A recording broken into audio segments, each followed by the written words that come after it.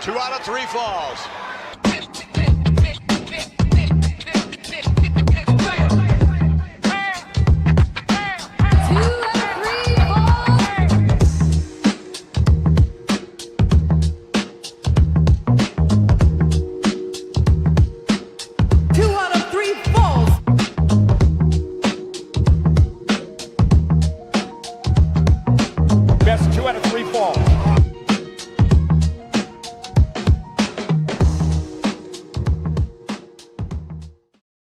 Like we always do at this time on a Friday night, I'm solo tonight for the SmackDown live stream. My boy Kenny is at an event. Terrence is working somewhere in the West Coast. So you got me, Rainy J. Cruz, RENDY, letter J, CRUZ, for the 3-hour live stream on SmackDown. Find the podcast on SoundCloud, Spotify, Apple Podcasts, also on Amazon Music. And most importantly, go to youtube.com/Cruise Control Podcast. Go ahead, download, rate, comment, like, subscribe, all that good stuff. Show some love and support for your boys on the program. If you're watching on X and YouTube, number one, thank you guys. Really appreciate it. But on the screen, you will see where to find us on all social media platforms on Twitter, Instagram, and TikTok at 2 out of 3 Falls Pod. Again, go ahead, follow, rate, comment, like, all that good stuff. Show some love and support for your boys on the program. If you're watching, thank you, number one. And anybody got questions, comments, or feedback throughout the SmackDown show tonight, hit me up in the chat and we'll get right to it. So there's a lot to talk about, whether it's SmackDown tonight, WrestleMania, Raw from Monday, stuff that I've seen on social media when it pertains to pro wrestling throughout the week. So I bring that up to occupy my time here on the live stream. So you got me for 3 hours until 11 o'clock Eastern. And then the post show would be with my boy Terrence Watson. You know, he'll join us around 11 o'clock p.m. tonight. So as we queue up the SmackDown live stream, just want to thank you guys for your support every time we go live on SmackDown, for Raw, for PLE. It really means a lot. We are at the 808 mark for subscribers on YouTube. So again, that may not sound like a lot to many people, but to me it does. And we've been trying to get to the 1,000 mark for God knows how long, and I think we're close. We're very close. Obviously the aim would be 1,000 right before WrestleMania. Another month or so, can we get to 1,000 in a month? I would love to hope so. I would definitely appreciate that. Trying to bring up some new content, whether it's from this podcast or the It's in the Game podcast that we do once a week. There's more on basketball, sports, football, baseball, whatever's going on, college basketball, WNBA, baseball coming up in maybe 2 weeks. So that's more of that kind of podcast. This is the 2 out of 3 where it's all wrestling related, whether it's, you know, the AEW, TNA, whenever we can get to it. Me and my boys, Graham Matthews from Bleacher Report, Kenny Holt, and Terrence Watson give you the updated information regarding that. So just tap in. We've got about maybe 2 or 3 shows a week, Monday, Friday, and then either Wednesday or Thursday would be the It's in the Game podcast with Denny Blanco and my brother Joe Cruz Jr. So you can all find those on youtube.com/Cruise Control Podcast. And then I think we got SmackDown looking to start right now. So let's get right to it. And Randy later tonight from here in Phoenix.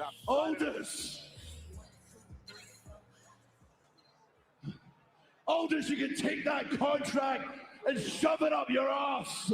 Move.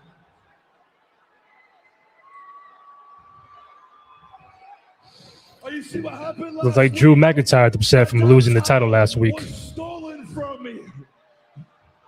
You couldn't help yourself, could you, Nick? You had to make sure your golden boy, Cody Rhodes, got the title match before WrestleMania. You're going to get out here right now, and you're going to make this right. Well, Drew's kind of upset. I'll stay here all night long. Let me explain this to you in plain English. There is nothing to make right. Part of being champion, as you well know, is defending the championship. And I made you do that in a fair one-on-one contest. A contest in which, by the way, you headbutted a referee. And it still didn't go your way. And now you're out here playing the victim again. Drew, you're looking for somebody to blame. What you should be really looking at Yourself. are the consequences of your own actions. The consequences of my actions. Yeah, aside the fact Jacob got involved, you had to make the match with Cody. Yeah. Even though we had a deal, he lost at Royal Rumble. He lost at Elimination Chamber, but you had to make sure the corporate champion got his belt right. You corporate stooge. Don't you dare call me that. You know who I am. You know where I came from. You want to talk about the Rumble? You want to talk about the Chamber? Oh, you mean those two matches where you screwed Cody out of his shot? Real rich for the guy who claims to keep getting screwed. So you listen to me. You did everything you could to prevent Cody from getting a fair shot, and now I understand why. Because the first time he got one, he beat you. Oh, shit. Come on, Nick. Now you got Drew all tight and shit. Nah, Drew ain't fucking around with that.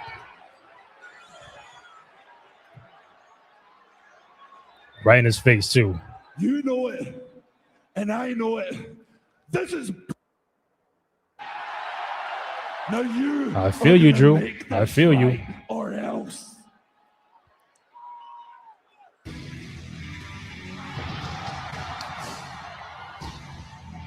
Here comes Jacob Fatu, the reason why Drew lost last week. Well, just when the threat level seemingly could not get any higher, enter the Samoan werewolf. The temperature has risen here in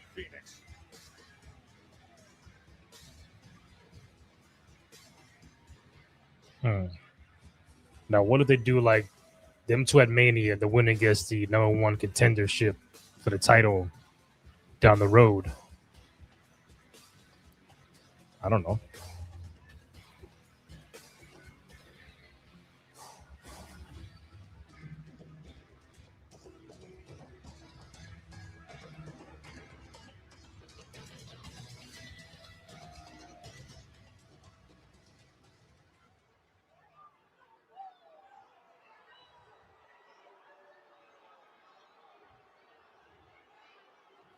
All right, so we got Drew McIntyre and Jacob Fatu in the ring on SmackDown. Nick, all this is just waiting to see what's going to pop off. Yarame! Fix! Fix what? Huh, Drew? You wouldn't even be champion if it wasn't for me. Okay. So let's state the facts. I fixed the situation last week. So Drew McIntyre is no longer champion.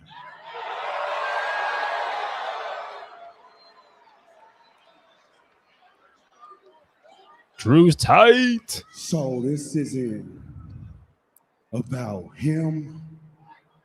This isn't about Cody. This isn't about anybody else. So you pointing fingers, you blaming people, blaming the ref, blaming Nick, blaming everybody else. But let's keep it 100 with you. I'm the one that screwed your ass. Okay, Jacob. So let me break it down to you, Drew. What the hell you gonna do about it?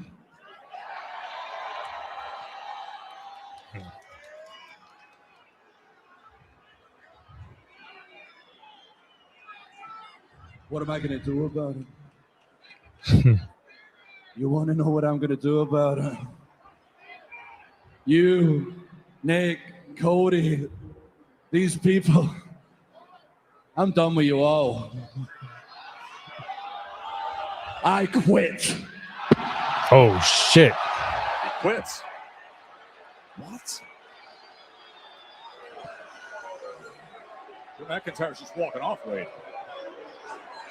Say word, Drew quit.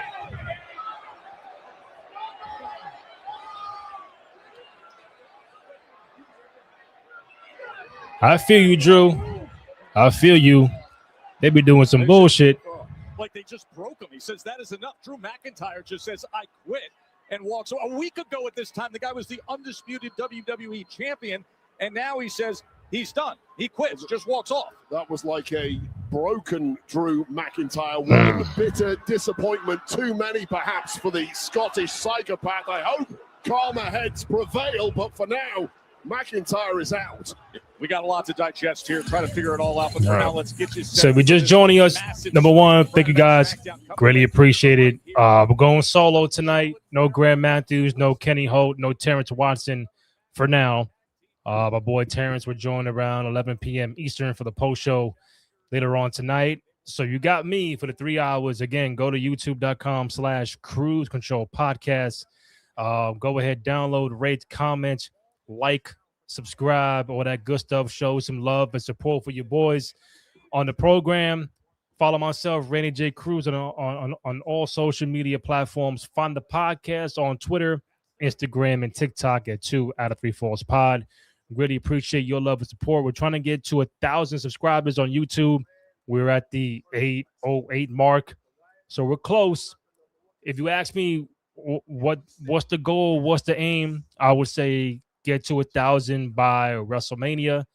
That is another month and some change left.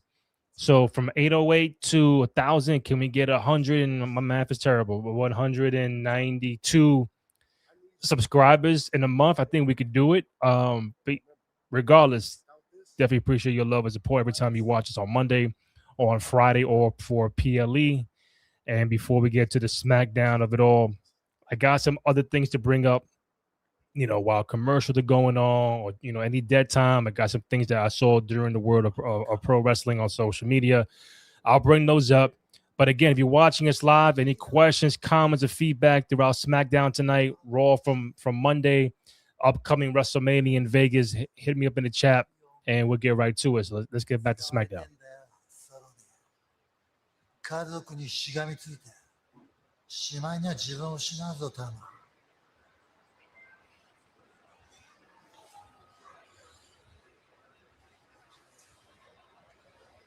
Stay the hell away from our family before you get hurt.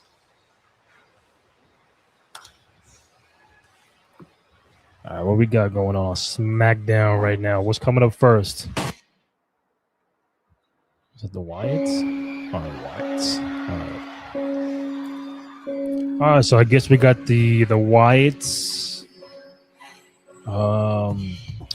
This was all right. I got these matches here. Give me 1 second, y'all. This is this match. All right. Okay. Yeah, this rivalry has been going on for I don't fucking know, maybe 7, 8 months, 6 months, something like that. Going a little too long, but hopefully by Mania this is over with between the MFTs and the Wyatt Six. Let's see what happens tonight. But yeah, this rivalry should be coming to a close by WrestleMania. But we'll see. I don't know. Are they gonna fight over the fucking lantern? I have no idea. But yeah, it's Howdy and Rowan against Solo and Tonga. Yeah. So while they go to commercial, I'm checking on the Knicks, checking on the Big East tournament, here in New York. So big Knicks fan and college basketball fans. So again, anybody got questions, comments, or feedback regarding SmackDown tonight or anything in the world of sports, hit me up. You got me until 11 p.m. and then Terrence comes on for the post show of it all. So while I take this down, I do want to bring up, as I bring up throughout the night, tomorrow, this week in wrestling history, WrestleMania 20, March 14th, 2004. I don't have the card in front of me. I'm going to get it in a bit. But these are some of the things we're going to bring up during the 3 hours here on the SmackDown live stream. For those who are around for WrestleMania 20, this was at Madison Square Garden, New York City. They held WrestleMania 1 there. They held WrestleMania 10 there, and then WrestleMania 20.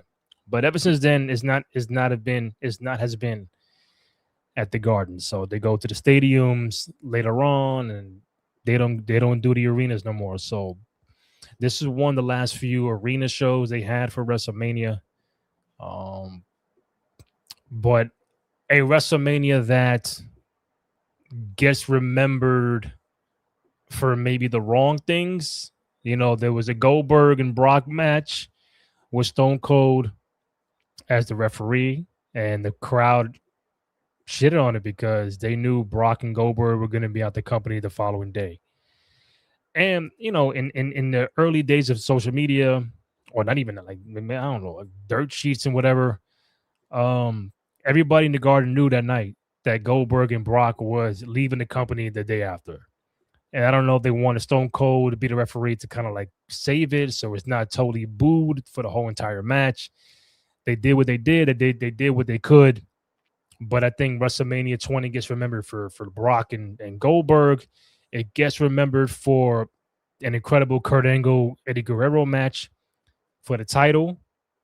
John Cena wins the U.S. title from the Big Show. I think that was the first match on the card. There was an Undertaker Kane match at WrestleMania 20. And obviously the main event, the triple threat with Benoit, Triple H, and Shawn Michaels, where Benoit leaves the Garden as the new champion and probably one of the best triple threat matches in company history. So for those who've never seen it, it's a pretty solid WrestleMania. I have not seen it in a very long time, but just want to throw it out there. This week in history, March 14th, 04, WrestleMania 20, which is tomorrow, which would be the 22nd anniversary of that pay-per-view.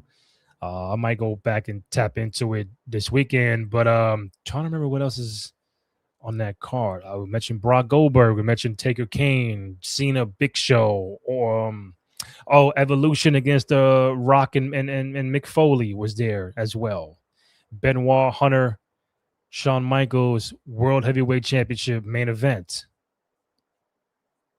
I'm trying to remember what else was on that card, but so 22 years tomorrow for WrestleMania 20. No, my man, you late, but you're always on time, man. You're always on time. I believe that Chicago Pride may have upset a lot of Samoans. Yeah.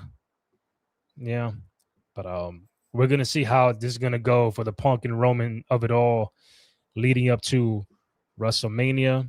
Joe, MSG, the Garden, WrestleMania 20. I'm gonna try to find the card probably in the next commercial break because I feel SmackDown is gonna start in a few minutes. But for those who haven't checked it out, WrestleMania 20, 22 years ago tomorrow, and I think a lot of Mania anniversaries are coming up this month because majority of them were taking place in the month of March. But I know tomorrow's 20.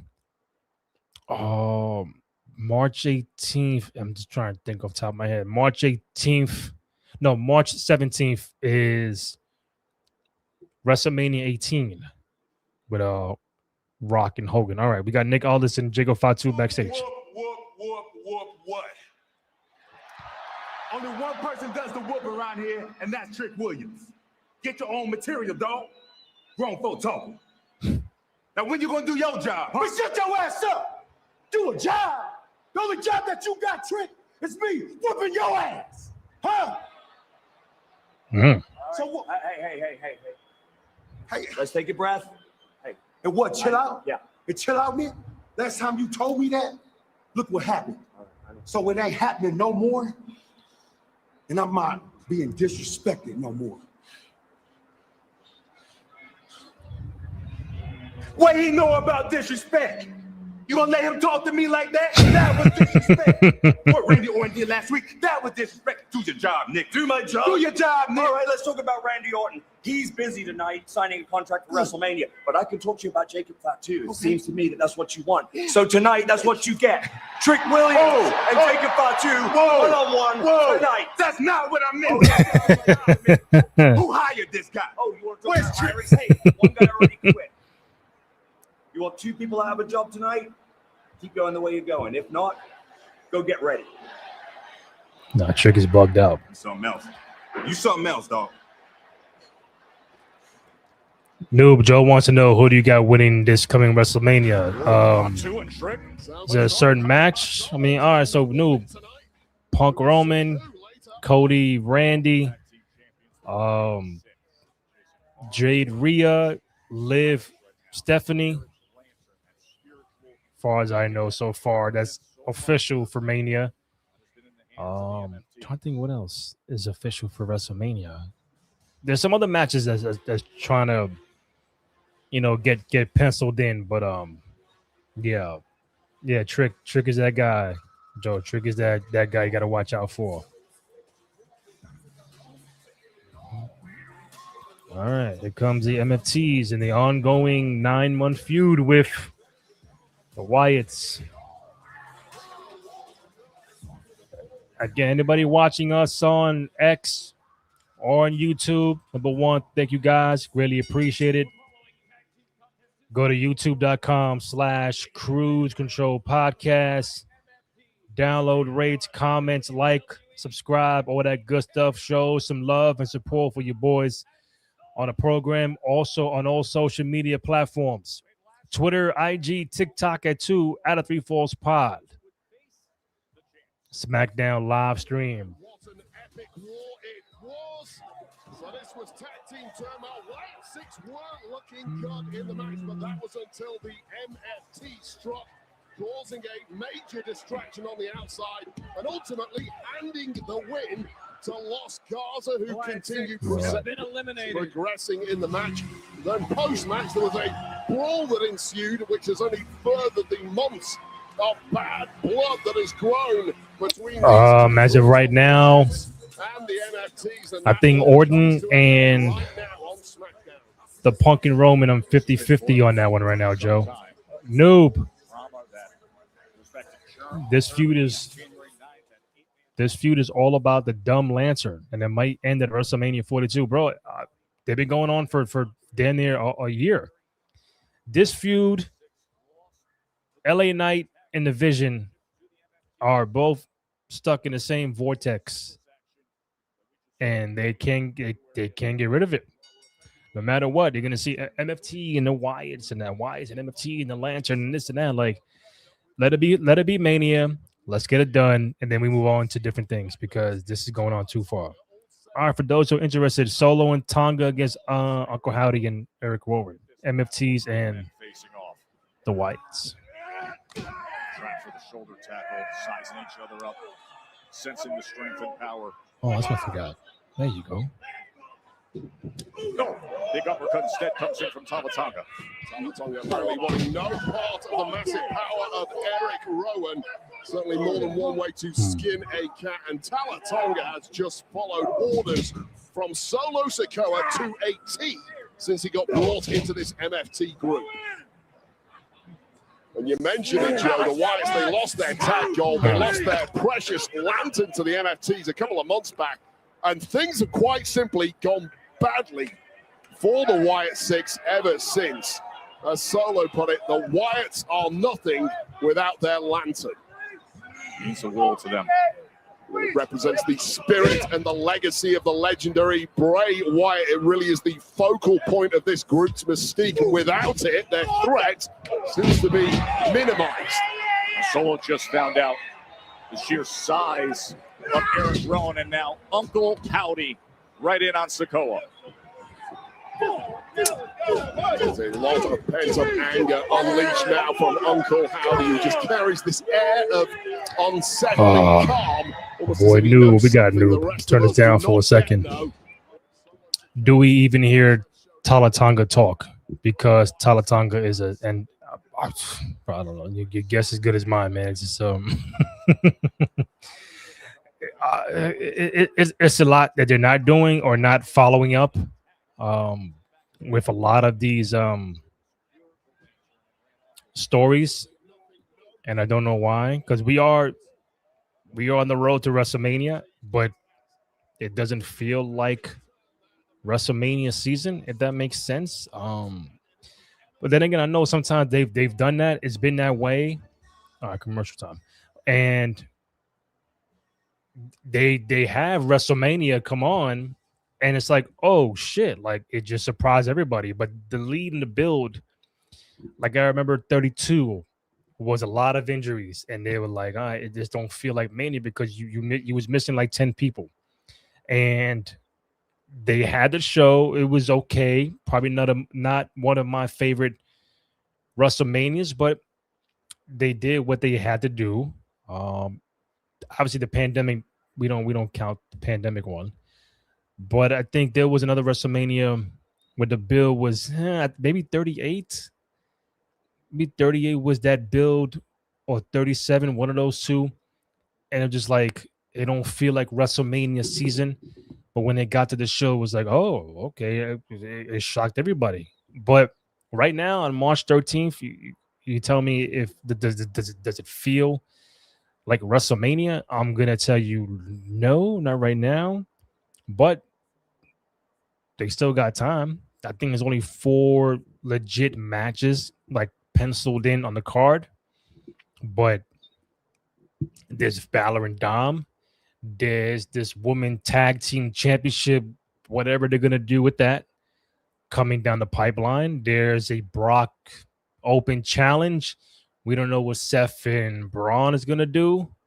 So there's matches there that just haven't like punched the ticket officially to make it like, oh, okay. Now I'm like, but still, you schedule a match, but it not feeling like WrestleMania is two different things. It don't feel like Mania season. It just feels like they're just patching things together at the last minute and seeing what works, what doesn't work. So it's I mean, I still give the benefit of the doubt that they might shock us and we can all walk out of 42 like, yo, that was fucking crazy. But as of right now, it's 50-50. Yeah, 36 is non-existent. We don't talk about it. Bro, I haven't seen WrestleMania 36 since the day it aired. It's not a Mania. Yo, let's go to the crib, watch WrestleMania 36. No, it just is. In real time, it was like, yo, this is the only thing we have for entertainment. Yo, thank God. And we all watched in the crib because you couldn't really do shit outside, can't go outside, can't interact. It was a very weird feeling.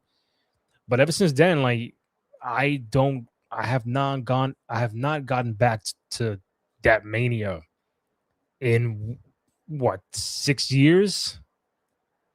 Not even a clip, not even for anything. I have not seen 36 since the day it aired in 2020.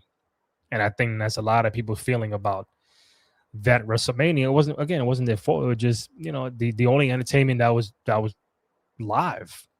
No NBA, no baseball, no football, no soccer, no tennis, no nothing. It was just the E and maybe UFC, maybe. But I think that they did the best they could. I think with Orton and Edge was the greatest wrestling, whatever, WrestleMania match of all time happened there. And I still haven't seen the replay. I totally forgot what happened in that match. Joe, what's your top 3 WrestleManias of all time? I'm gonna get to that in a second. That's a very good question. Juanito, Dan stolen a Cody belt from the merch. Oh, you mean Dan Danhausen stole a Cody belt from the merch table? Well, I'm not surprised.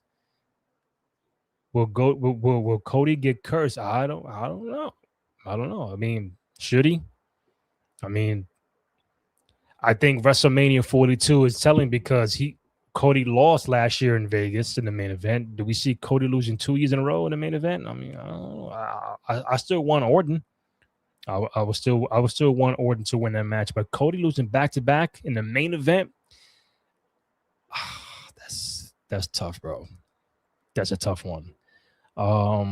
Before I go back to SmackDown, obviously we got the MFTs. For those who are just tapping in, this is the match that we have going on. It's the MFT and the Wyatts. I'm kind of like about it, so I'm trying to answer you guys' questions and comments. Noob, this year we're getting 6 women's matches at WrestleMania 42. So far, the E women's title, a match between Jade and Rhea for the women's world title, Liv and Steph. Yeah, I keep seeing they want to do 6. So that means Jade, Rhea, Liv, Stephanie. I'm hearing like an Asuka, Io, Kairi Sane kind of ordeal, whether it's triple threat or just 1-on-1 between Io and Asuka. I'm hearing maybe a Julia for the United States Championship against Tiffany Stratton. So that's 4. The women's tag match is 5 with a conglomerate of people in there. Maybe, Charlotte, Alexa, Nia, Lash, maybe Bailey and Lyra. The Bella Twins could be involved in that match. And obviously the Women's Intercontinental Championship, well, AJ Lee and maybe Becky, maybe Bailey. We don't know. I know Bailey and AJ go on this Monday for the IC, but we don't know if it's going to be a clean finish. Maybe to do a Maxine and Natty at WrestleMania. I think they gotta pay that off as well. But I'm all for the women's matches having 6 on the card. Obviously, is male dominated, but getting 6 is perfect. 3 night 1, 3 night 2. I think the Jade and the Rhea, obviously Liv and Steph, will go further down the card. I mean, like be later on at night to get that main event feel. I don't think any of those will be the first match because last year, Io, Bianca, and Rhea was the first match. And the year prior, Rhea and Becky was the first match. So those women deserve to be in that main event-ish spot for WrestleMania. But, who told me? Terrence told me if you go on first is like, it's not bad. But still, Rhea 3 years in a row, first match on Mania. No, we can't do that. I think Rhea and Jade belong in that main event time. Same for Liv and Steph. They deserve it. Liv won the Rumble. So it's like, you want her to go first? I know Jey Uso won the Rumble last year. He went on first on the entire card in night 1. But, I think Liv and Steph deserve that time to go later on at night. It's nighttime and everything. Give them that shine, that spotlight to feel like it may not go on last, but let them feel like, yo, this is like a double main event. That's the kind of phrase that I'm talking about, the double main event. All right, let's see what's going on with the SmackDown of it all. Sikoa knows how crucial possession of that lantern is. Nikki running off with it. Amidst the fog of war, Nikki Cross has the clarity and presence of mind to capture. All right, so Nikki got the lantern. Back on his feet, Sister Abigail. Okay, could this be the end of the MFT and the fucking Wyatts? I would hope so. I mean, they got the lantern back, unless they're gonna lose the lantern again. What'd I just say? What the fuck did I just say? By Solo in recent weeks. Do anything it takes. Yo, they won't let this shit go. They won't let this. Uncle Howdy with the cutthroat. Yo. And the possession of the lantern now back with the MFTs. Just when Nikki thought Yo, what is it about the lantern that it gets stolen every week? Judgment Day looks different. We can't let our history with Judgment Day cloud our judgment and cause us the WWE tag titles. What does that have to do with anything? That's not the Judgment Day. It is. The guy with the big block head, that's JC Madonna. He been eating. The guy with the slick back hair, that's Dominic. He done put on some muscle. When we face those guys, me and you are going to become tag team champions. That's what's Blah, blah, blah, blah. Blah. Everyone knows that you guys are the #1 contender because of us. Because we did the hard lifting. Well, you were backstage relaxing, doing your hair. We were putting the hard work. Exactly. Beating. Let it end. Tienes razón. You guys are right. You did all the hard work. And then we wiped the floor with you immediately. But I'll tell you what, you guys look fresh. We're fresh. You thinking what I'm thinking? Yep. I never met y'all a day in my life. And one of y'all not wearing deodorant. That's not what I was thinking. Look, guys, I'll tell you what. I'm going to go talk to Aldous. Yeah, we can do it next week. Tranquilo, it's okay. Put on your pullaways, scratch each other, do whatever you have to do to get ready. Because this match between the four of us is happening tonight. Keep your pass All right. Well, sign me up for that one. We got Jade coming out. All right. World champion time. Is coming.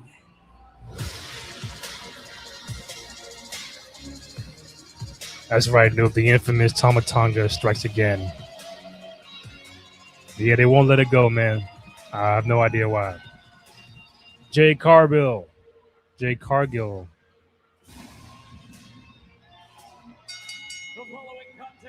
Oh, that's right. She's fighting Meechin tonight. All right. Which is this match, y'all. Do we see Rhea Ripley pull up, though? Is the question. WrestleMania, bitter rival looking for violent revenge. Non-title match against the dangerous Meechin. That is next right here on SmackDown. So we got the WWE Women's Champion Jade Cargill against Meechin coming up next on SmackDown. Again, if you're watching us live on X, thank you. If you're watching us on YouTube, thank you. Really appreciate your love and support. Any questions, comments, feedback you have regarding SmackDown tonight, Raw on Monday, upcoming WrestleMania. Are you in the WrestleMania season? Be legit, yes or no? Hit us up in the chat. We get right to it. Don't forget the post show with Terrence Watson coming up at 11 p.m. Eastern time. So you got about 2.5 hours left with me. Solo tonight. Everybody's having a good Friday night. I'm here with you guys. So let's tap in. All right. So new, what else we got? Priest is going to put over some Latino talent tonight. I mean, you think Priest and R-Truth are going to lose tonight when they just won the tag team gauntlet, whatever thingy, to become #1 contenders? Then they're gonna lose tonight. I don't think Priest and Truth lose tonight. That's because I could see Priest and Truth walk out Mania as tag champions. That's my prediction right now. I think Priest and Truth walk out tag champion. Who was it? The MFTs? Yeah, come on. We could do better and put the tag titles on Priest and R-Truth. Meech is gonna lose in a millisecond against Jay. Yeah, probably 4 minutes, 4 or 5 minutes. In that match. But I mean, does Rhea pull up? Does she sit ringside? Does she does something? Or there's no Rhea tonight at all on SmackDown? We don't know. Because that's what they normally do. Like, I'm gonna check out my opponent, sit ringside, do color commentary. I'm assuming not this go around. So maybe Jay goes to Raw to pay a visit to Rhea. Since Rhea came to SmackDown, maybe Jay does that on Raw coming up. But should be an interesting match. I even said on the show 2 weeks ago that, hey, if you turn B-Fab and Michin to tag team with Jade and she builds out her own stable like the Baddies or whatnot and then prevail at WrestleMania against Rhea Ripley, that could be something, because at some point in time, what are you going to do with B-Fab? What are you going to do with Michin? You might as well tag team them with Jade, and they, run roughshod on SmackDown. Like, why not? To build Michin, to build B-Fab, go hang out with the world champion Jade Cargill for a couple of months and build a stable and go from there. But I don't know what do you do with them on the road to Mania. Right now, they're not even on the Mania card, only Jade, but that's pretty much it. So we're watching SmackDown. We got Jade, Cargill, and Michin coming up, non-title match. I did have that WrestleMania real quick, y'all. I know this match might be like less than 5 minutes, but so tomorrow, the 22nd anniversary of WrestleMania 20, live from the Garden. And for those who are watching us on X and YouTube, thank you guys. Really appreciate it. Let me get this banner out the way, and there you go. This is what we do, man. We come with the stats. We entertain ourselves. This ain't the regular live stream. So we go off tangent here and there. So again, tomorrow, the 22nd anniversary of WrestleMania 20 at the Garden. John Cena beat Big Show, Rob Van Dam, and forgot about that. RVD and Booker T defeated Cade and Jindrak, the Dudleys, and Live Resistance in the Fatal 4-Way for the Tag Team Championship. Christian defeated Jericho. I do remember that. Yeah. Evolution beat Rock and Foley. In a handicap match, Tori Wilson and Sable beat Miss Jackie and Stacy Keibler in the Playboy Evening Gown Women's Tag match. Wow. Chavo Guerrero defeated Akio, Billy Kidman, Funaki, Jamie Noble, Nunzio, Rey Mysterio, Shannon Moore, Tajiri, and Ultimo Dragon in the Cruiserweight Open for the Cruiserweight Championship. Goldberg, as I mentioned, beat Brock Lesnar in their final match in the company until many, many, many, many years later. Too Cool defeated the world's greatest tag team, the Basham Brothers, and the APA in a Fatal 4-Way for the Tag Team Championship. So 2 Fatal 4-Ways on the same WrestleMania card. Wow. Victoria beat Molly Holly in a hair versus title match for the Women's Championship. Eddie Guerrero beat Kurt Angle for the WWE Championship. Undertaker beat Kane. And Chris Benoit beat Triple H and Shawn Michaels in a triple threat match for the World Heavyweight Championship. So, yeah, you got 2 Fatal 4-Ways, a triple threat on this card. Yeah, that was WrestleMania 20, 22 years ago tomorrow. For those who have not checked it out, go ahead and do so. They got some gems in here. But, yeah, I'm going to mention more on Monday because there are some more WrestleMania anniversaries coming up in the month of March and obviously April. So we'll get to that as the time goes on. But on SmackDown, we got Michin non-title match against Jade Cargill. And here we go. Michin attacking from behind right from the start. Spinning kick. She's wasting no time. No ding, ding, ding on this one. That's a major, major bad blood. Michin losing 3 months of her career to that intentional shoulder injury caused by Jade Cargill. Well, now we got a bell here. You know, sometimes this business isn't always about chasing titles, it's about standing your ground, seeking revenge, and you can see all the emotion in Michin. Yeah, clearly with a major score to settle here. If you're watching us on X or YouTube, any questions, comments, or feedback, hit us up in the chat. Trying to build the channel out. Looking for 1,000 subscribers by WrestleMania. We are at 808, I think. Last time I checked. As we saw with McIntyre and Cody last week. Let's say Michin does win here in this non-title. Oh, okay, Michin. I see you. Drives her all the way into the barrier way. A victory here for Michin. She can have the argument that in the coming week she deserves a championship match against Cargill prior to Mania, and then all plans go out the window. But yeah, might be a wrap. This one might be a wrap. Storm has just struck.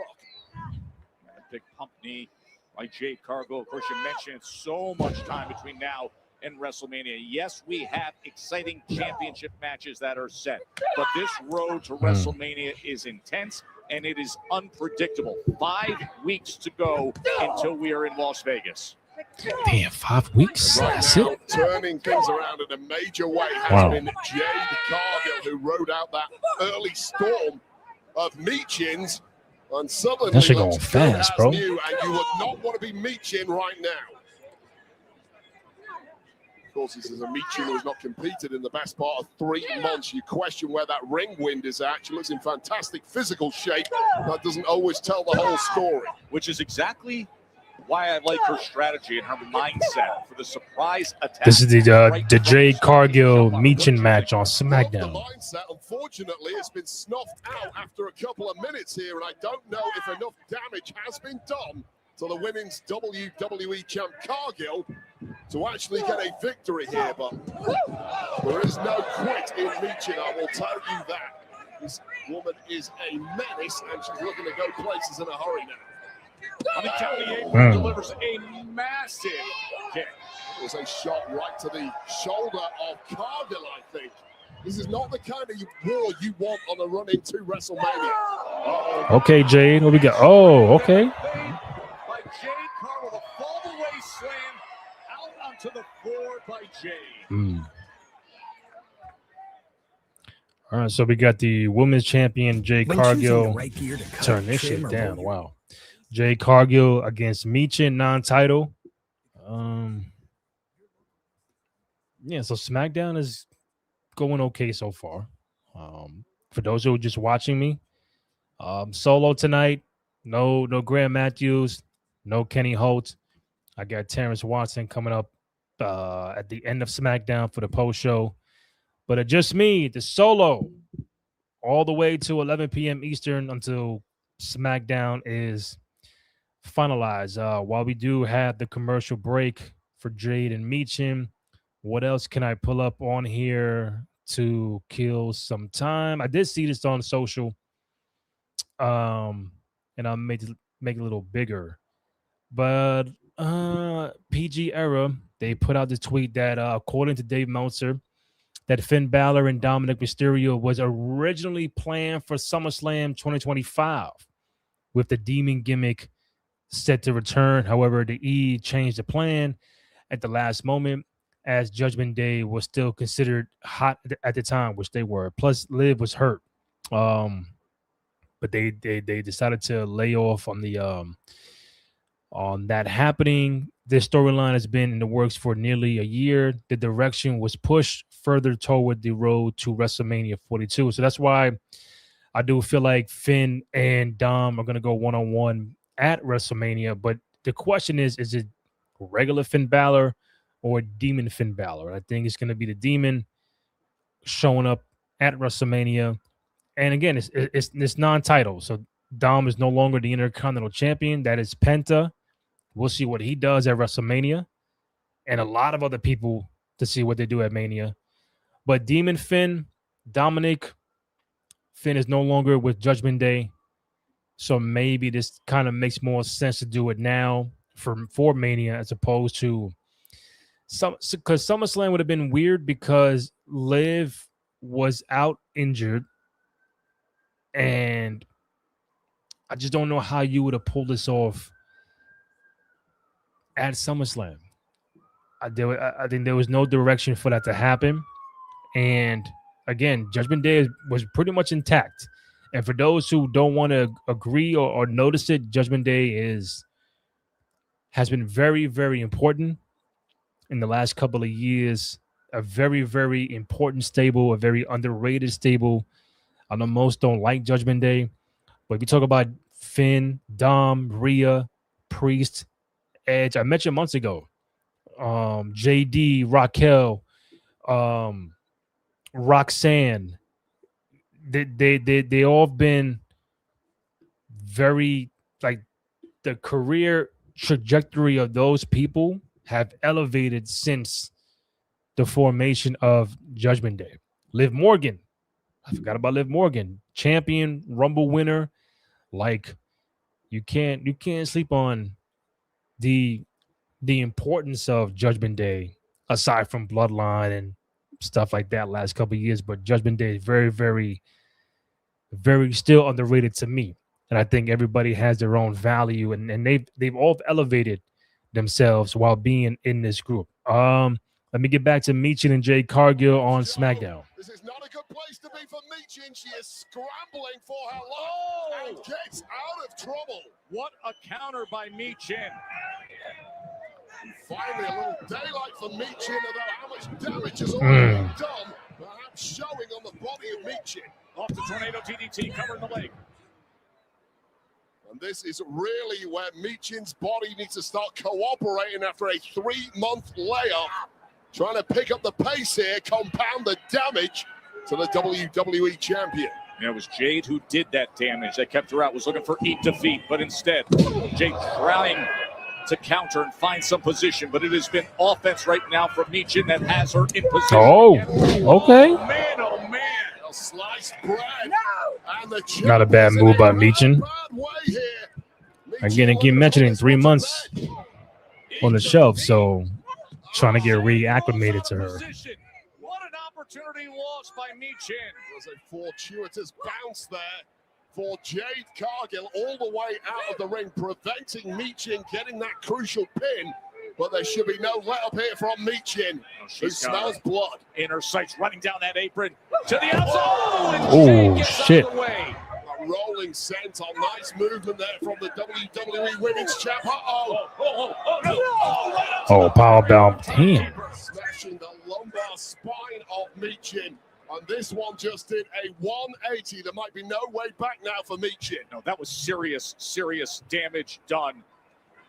Just powering her up. Yeah, it might be a wrap for Michin now. Pressure against the lower back. Did she just lick her face? Oh, shit. Massive chokeslam, and Cargill now just playing with her victim. And now Jade, Tell you, game time. the champ, with a statement. Here is your winner, the WWE Women's Champion, Jade Cargill. Well, that was one hell of a fight from Michin, but no mistake, the best. Okay, Jade. This is where it all turned around for Jade Cargill, moving out of the way of that attack from Michin, doubling down on the damage with that powerbomb onto the security barrier. One chokeslam and one jaded later, and Jade Cargill is in top form as we close in on WrestleMania. Let's head over to Kathy Kelly. All right, what we got? What we got? Congratulations, Jade. Talk your shit, Jade. Of course, tensions between you and Rhea Ripley. I did want to address. Oh, yeah. Grab that mic. Grab that mic. Hold up. Y'all seen that?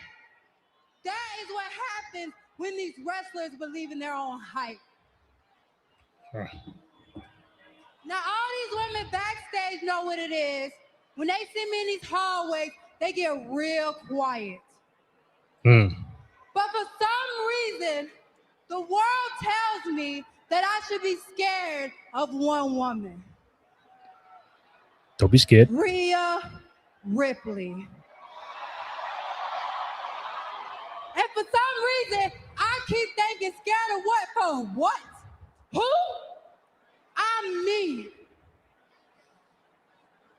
And what am I afraid of? I don't see a challenger. I don't see a threat. And I ain't never been afraid of nothing my whole damn life. And I damn ain't starting today. That's right. Talk your shit. Let's go, champ. So, Rhea, I'm going to beat your ass come WrestleMania. And I'm going to show you why I'm always on top. Ah, there go Rhea. Doesn't need to talk to camera anymore. I didn't even know Ripley was here today. Told you she gonna pull up.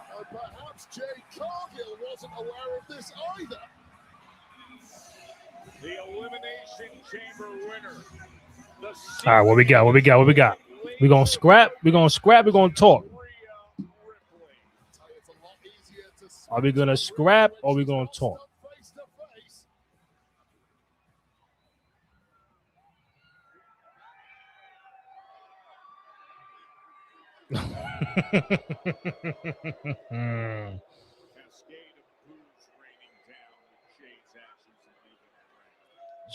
She said, "Nah, not today, not right now, champ, not right now."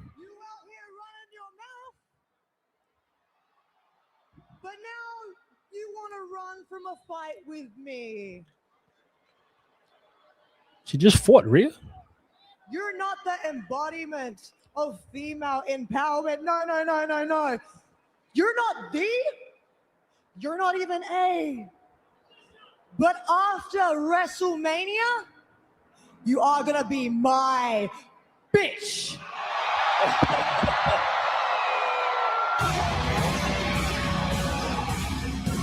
Rhea arrives.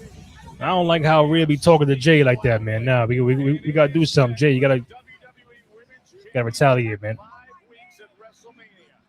Jade Cargill defending against Rhea. Nah. Should be a good match. We got Nick Aldis talking to somebody. All right. Yeah. Okay. Thank you. Who are you talking to, fam? Nick, what is going on with the Drew McIntyre situation? Look, honestly, I don't know. It's Drew. But look, I have to take it seriously. But as far as you're concerned, I just want you to focus on this contract. Okay? Man, Cole Look at its own came with work. the glasses. All right. Thank you. See you out there. Thank you. Oh shit, Sami Zayn and Cody. Cody, listen, I don't want this to turn into a thing again. Honest to God, I just came over to say congratulations. You did it, man. You said you were going to do it, and you did. You're walking into WrestleMania as WWE champion. So congratulations, and I'm rooting for you at Mania for whatever it's worth. Okay. Okay, I don't want to make it a thing either. But I know you said the exact same thing to Randy Orton. Sammy, what are we doing? We keep crossing paths. Let's just get to the root of this. If you're looking for a title shot on the backside of WrestleMania from Randy, I'm sure you have it. For me, I haven't even wrestled Randy yet. Sorry if I'm being short with you, but if anybody deserves a title match, it's you. We could walk into Nick's office right now and get you that. You're Sami Zayn. Is that what this is about? You want a title shot? Say it, Sammy. With the chest, man. I can't believe Oh God, this guy. that you would think so lowly of me, Cody. I can't. You know why I said that to Randy Orton? Because that's Randy Orton, okay? Randy Orton is one of one. He's a 14-time WWE champion. There will never be anyone like Randy Orton in the history of this business ever again. I look up to Randy Orton, Cody. I don't look up to you. Oh, damn. And do you know why? Why? Because we're friends, Cody. Remember? Friends are supposed to be equals, Cody, okay? So yeah, you may be walking into the main event of WrestleMania again, and you may be WWE champion again, but in my eyes, we're equals. So you don't get to talk down to me like that. I'm not talking down to you. Here you are talking about how you don't look up to me. I spent this whole week on media talking about how you were magical. Because I do look up to you. I am inspired by you. What is this whole thing about? You don't look up to me. Cool, I found that. You've made your point. You don't look up to me. Well, you don't need to. Just look right here. That's a bomb right there. And he gonna do something. He gonna throw a water bottle or something. Yep, there you go. Told you. Oh man, Sammy stressed out. Stressed out. All this chasing the world title, Sammy. You ever think this may be not meant for you?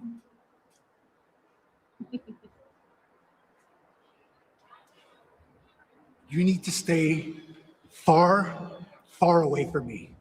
Do you understand? That anger can't be good. Hold on. Right. Hey, we got massive star power in our WWE Women's Tag Team Champion. All right, so let's let me get back to the chats real quick. No, thank you, man. Really appreciate you sticking around. All right, the 4 matches at WrestleMania 42. Tiffany, Julia, evidence of the backstage segment. Asuka, EO. Just keep it one-on-one. I agree. A multi-team match for the women's tag titles. yeah, I think it's gonna be a triple threat, fatal four-way in that kind of vein for the women's tag team matches. Becky, AJ for the women's IC. Yep, just keep the title on AJ. I already had enough of Becky holding that title. But AJ is not full-time that we know of. So, I mean, there is Bayley on Monday. Do they include her? Is there a non-clean finish to Monday on Raw with Bayley and AJ for the women's IC title? Does Becky get involved? Do they make it a triple threat? Maybe. We don't know. But I don't think AJ walks out of Mania with the IC title. Does Becky need it again? No. I think she can now go back into that World Championship scene. She does not need the IC title. Bayley, I could see with the IC title. I don't know as soon as Monday, but maybe at Mania, because they kind of owe Bayley to a degree. She was not on the card last year. You know, she got injured or whatever, you know, but with Becky, and Becky took her spot in the tag team title match. So Bayley was not anywhere seen last year at Mania. So I think this could be one of those, we're going to look out for you. You looked out for us. We got your back this time. And we're going to award you with the Women's Intercontinental Championship. And Bayley's been saying that that's the title that she's never won because it's still brand new.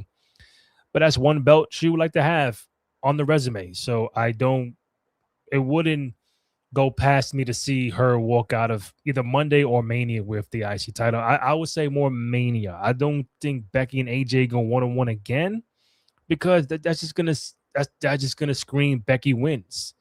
We don't know the schedule for an AJ leave. She's saying, yo, I'm here every Raw, SmackDown every week. Then we can have a different conversation. But for now, we don't know how active, how consistent she's gonna be with these shows. Jade Cargill said, nope, I'm not running that one. No, smart. She's like, nah, chill, homie. Nope, we're not doing that shit tonight. But we're gonna talking shit, popping shit. At some point in time, they're gonna have to let Jade like gloves off and really go at Rhea to make this feud like, yo, this is gonna be popping main event type of shit. I can't wait for this match, because Rhea's been getting off of the microphone, not Jade. I think Jade, they gotta let her really, really go. Not go too crazy, but they gotta like say, yo, we trust you to go out there and get some hype for this match, but just stay away from A, B, and C. You know, I think they have to let Jade rock out on the microphone. Jade Cargill better counter, maybe put some harm on EO. I said it last week, and you can go back. I said to Kenny, yo, what if Jade pulls up to Raw and EO has a match going on and Jade just attacks EO because she knows how close Rhea and EO are? Like, that's her friend, her best friend. That's her heart right there. Go right there. Like, you want to fuck with me? I'm going to go attack EO Sky. That's where I know it's going to hit you hard. If I can't get you on the microphone right now, I'm going to attack your friends one by one. I go to the tape, go last week. I forgot what the time stamp was, but me and Kenny did speak about that. Yeah, Joe, Sami Zayn is bugging out there. He don't know what he's doing, what he wants to do, wants to say. He's conflicted. Randy and Cody. All right, SmackDown, B-Fab, Meechin. But that's not good, dude. Honestly, great match. I loved your vicious side. I really did. You really had it. Congrats on your Mania match. If Jade wouldn't have taken me out on my shoulder before, we would have had a whole different conversation. The pity party is not me. Thanks. Okay. Oh, damn. Look, Rhea, thanks. Honestly. She just needs a second. Come on, Meechin. Let's go somewhere else and talk.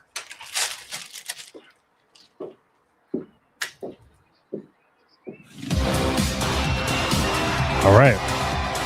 Women's Tag Team Championship coming up. Charlotte, Alexa, Nia, Lash, Legend here on the SmackDown live stream. Want to thank you guys. Over 115 have tapped in. Solo tonight until 11 p.m. I get Terrence Watson for the post-show aspect of it all. Go to youtube.com/Cruise Control Podcast. Trying to get those subscribers up. Looking for 1,000 by WrestleMania. So I got a month to get to that mark. We are at the 808 mark. The last time I checked, it might be up now. Might be the fucking same. I don't know. But we're aiming for 1,000. If you can do so, kindly like, subscribe. It helps with the algorithm, comments, all that good stuff. Show some love and support for your boys on the program. We greatly appreciate it. You can also follow us on all social media platforms on Twitter, Instagram, and TikTok at 2 out of 3 Falls Pod. I got to put the link up of where you could buy the shirt as well. It's on Pro Wrestling Tees, so give me a second. Probably after this match, I get it up and running, but it's prowrestlingtees.com/cruise control where you want the 2 out of 3 Falls podcast t-shirt. That'll be dope. That'll be amazing to someone, me walk around and see someone with that shirt on. That really mean a lot. So I'll put the link up in a second, put the graphic, but it should be prowrestlingtees.com/cruise control if you want the 2 out of 3 Falls official t-shirt.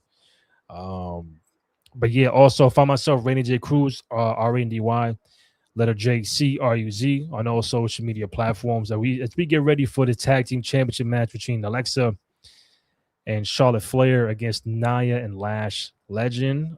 You smell a heel turn. Who turns heel, Alexa or Charlotte? Probably Alexa, right? Could be Alexa because they're getting one more title shot. And unless there's interference, like the Bellas, because they're in Phoenix, I think that's where they're from, right? That's where they live, in Phoenix. So the Bellas, Julia and Kiana can get involved. Speaking of fucking Bellator, look at that. Nikki and Bree arriving here in their hometown of Phoenix. All right, the Bella Twins have arrived on SmackDown. This generation, a couple of women who smash some glass ceilings, kick some doors down. And I suspect All right. they're here to attend to a little business right now.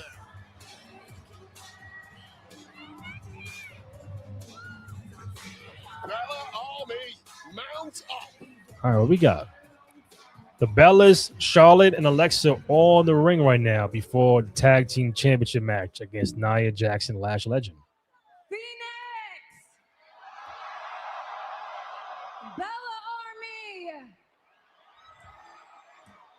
Feels good to be back on SmackDown in our hometown. Right. Oh, and hi Charlotte, hi Alexa. So as much as we would love to wish you both luck in your match tonight, that's not the reason why we're here. No, it's not. Because no matter who wins this match and walks out as the champions, the Bellas came back for gold, and we are next in line for the women's tag titles. Okay. So tonight we're gonna be sitting right over there watching ringside so we could get a good look at our competition. So the Bellas are going to stick around for the WWE Women's Tag Team Championship match, and that's coming up. So as what we've been mentioning, could be a multi-woman.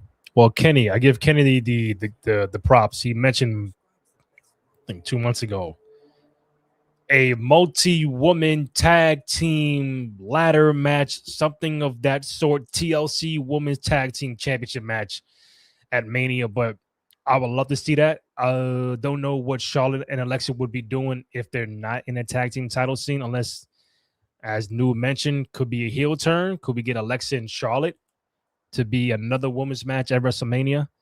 Or could it be the Bellas, Charlotte, Alexa, Nia, Lash, and one more team in like a fatal four-way for the tag titles? I would love for it to be like a ladder match. TLC would be fire. I don't know we haven't had a TLC women's match, whether it's for anything. I don't know. Oh, the heel turn for Meechin and B-Fab. Noob, check the tape. You could ask Kenny. I said maybe a month ago that what if B-Fab and Meechin join Jade? They do the baddies, a little stable, and Jade walks out of Mania as champion still. You see how Rhea went to go, praise Meechin and give her a present. Meechin was like, nah, chill, homie. Like, nah, what you doing here? No pity party here. So maybe this can lead into something where Meechin and B-Fab could be more present on the roster, but now they're with Jade. You get the rub from Jade. You form this baddies kind of stable, heel stable, and see where it goes. Now, do they do that? I think it'll be interesting, but we'll see how that goes. If you thought a pair of Hall of Famers are a problem, then a former WWE Women's Champion in Candice Michelle, I did see that. She signed to TNA. I did see that right before I got on. Congrats to her. TNA doing some big things down there. We'll see if any of those people have a thing with WrestleMania. I know Joe Henry was part of WrestleMania last year, but he's a current he's NXT now. So but yeah, the Hardys, something involving a TNA superstar and WrestleMania. We'll see. But congrats to her on signing with TNA. The Kabuki Warriors at night in the women's tag title match. This is gonna be either, and I have it here. No, this one here. Nope, not that one. I'll go real quick. So yeah, so to your point, Noob, I'll blow this up. So sources indicate the Body Slam that Io Sky is expected to be involved with the Kabuki Warriors once again as we get closer to WrestleMania 42. The E has intentionally avoided long periods of in-ring action between Asuka and Io, as that is the match currently scheduled for WrestleMania. There is some chatter and internal support about potentially adding Kairi Sane and ending up with a triple threat at WrestleMania as well. So if they indeed go this route, this would be back-to-back triple threat matches for Io Sky at WrestleMania. Now, if you are an Io Sky match, I know I see Nia and Lash coming out, but if you are an Io Sky fan, do you want her against Asuka one-on-one, or do you want Io, Asuka, and Kairi Sane triple threat match? Like I said, meaning back-to-back WrestleManias with Io Sky in a triple threat match. I think it should be Io and Asuka, with Kairi Sane having some involvement in this match. But for it to be a triple threat, I really don't know about that one, because I think the money match is Io and Asuka. And that's always been the money match between those two females. And I think they'll put on a great match. And Kairi Sane is on the outside having to pick and choose where her allegiances are. Because you've seen Asuka bullying Kairi Sane for so long, and does she finally side with Io? I'm good with not being a triple threat match and give Io and Asuka that time to shine. So we'll get back to this. Let's get to the tag team title match on SmackDown. The challengers, the team of Alexa Bliss and Charlotte Flair. And their opponents, they are the WWE Women's Tag Team Champions, Nia Jax, Lash Legend, the Irresistible Forces. All right. Not many fans of Nia and Lash in the crowd in Phoenix. I can tell you that. Keep it one-on-one. Asuka, Io, yeah. There's the gold on the line. I agree. The women's tag team championship match from here. I think in Nash, Phoenix on a night when Naya, we and had Lash an retain WWE championship match somehow, some contract way, signing between Cody and you're either gonna get Rhodes the coming up Bellas a little involved. later on, and right to it, Yeah, maybe you get a Lash triple and threat Nia match, Wade. tag team championship. Exactly the wrong moment there. And then maybe Julia and Alexa Bliss simply taking their eye off this Kiana James pull up. We'll see. team maybe of Lash Legend and Nia Jackson. They don't need a second invite to get the upper hand in the early goings here. This women's tag team championship match presented by Cricket. Smile, you're on Cricket. They really are tag team championships that have pretty much caught the gaze of every single woman in WWE over the past 6 months. And it continues here. Of course, we have the Bella Twins watching on at ringside.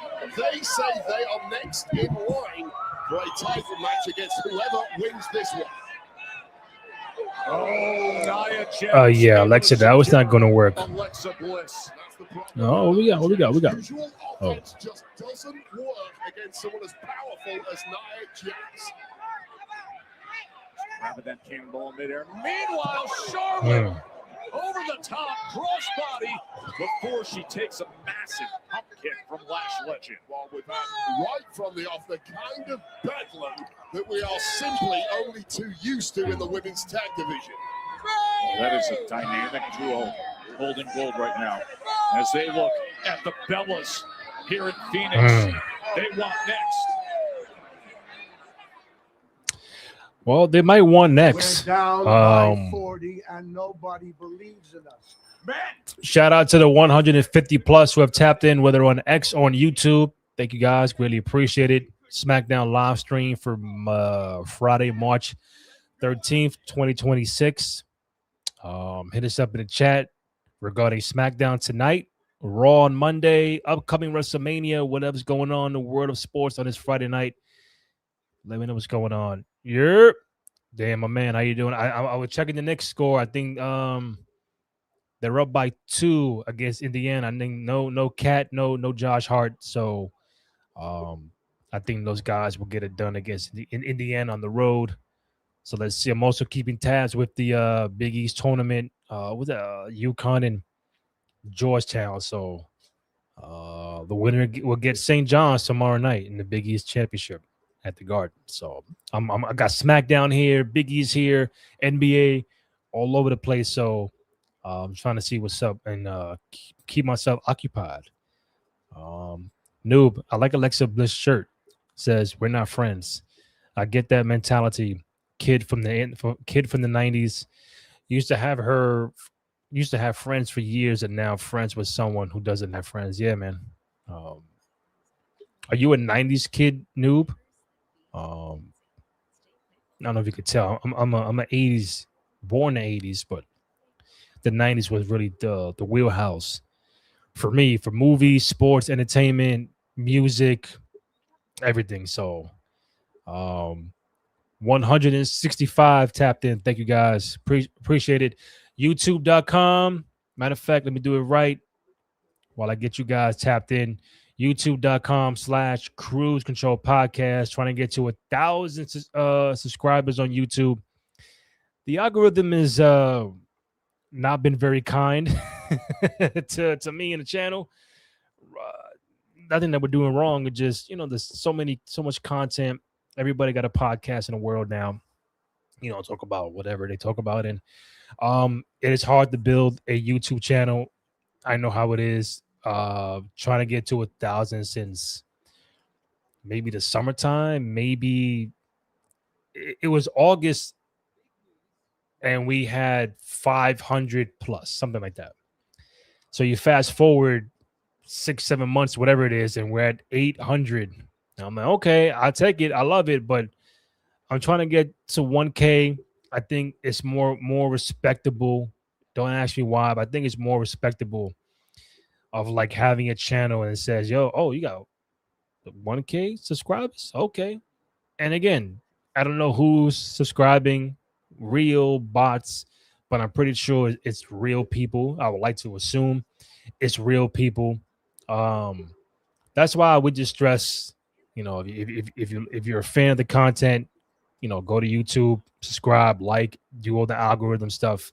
It really helps us out. All the comments, even videos we put up, it definitely helps out. But if you're a fan of the show, real quick, go to Twitter, Instagram, and TikTok at 2 out of 3 Falls Pod. And again, youtube.com/Cruise Control Podcast. Let's get back to the Women's Tag Team Championship on SmackDown with Nia Jax and Lash Legend against Alexa Bliss and Charlotte Flair. Right to the face of Charlotte Flair at this moment, too. Oh, Bliss gets away. And here comes Charlotte Flair. Well, there's a record scratch moment for you, and the pace immediately picking up. Bliss doing enough just to survive and make it to that fresh partner. Off the ropes with a crossbody, then she takes out Nia, and now to the Flair chops. There you go. Okay, Charlotte, come on. What we got? What we got? Offense raining down on Lash Legend, who is all out now. Walkover clothesline signature Charlotte Flair. And Flair is just synonymous with success, especially around this time of year. His success has been elusive in the early goings of 2026. It could be about to change. Tag to Nia Jax. Familiar foes through the years. A rivalry that has heated up through the tag team division. Recent months, Samoan drop by That's Nia. way better. How quickly things can change. No. Charlotte able to get that much drop. One move from Nia Jax. That's all it takes to completely take the sting out of Charlotte. Damn, Dan, you 93? Yeah, I feel old, bro. Shit. Oh, she moved. In the ring corner hard there. And maybe about to double down now. What we got, Charlotte? What we got? What we got? What we got? Into that top turnbuckle. We know what comes next, Joe. Nia Jax in the top Oh. zone for that signature moonsault. To Nope. win gold, Lash Legend saves it in their first title defense. Well, gold almost slipped away for the recently crowned champs. What a DDT by Bliss. This one breaking down in a big way for Damn, Nia.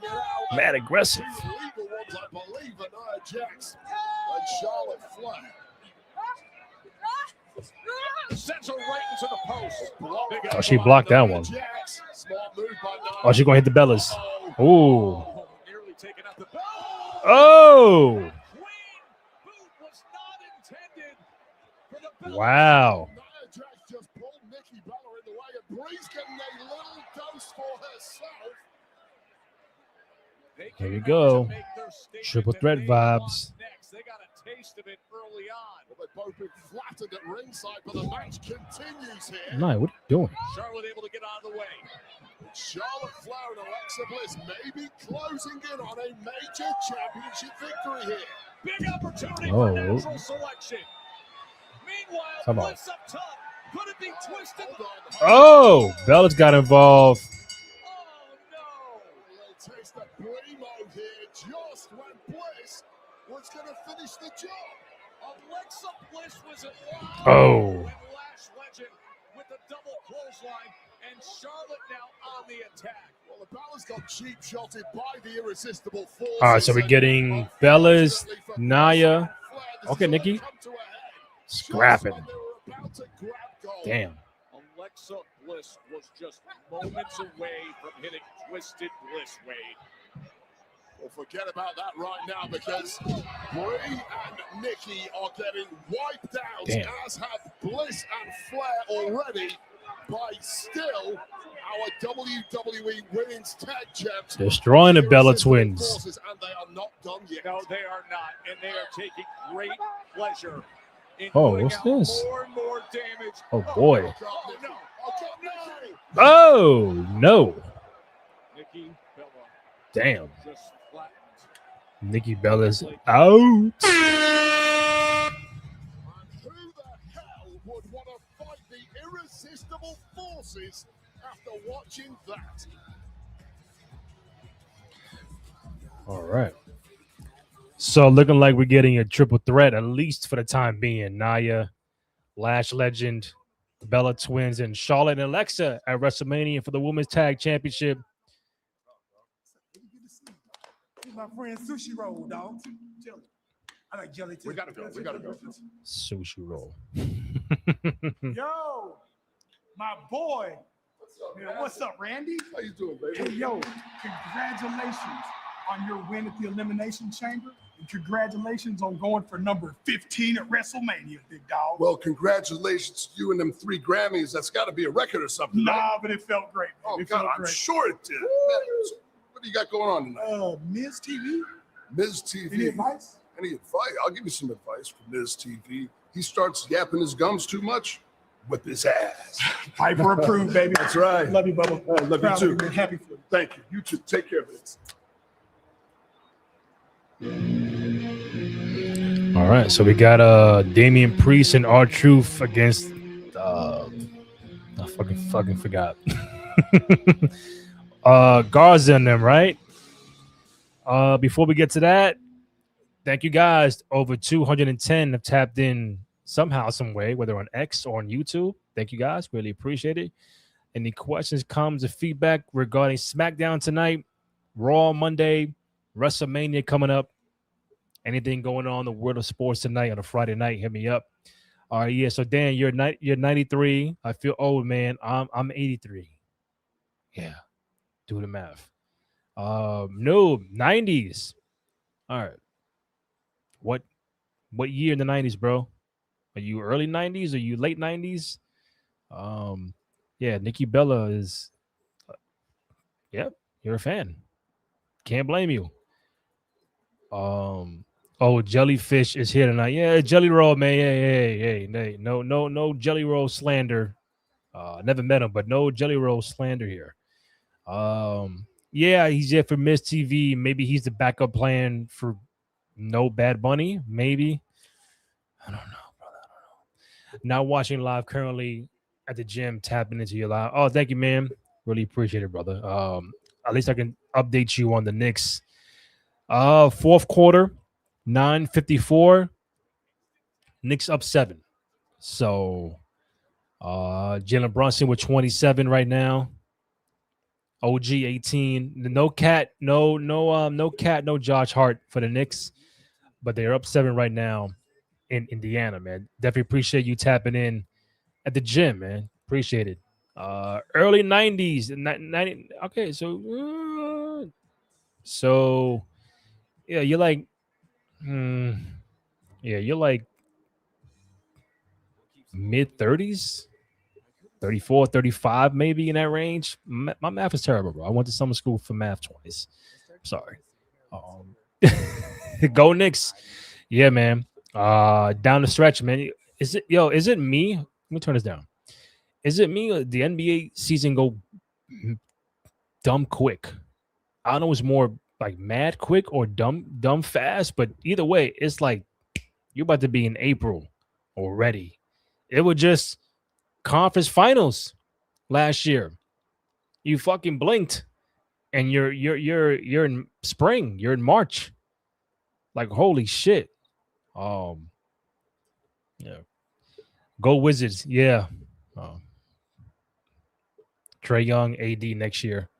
We'll see what happens. Maybe top 3 pick, top 5 pick. We'll see where the Wizards land.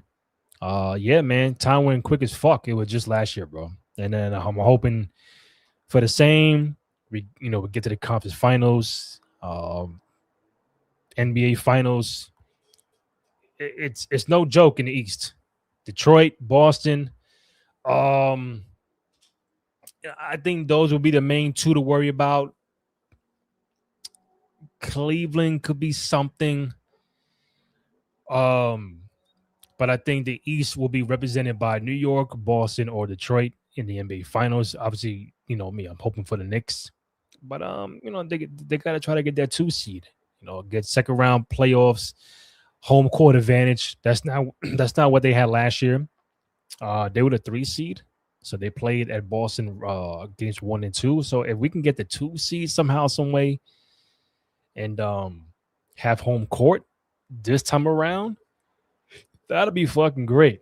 That'll be awesome because I think right now we are a game and a half behind Boston. and a game and a half above Cleveland. And we are 6 games behind Detroit. I don't think we'll catch Detroit, but if we can get the 2nd seed, I think Tatum is out. I guess, just the watching out of the Achilles injury and everything. I get it, respect it, but we'll see what they do with him down the road for this season. 230 plus have tapped in. Thank you guys, whether you're watching on X or YouTube. Any questions, comments, or feedback regarding Raw on Monday, SmackDown tonight, WrestleMania, or anything going on in the world of sports? We got NBA on. We got college basketball on tonight. So I'm keeping tabs with both of that. Yeah, man, feel like I was just outside the garden with my pops after we eliminated Boston. I was outside too, brother. It was 7-5 was something. Like, if you're a true New Yorker and you're walking up and down 7-5 of you after a Knicks game, playoff win, playoff series win, you ain't, bro. There's no cars. All the cops are outside. Everybody's bugging out, climbing shit. It's like, it was funny, but it was a weird time to be around because it was fun. All right, Bellas. Seeing your sister get kicked in the face sucks, but we had that match won until you interfered. And sticking your noses where they don't belong cost us the tag team titles. You know, listen up, Charlotte. Nia and Lash came at us. Do you think we're just going to sit there and do nothing? Besides, Nikki and I came back to fight for the tag titles. And thank you to Aldist, we're up next. They're up next. Oh, no. We're not doing that. That's what happened. So that means Charlotte and Alexa going to get involved in the Bellas match, and now we're going to have all 3 for Mania. I don't see a 4th team. I think a 4th team would be too much. Real quick, playoff-wise, Pistons don't scare me. Neither do Boston, even with Tatum. I get it. I hear you. I'm in the same vein, man. Listen, man, everybody in the playoffs, we're everybody 0-0. You know, they made a big thing about last year, like, oh, Knicks were 0-4 against Boston, 0-3 here, 0-2, 0, and then when it came down to the playoffs, we beat Boston and we beat Detroit. And the Indiana thing was but it's playoff time, man. You go in there with the roster you got, you work some shit out. You get the experience. I think that's what's gonna help New York, obviously Boston. Detroit, it'll be their first time as a 1 seed in God knows how long. They're still pretty young. We'll see what they do in the playoffs. But I'm gonna ride with the experience the Knicks have been having since 2023, 24, and 25. You go from second round, conference finals. Now it's like, we got to hit the NBA finals. And you can get there. If you just do what you're supposed to do, I could see this Knicks team being in the finals this year. And that's not me just being a fan. I'm trying to be a realist at the same time. You said no to the Bellas. I like the Bellas. Now, am I saying they're going to win the tag titles or have a long run? No, but you know, this is that WrestleMania where they're calling up the people that can help them sell tickets. You know, Brock, Bellas. You put Cody with the title back on him for Mania against Randy Orton. You got Punk and Roman in the main event of night 2. You got Seth Rollins coming back. So maybe I thought they were trying to get Bad Bunny. They're trying everything to get the sales up for the tickets for Las Vegas, but it's going to be one of those WrestleManias that's going to come down to the wire. Like, what's the card? Any celebrities? Any veterans coming back? Rumors about The Rock is still out in the ether, so we truly have no idea how this Mania is going to play out. Detroit ain't been a 1 seed since our test in the stands. Damn, that's what's that, 04, 05? So almost 20 years, over 20 years, Detroit has not been a 1 seed. But they got an MVP candidate with Cade Cunningham. I mean, that boy's a beast. So I'm not sleeping on Detroit. I just know when it comes playoff time and you get in that game 3, game 4, game 5 mode, like, all right, the pressure is climbing. How do you adapt? And they got some experience last year when they played us, but they were a number 6. But being a number 6 is different than being a fucking number 1. You looked at as, if you're number 1, they look at you to be at least in the conference finals or the fucking NBA finals. But anybody can get got. And that's why I have all the faith in the world for the Knicks to do what they are supposed to be doing come playoff time. But if you can get the 2nd seed and get the home court advantage in round 2, that'll be a major plus.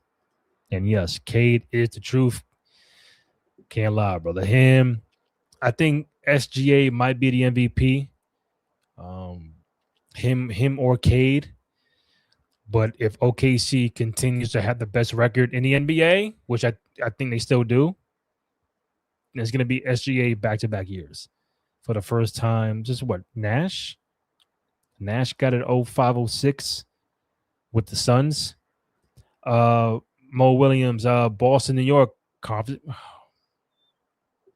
And this no, can it? The Knicks and Boston cannot meet in the conference finals if they're the 2 and 3 seed. So if you did playoffs today, Detroit 1, Boston 2, New York 3. Second round is Boston, New York, Detroit against the fucking Cavaliers or whatever. So it's going to be Boston, Detroit conference finals, Knicks, Detroit conference finals, or if Detroit gets knocked off, Boston, New York cannot be in the conference finals unless somebody goes 4th. Somebody goes 4th. And I hope it's not the Knicks. Steph went back-to-back MVPs. That's right. 2015-16. Yeah, the other one, he was unanimous. That's right. Damn. Thank you, Dan. Appreciate that. Well, Nash, Steph, all point guards. So SGA might be that next guy to win back-to-back MVPs. I mean, fucking deserve it. The Thunder is destroying everybody. The Spurs is the one team we all got to worry about. Because Knicks could win the East, and hey, it's not OKC, it's the Spurs. But we beat the Spurs a few times. So if it is San Antonio, I'm not saying it's a pushover, but OKC is a fucking tough team, bro. They got so many weapons, so many options, and you got the foul merchant in SGA, and got Chet, you got Jalen Williams, you got Lou Dort, you got Caruso. They're annoying, but that's why they're defending champions. So, come on, Mo, we're not doing this. No, come on. We gotta keep the positivity. I don't know if you're a Knicks fan or not, but I think no less than 3. We got to get number 2. I think we have a favorable schedule coming up with like we got Utah, Indiana, and then you got Washington. We're gonna get. Hopefully, we get some dubs, but you need Boston to lose and the Cavs to lose. So I'm praying for the 2nd seed so we can get the home court in round 2. But let me get back to SmackDown. What's going on? R-Truth. You know what? All right, we got Truth and Priest against the Garzas. I did point out for those who are just tapping in, over 285. That's the number I see in the upper left corner, coming in from either YouTube or X. I would like to say that is X. But if you're YouTube, I thank you. I really appreciate it. I'm trying to get to 1,000 subscribers by WrestleMania. Right now we are at 809. So we're getting there slowly but surely. We are getting there. But either way, I thank you guys. Greatly appreciate it. Whether you tap in for 1 minute, 5 minutes, or the whole entire time. Really appreciate your feedback, your comments. On the wrestling side, real quick, I'm trying to get someone to come on the podcast before WrestleMania from the E. So we'll keep our fingers crossed and keep the content going. If not, we still rocking and rolling, providing you guys content every Friday and Monday. And obviously PLEs with my boys Terrence Watson, Kenny Holt, and Grant Matthews from Bleacher Report. Where do I stand on Bam's 83? I mean, I see a lot of people shitting on it. I don't know why. Like, listen, you may have 30 points in the first quarter. Let's keep it a buck. 30 points in quarter one. He was damn near 60 or whatever it was at halftime. So you can't get mad that one dude, you let one dude get 60 or whatever by halftime. And yeah, you held them to 23 in the second half. But once you're in that territory of breaking a record, you're gonna go for it. And your roster, your teammates, your coaches go, yo, bam, you got 50, yo, you got 55, you got 60.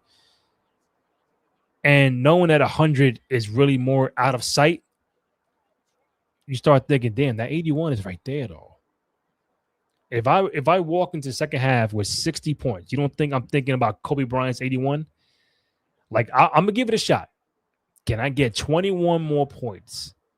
And the thing with the Wizards, they had to have known what Bam had to have and what he might be looking for. But then the basketball, I would say, got nasty in the fourth quarter. A lot of fouling and Bam just chucking up shots. I think he played the whole second half. I don't blame Spoelstra for that. If my guy has an opportunity to break an NBA record that has been withstanding for 20 years, it was 20 years Kobe scored 81. If my guy can get 81 or near it, I'm going to give him a shot. And I know most were saying, well, should have took him out, keep him healthy, God forbid something happens. But that's where you got to trust your player as well. And Spoelstra trusted Bam with that. He got 83. It was nasty, but still, 83 is fucking 83 points, bro. You don't get there if you don't let this man get 60 in the first half. Now, if he had like 30, 40 in the first half, you still got a whole another 40 to go. Bam was in territory at half, and Bam was making 3-pointers, going to the foul line. He was active. So, like, hey, if I'm right there, I'm gonna go after it. Now, he could have gotten 80, 79, and cool, great. He didn't pass Kobe. But I think the fact that he did get 83, there are a lot of Kobe fans. I'm a Kobe fan. I can't be mad that Bam broke the record, because Kobe would have been like, yo, go break that shit, bro. Like, and again, I guess how it happened is it's like Kobe took mad shots, he took mad free throws. Like, okay, it's whatever. Like, now you're watching the second greatest performance of all time. Now it's like 20 years later. I don't know if it's because he broke Kobe's record or it's because it's Bam out of bio. I don't know where people are standing. Like, if that was LeBron, Curry, Durant, SGA, Joker, Giannis, Ant-Man, are we having a conversation? Or is it just about the player that did it?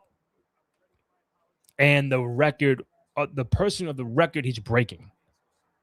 So I think there's a lot that people are just like not really feeling it. It's like, yo, leave that one alone. But 83 is fucking 83 points, bro. Mo, there's a food or bathroom break. Yeah, I was watching the match. I saw it. So I think Priest and Truth are going to win the tag titles at WrestleMania. What the fucking MFTs? Yeah, come on. Priest and Truth, come on. I am not excited for WrestleMania. What's going to make you get excited for Mania? Right now, there's 4. Oh, Danhausen, right back. You can wear his best-selling new T-shirt. on Miss TV tonight with Jelly Jam. You have your own T-shirt? Yes, doesn't everyone? No, not everyone gets their own T-shirt the first week they're in WWE. I got mine on my first day. Anyways, tonight we can do Good Night Housing with Danhausen. No. I'll get my own celebrities. No. I'll get my own desk. No. And it'll be a great time, and best of all, it can replace Miss TV. No! Oh!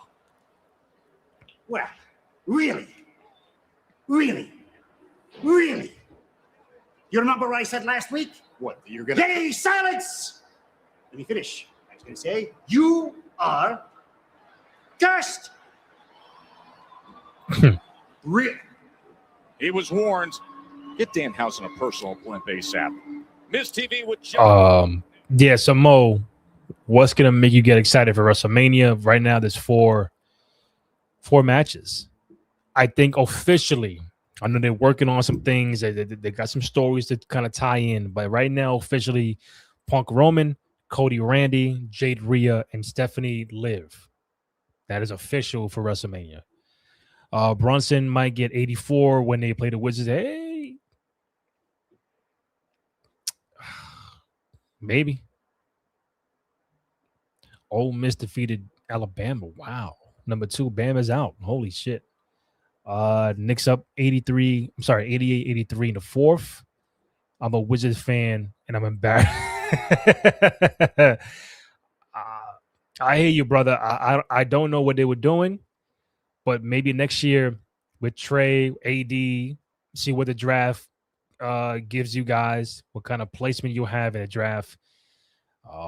Cam Boozer, the Bonsa, Peterson from Kansas, the dude from Tennessee, the kid from North Carolina. We'll see. We'll see what Washington does in this draft. I think it'll be a way better team next year. This year is like, all right, let's just get this shit over with and see where it goes. But yeah, giving up 83. Yeah, I mean Toronto. Do you think Toronto was embarrassed to give Kobe 81? I mean, they were playing defense.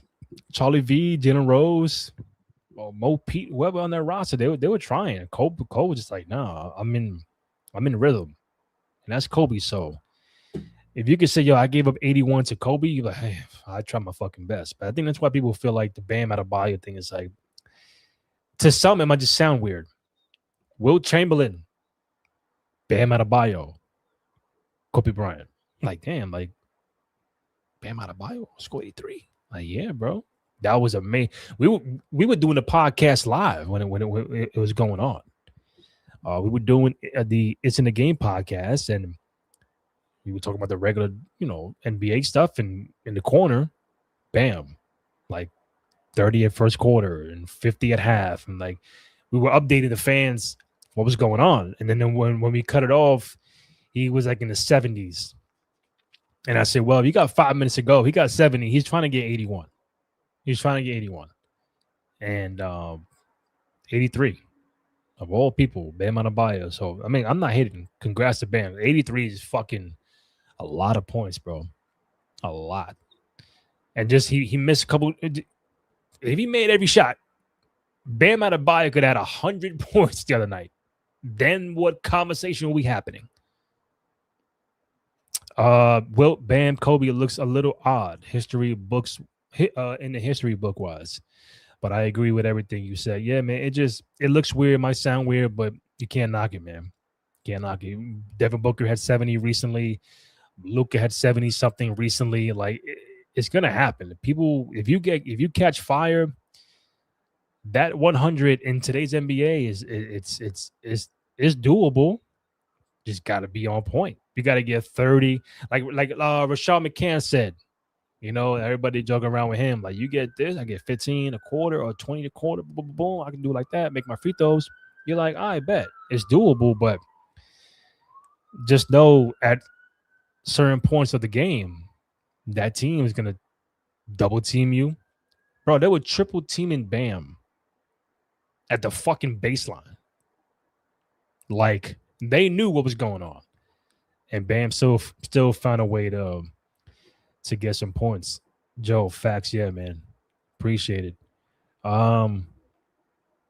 298 people have tapped in, whether on X or YouTube, for the SmackDown live stream. I know we went a little tangent with some NBA stuff. But right now you got Miz TV with Miz, obviously, and I think Jelly Roll coming up. But before we say that, again, go to youtube.com/Cruise Control Podcast. Go ahead, download, rate, comments, like, subscribe, thumbs up, all that good stuff. Show some love and support for your boys on the program. Twitter, Instagram, TikTok, 2 out of 3 Falls Pod.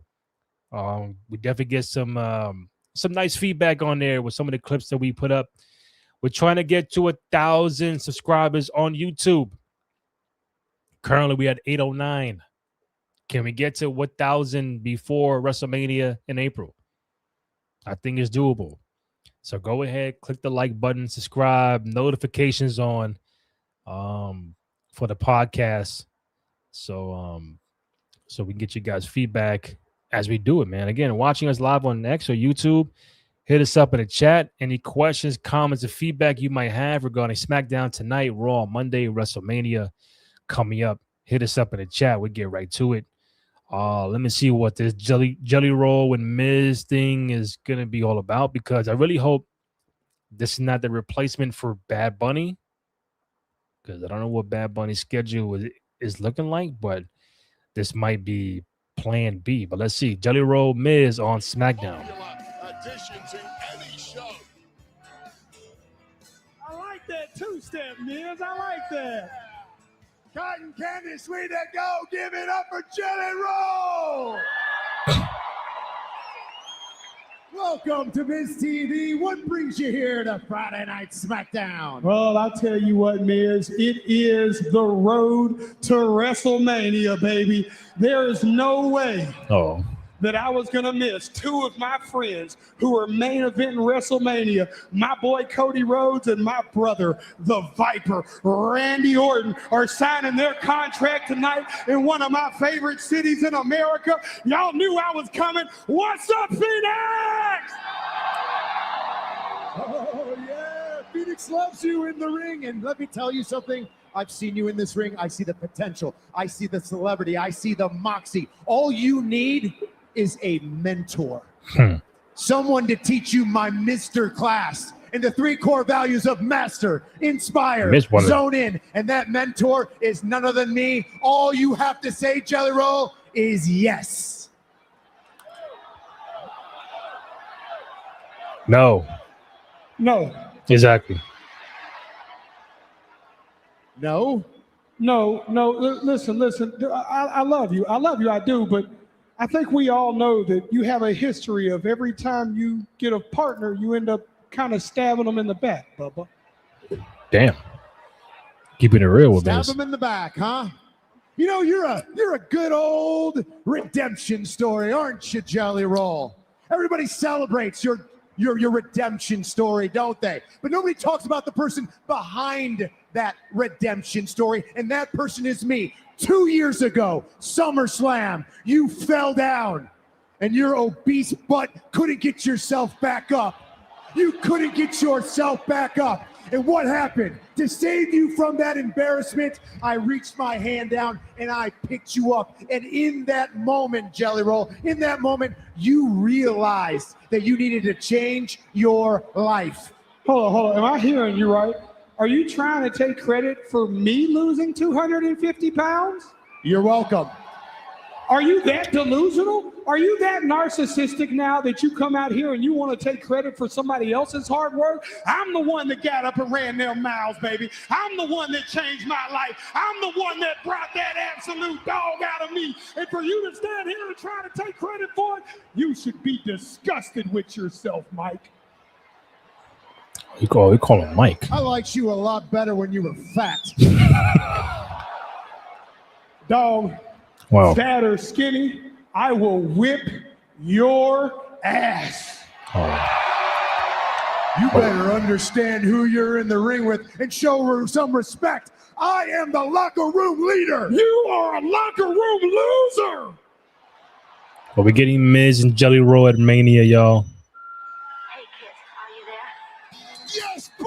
Oh, shit. Oh, boy. Oh, no, that's the old one. Yes, they, them. This guy. Miz, aka the Jobber, Miz, he's becoming more and more annoying. Yeah. Now you got Kid Wilson out there. Please stop wasting your time. The problem isn't with you mentoring him. The problem. The problem is him. No. Listen, this is getting weird. I like you, Kit Wilson. I think we all secretly kind of like you a little bit, Kit Wilson. In fact, let me show you. Look, just watch. Hear me out, Kit.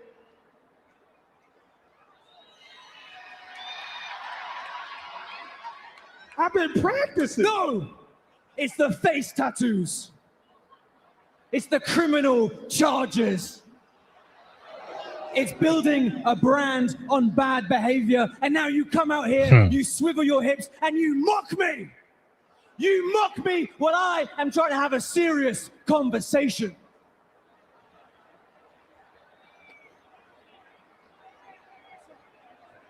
All right, what we got going on with Kit, Jelly Roll, and The Miz? The problem is with you, Jelly. You lose 300 pounds and you expect these people to cheer you like you're some kind of hero. This man is no hero. You are a man running away from who you truly are, and you are toxic, phobic. Yeah, go ahead and laugh. That's all you do, you laugh. But you're a changed man, right? You inspire people. You sicken me. You don't inspire people. You don't inspire anyone. You reinforce, you promote an unhealthy beauty standard. And that tells me everything I need to know about you, Jelly Roll. Because Jelly Roll, you are toxic. Jelly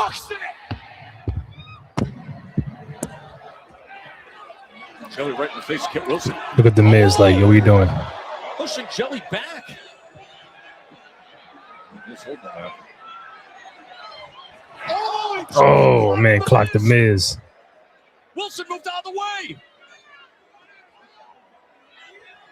Well, Master inspires, zone in, is zoned out. He's toxic, just wrong. He's not toxic. It's not what he's a legend. He's a superstar, and he's inspiring to many. How can you not call that toxic? All right, so are we getting Jelly Roll and The Miz at Mania? Is that what we're doing? Oh, yeah, SummerSlam was last year, yeah. Noob, I agree. I can't stand The Miz. Dan, respect, that's a lot of weight. Yeah. Definitely was. Noob said, I hate you, Miz. Oh, come on. Oh, boy. Oh, we got Dragunov in the back with Carmelo. Hey, man, look. First off, Miz. Come on, man. But look, listen, last week I heard what you were saying about your mom and that being the reason for your passion, and I'm starting to get it with you. You know, maybe that this open challenge is too much of a burden for you. No, you don't get me. You see an opportunity, yeah, and you fight, right? Okay, but I'm fighting every single minute. Why? Because I'm stuck. I'm stuck between two extremes. It is either complete confidence or the ultimate self-doubt. Okay, and sadly, it's the only way I know how to live, because I don't know peace. You know what? You're right. I don't understand. Because a guy like me, I take shots to make shots. I put up numbers like Bam Adebayo. And if you didn't give me this shot and this opportunity, maybe I wouldn't be the United States champion right now. Ilya, I need you to lock in. There's not a long line of guys lining up to fight Ilya Dragunov. So maybe I'm starting to think it's something more to the reason why you don't want to fight me. Guess I can't fight you. I'm fighting myself. Okay?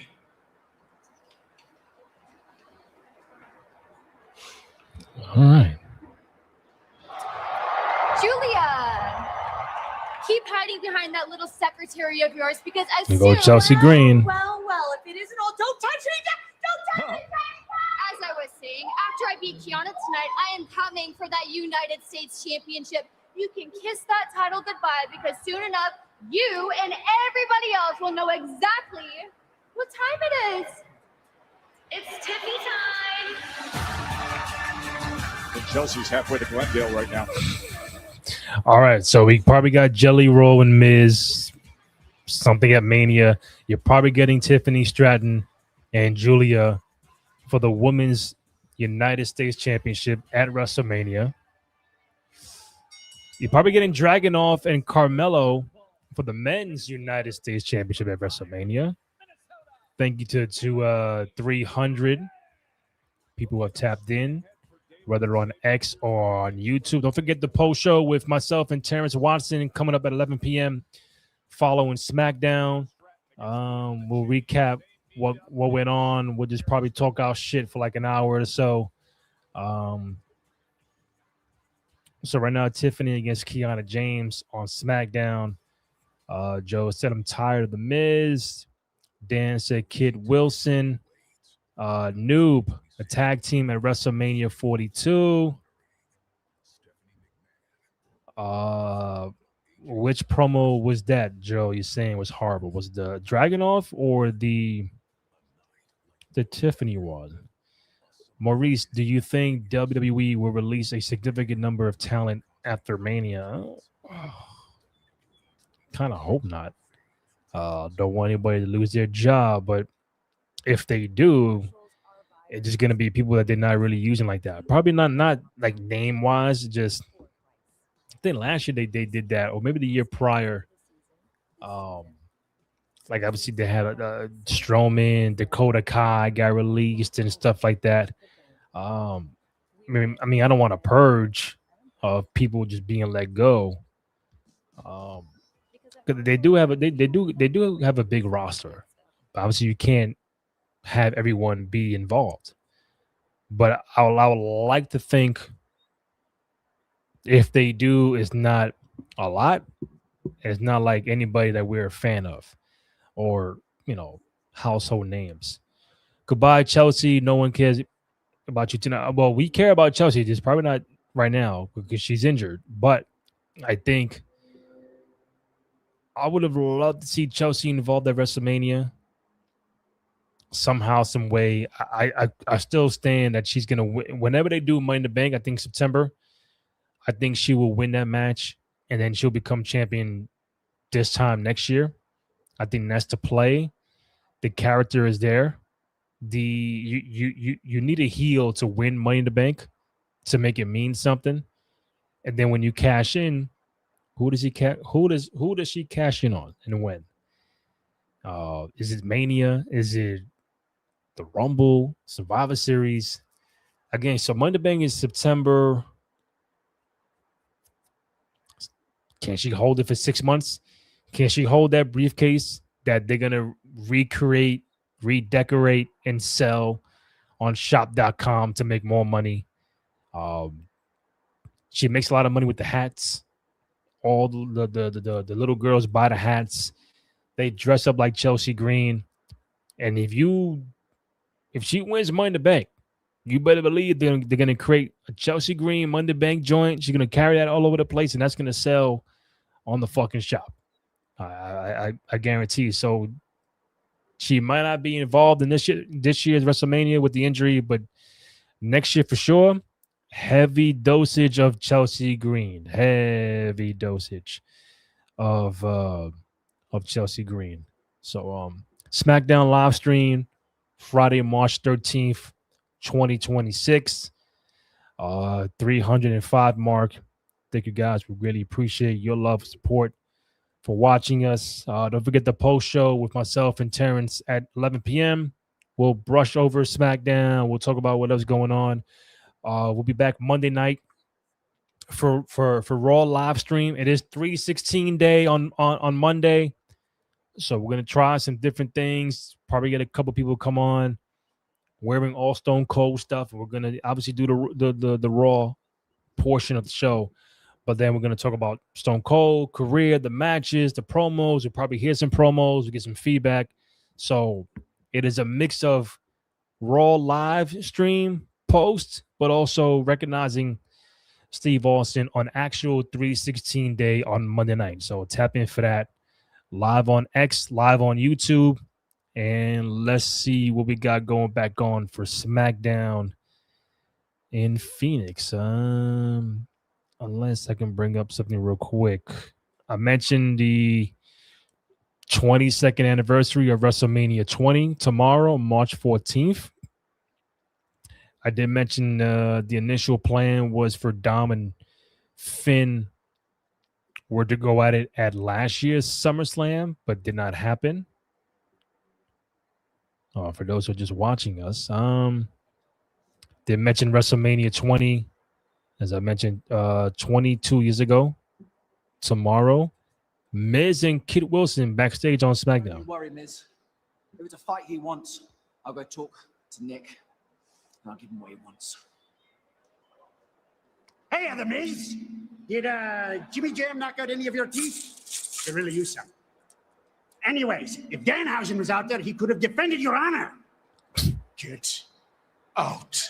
You know, there's only one thing you have to do to reverse the curse. There. Damn. I got here quick. So many Danhausens here in Phoenix tonight. Tiffany Stratton. Tiffany Stratton, Kiana James on SmackDown. Still proving herself on this road to WrestleMania. WrestleMania 42 is presented by Snickers. Snickers satisfies. And by WWE 2K26, available now. GameSpot's named one of the best games in 2026. You don't want to miss out. Updates include new match types like I Quit, endless fun, new physics, and jump in today. WWE 2K26, the show never stops. All right. So while Kiana gets to the ring, for those who are still watching on X and YouTube, thank you. I did mention tomorrow is the 22nd anniversary of WrestleMania 20 from the Garden. We did put up the matches from this WrestleMania. Very interesting WrestleMania. So go ahead and check that out. 22 years of WrestleMania 20. There's a lot of WrestleMania anniversaries coming up this month. We'll get to it on the show. On the shows this week. I think WrestleMania 18 is on the 17th. WrestleMania, then you get to WrestleMania 13 on the 23rd. I'm trying to recall the actual dates, but either way, we'll reflect on those WrestleManias as time goes by. We did mention that the initial plan for Dom and Finn was SummerSlam, but obviously we might get that at WrestleMania 42. The report about Io Sky maybe against Asuka and Kairi Sane in a triple threat match. I think it should be solo, one-on-one, but we'll see what they do regarding these women for WrestleMania. And then before I get to Tiffany and Kiana, the report of, according to Dave Meltzer, at one point a Hell in a Cell match for Cody Rhodes and Roman Reigns Part 3 at WrestleMania 42 was discussed, but then that decision, then the decision to change everything after the injury to Seth Rollins, which they ultimately put the title on Drew McIntyre instead. So that's what I found on social media earlier today. Don't know if you guys knew about it, but apparently the rumor was the Roman Reigns Cody 3 was supposed to be a Hell in a Cell match, according to Dave Meltzer. Take it, with a grain of salt. But we're not getting that. We're getting Cody and Randy. We're getting Roman and Punk. Those are your night 1 and night 2 main events for WrestleMania 42. Let's get back to SmackDown. Tiffany and Kiana James. Smiley said, hey, you want a piece of me? Go through the official representative, Kiana James, first. And we'll see if Tiffany is capable of doing that. Oh, Kiana James. Nice connection with that deal breaker there. Hasn't used that move in quite some time. Used it quite a lot back in her NXT days. Driving that back right into the edge of the apron, then into the barrier on that far side. Kiana James against Tiffany Stratton here in Phoenix. In a world where people may miss a warning signal from their body, one woman. So I'm looking at social. People are saying that just the third time Drew McIntyre has quit the WWE. So, yeah, which he'll be back soon. What else we got here? It says Las Vegas watch parties are back on for WrestleMania. The blackout has been lifted. So if you're trying to do a watch party in Vegas for WrestleMania, you're good to go. So I know there was some rumors or maybe actual truth that they want to get the people to inside Allegiant Stadium for WrestleMania, and they were trying to ban the bars and the pool and all that from showing WrestleMania and the hotels, whatever you want to watch Mania, but they're back on. So watch parties are now good to go for Vegas and WrestleMania. That should be fun for those who can't afford to get inside Allegiant Stadium. They cannot go to your local bar, little pool party. You know what I'm saying? Go in the crib, chill out, vibe out. So yeah, Las Vegas watch parties are now back on for WrestleMania 42. The blackout has been lifted. All right, what else? My bad, y'all. Danhausen and Jelly Roll against The Miz and Kid Wilson at 42. Wow. Okay. I guess I'm not mad at that. I'm not. If that's what it is. I've never seen Danhausen wrestle a day in my life, so I don't know what the fuck he does.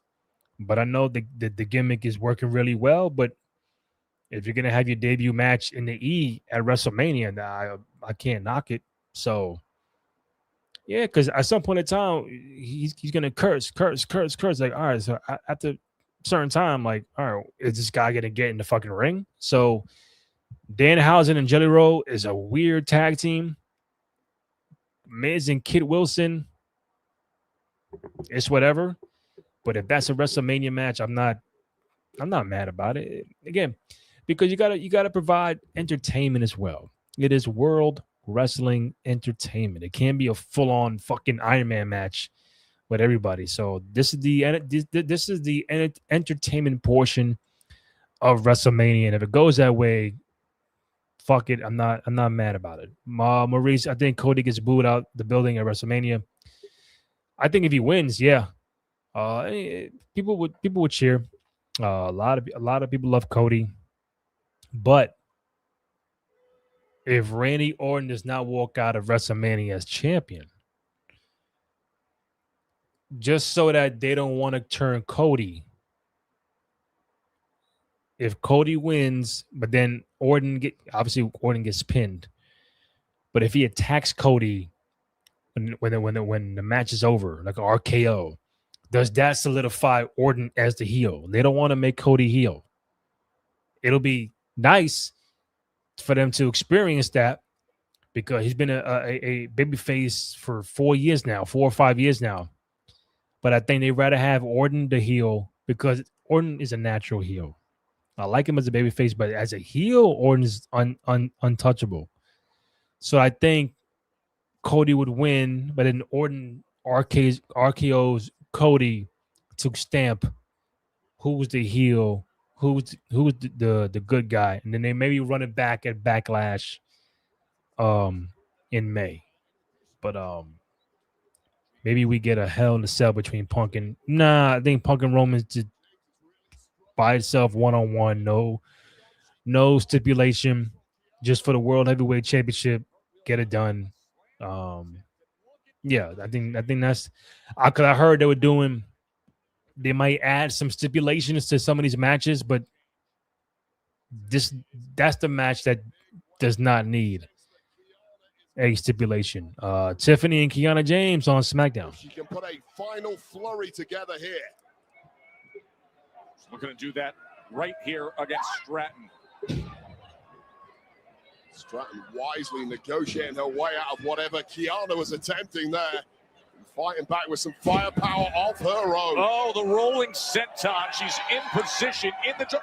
And Julia knew it. Julia knew the prettiest moonsault ever was in the target. dragging her official representative out of danger. Oh. Of course, Tiffany gets a victory here tonight. Here we go. Chelsea Green is up on her. Oh, what does she have?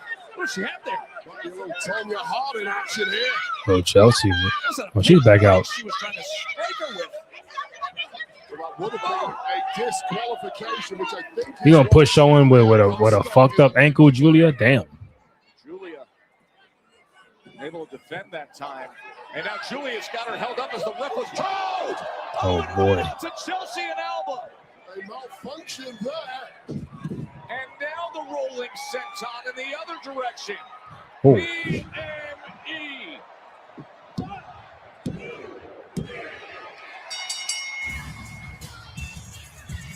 Here is your winner, Tiffany Stratton. All right, Tiffany Stratton defeats Kiana James.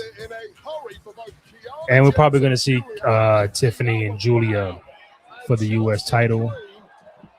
I would assume. Tiffany Stratton, of course. One chance is all she needs to hit the prettiest moonsault ever. And Kiana James et al. Will be kicking themselves after that one. So Tiffany Stratton, remember 5 weeks to go to WrestleMania.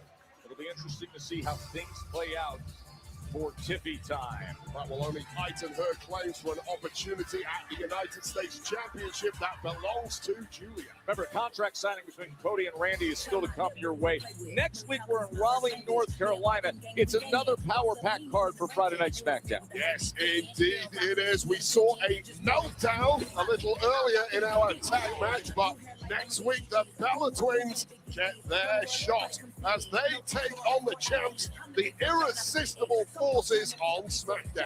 Well, that's next week. Okay. Also, earlier tonight, we saw Jelly Roll on Miz TV interrupted by Kit Wilson with claims and calls of toxic. Now, Kit Wilson calls out Jelly Roll next week on SmackDown from Raleigh, North Carolina. We will see you then. Of course, so much to come still right here.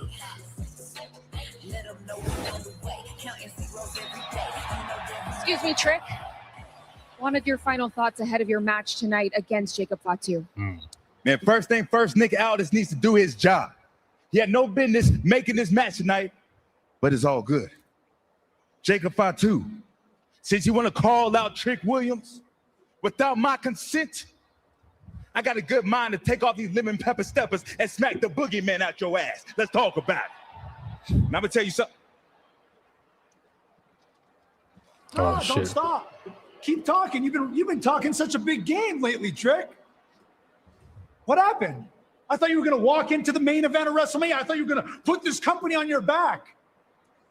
Huh? All that big talk. What did you call me? Mr. Can't get the job done? How things been going for you? Huh? I saw you get dropped at Chamber. I saw you get dropped last week by Randy Orton. And now you're about to get dropped by Jacob Fatu because you keep running your mouth and you can't back it up. Damn. Yeah, that way you're looking at me, that feeling in your chest right now, I know that feeling very well. You're embarrassed, and you should be. Sammy, you hating hard, ain't you? I know why. But you lucky I got a match tonight. Or I would drop your ass where you stand right now. Hey, I'm here every week, and I'm real easy to find. I guess I'll see you around.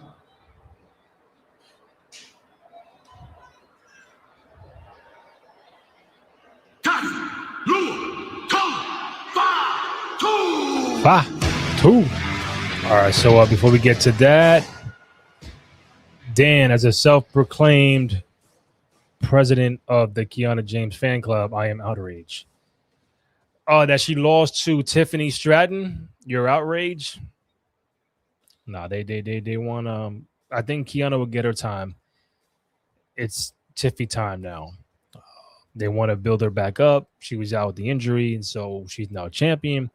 But now she's going to be put in that U.S. title picture with Julia. I think Kiana will be a player in the very, very near future for the SmackDown brand. Noob. Well, next week is going to be interesting. Yeah. Jelly Roll and Kid Wilson. You got the Bellas and Nia Jax and Lash Legend for the Tag Team Championship, Women's Tag Team Championship. I would assume Charlotte and Alexa get involved in that match, and then they go to a triple threat at WrestleMania. I think Mania, like, if I had the board right next to me of like the matches that could be on the card, I think we're getting Sammy and Trick, Julia and Tiffany, Io, Asuka, Kyrie combination, the women's tag team triple threat, whatever it might be, AJ and Becky or Bailey, Finn and Dom, Priest and R-Truth against the MFTs for the tag team championship. What else is not solidified as of the Brock Open Challenge? Could that be Brock and Oba? We don't know what Seth Rollins is doing, waiting for Braun Breaker, maybe.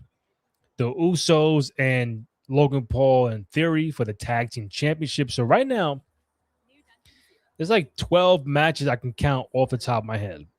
Like if I was to put up the side thing and type in real time, they got a good 11, 12 matches right now. And I don't know which ones I'm leaving off. Don't mess Trick up. Yeah, I heard a rumor they might turn him babyface. I'm not. Leave him the way he is right now. Trick has a lot of momentum going into WrestleMania. I think it's Sami Zayn. I was trying to get to also Carmelo and Dragunov could be another match for WrestleMania. What does Penta do at Mania with the Intercontinental Championship?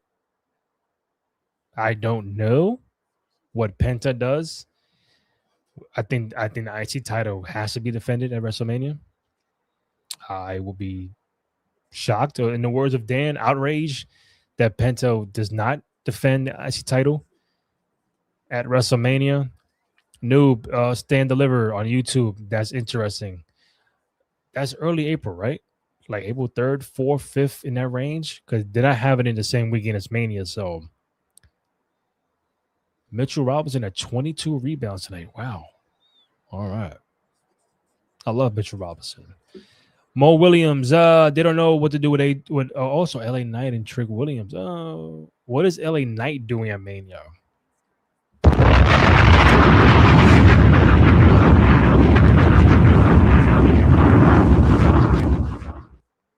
I don't know what LA Knight is doing at WrestleMania. That is a great observation. What is LA Knight doing at WrestleMania? I don't know, brother. Trick is in a better spot than LA Knight right now, I think. Just the momentum, the crowd reaction. He's fighting every week on SmackDown. He's being put in these chamber matches and rumbles. He's getting a nice primetime spot. I think within a year he'll get a singles championship, US, Intercontinental. I think it's too early for World Heavy for Trick, but I know he'll get there. Are we getting Brock and Oba? I think that's the plan. There's a rumor that Brock ain't trying to lose before the retirement. I don't know if that's true or not. Brock only has 3 options. Oba, Seth, if Braun Breaker is not available, or the other rumored matchup was him and LA Knight. But I think it should be Oba. Oba should beat Brock at Mania. And we don't even know what Gunther is doing at WrestleMania. What is Gunther doing? He retired AJ Styles and John Cena and Goldberg. We don't know what the fuck Gunther is doing at WrestleMania, and it's March 13th. Are we going him and Rey Mysterio? Since he pulled the mask off of Dragon Lee.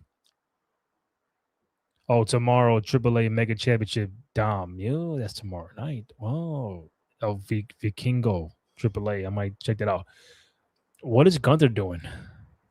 Obviously, Drew McIntyre and Jacob Fatu, another match. So probably next I'm saying next time out, next commercial, I'm gonna start typing up the matches of potentials, and oh, this could be a real like long WrestleMania. So Jacob's fighting. Oh, Trick. Hold up. Here we go.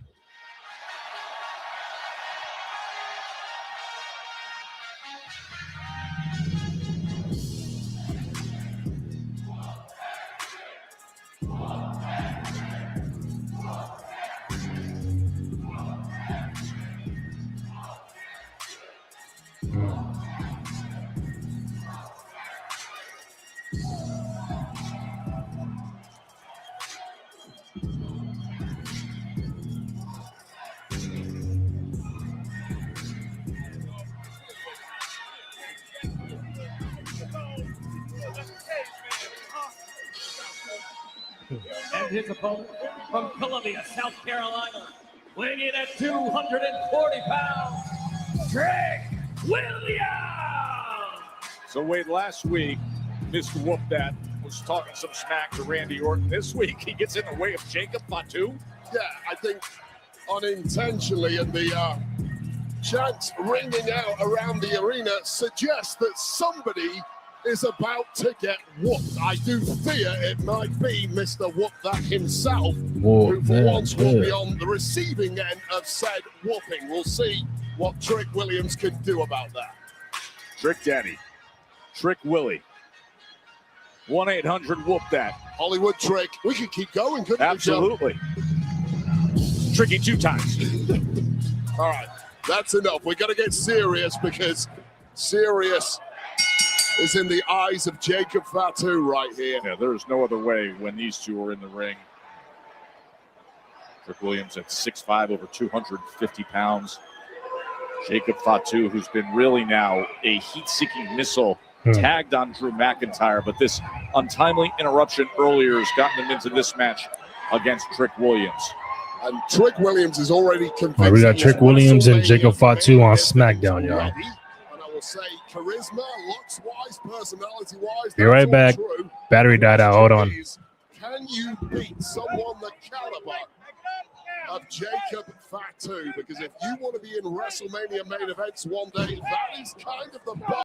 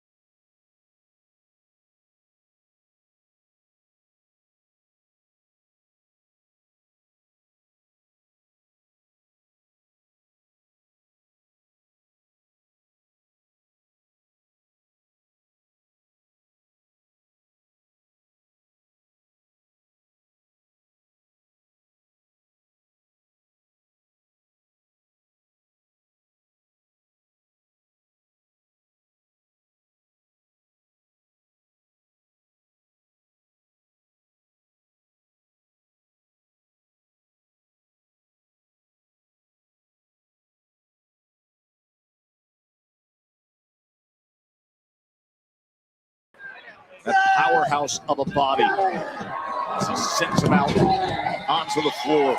Not much is going right for Trick Williams tonight. Will that change imminently? It's going to have to. All right, back, y'all. Apologize for the camera battery dying out. Dan, if the plan for LA is Brock, like that one rumor said, just keep him off the card. Yeah, because LA Knight would not be Brock Lesnar. It'll be Brock winning. Does he need it? No, but we know how Brock gets down. I feel like the juice is way past the squeeze with Brock for him to be making those type of demands of not losing. Yeah. My man was away for 2 years. He got paid the whole time. And I mean, if it's not him and Oba, I think we'll all be disappointed. But then it's like, all right, you have Oba there, and what does he do at Mania? Nothing.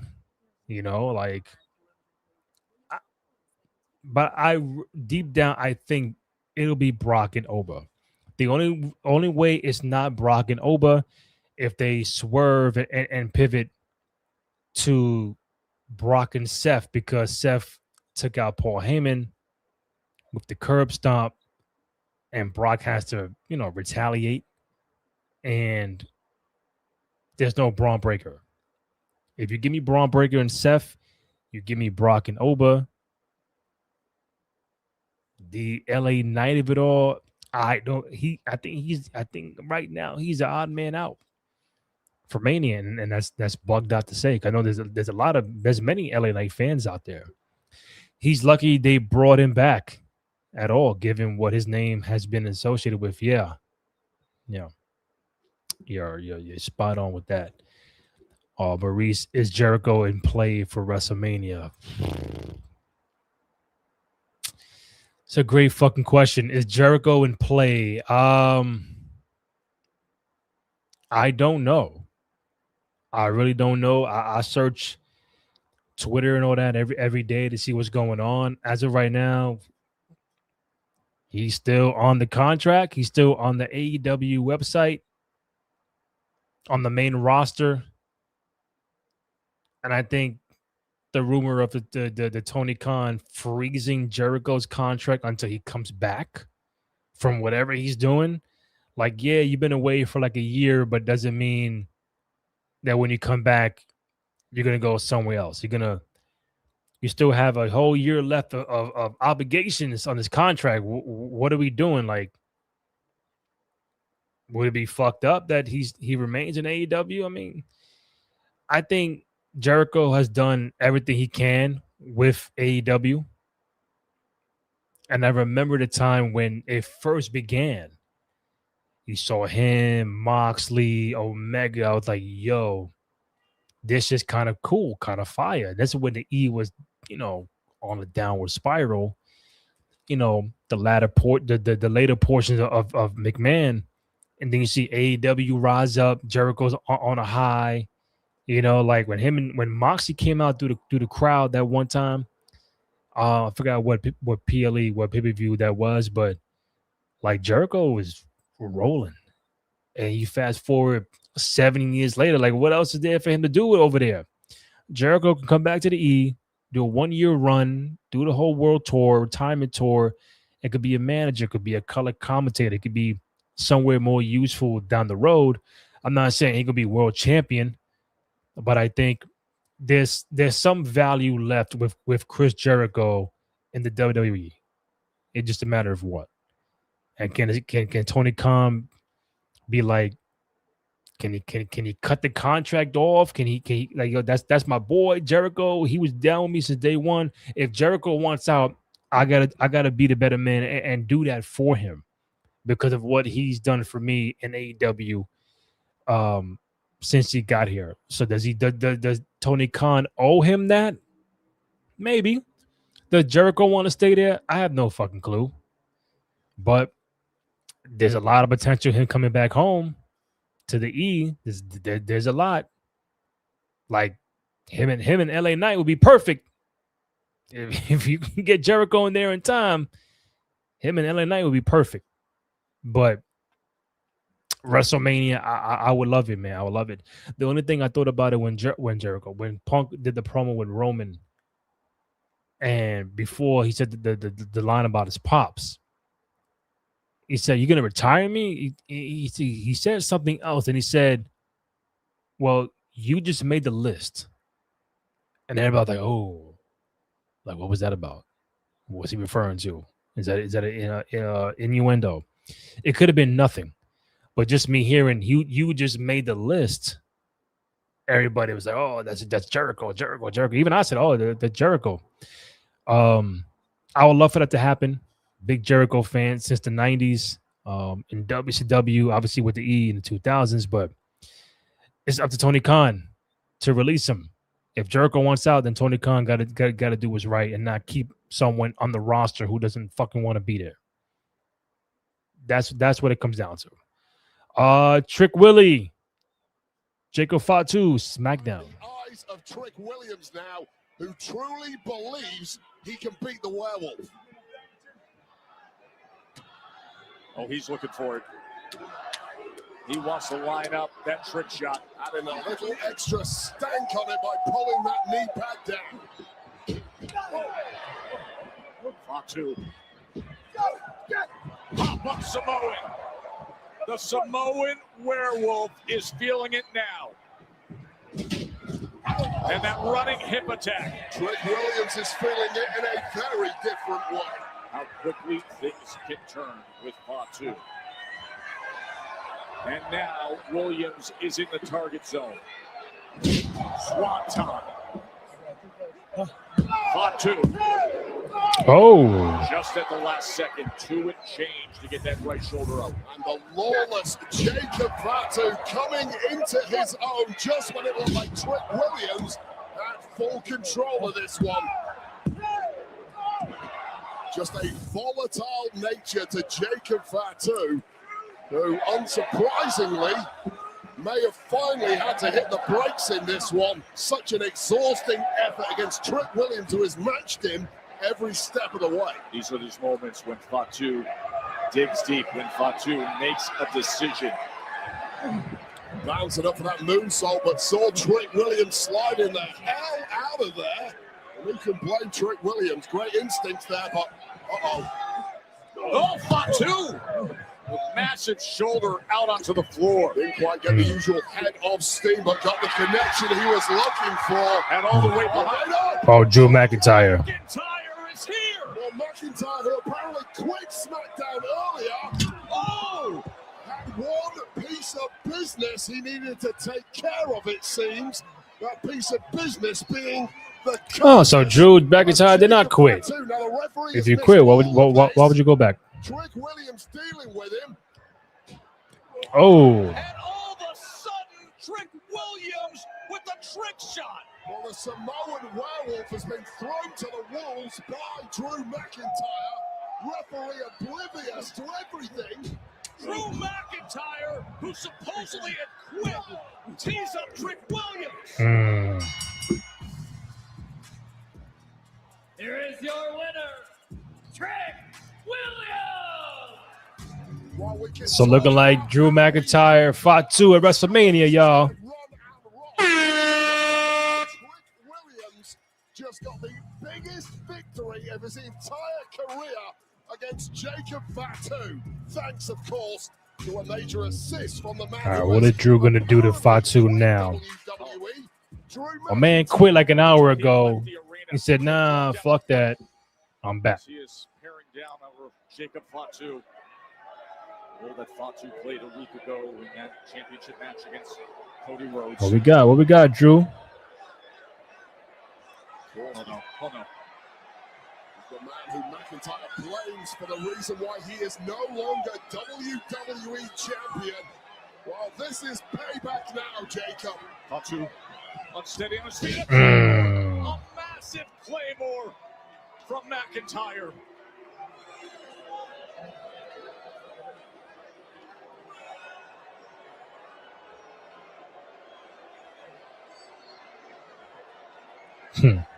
Thumbs down.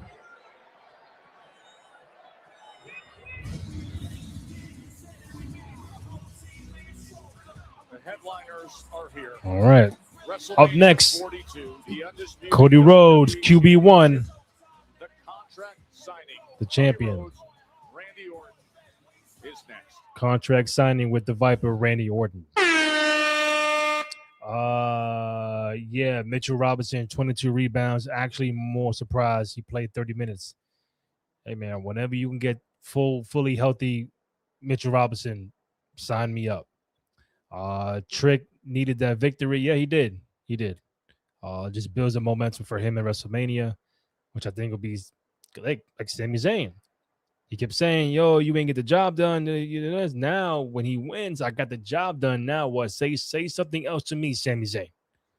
So now that leads up to Sami and Trick at Mania.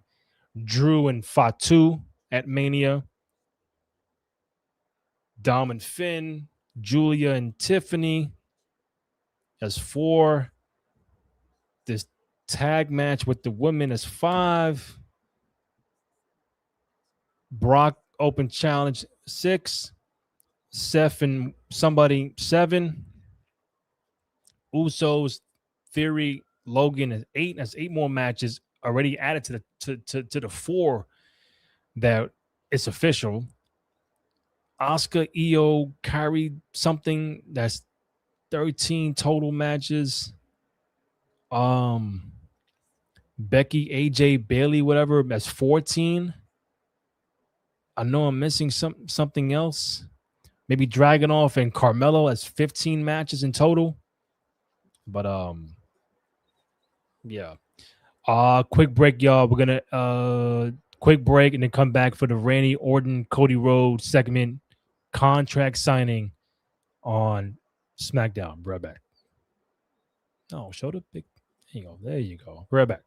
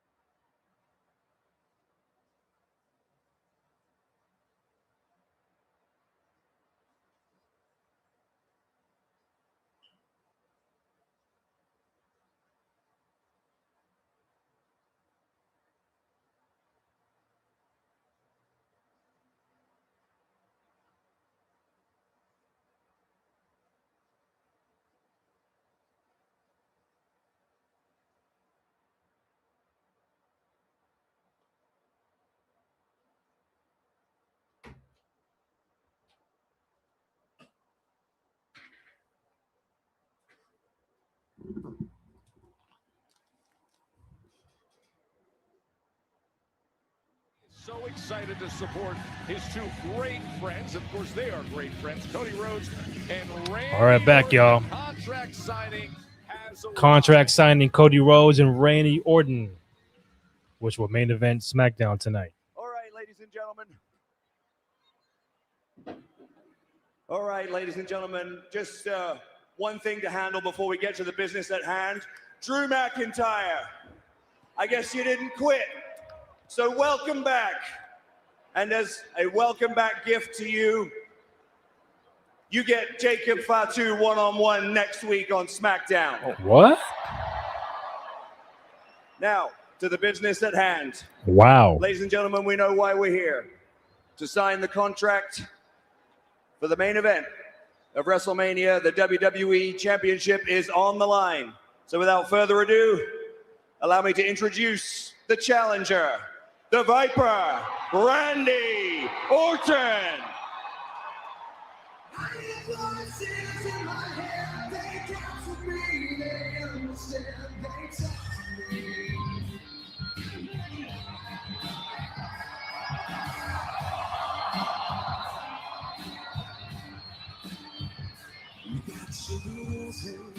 All right, so Drew McIntyre and Fatu on SmackDown next week. So not even WrestleMania. They're doing that shit next week. Maybe because Drew has to film that movie, that TV show. Maybe that's why they're doing it next week. Drew may not even be around for WrestleMania.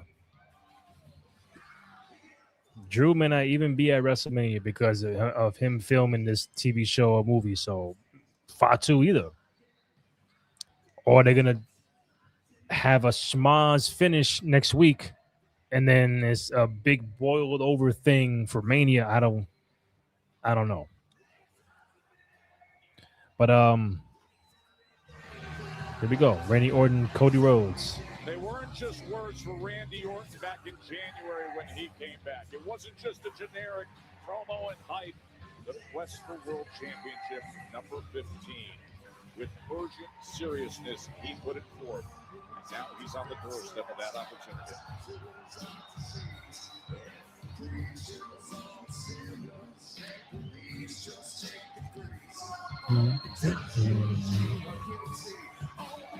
All right. Just want to shout out the 365 people who have tapped in, whether on X or on YouTube. Thank you guys. Really appreciate it.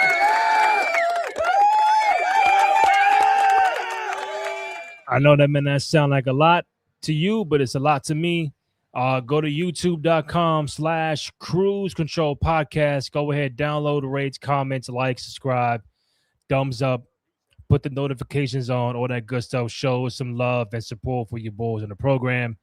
Before we get to Randy and Cody, find the podcast on Twitter, Instagram, and TikTok at 2 out of 3 Falls Pod. I did also have this real quick before we get to Randy and Cody. I had it here somewhere. The official 2 out of 3 Falls podcast t-shirt is now on ProWrestlingTees.com/Cruise Control Podcast. If you're a big fan of the show, thank you guys. We really appreciate it. Number one,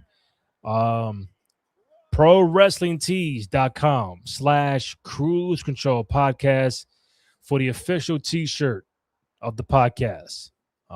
Let's get back to Cody and Randy Orton on SmackDown. I'll promote this more on the post show, but main event segment time. The champion Cody Rhodes and the number one contender at WrestleMania, Randy Orton. Not that. Jesus Christ. I got you. No. There you go. Here we go.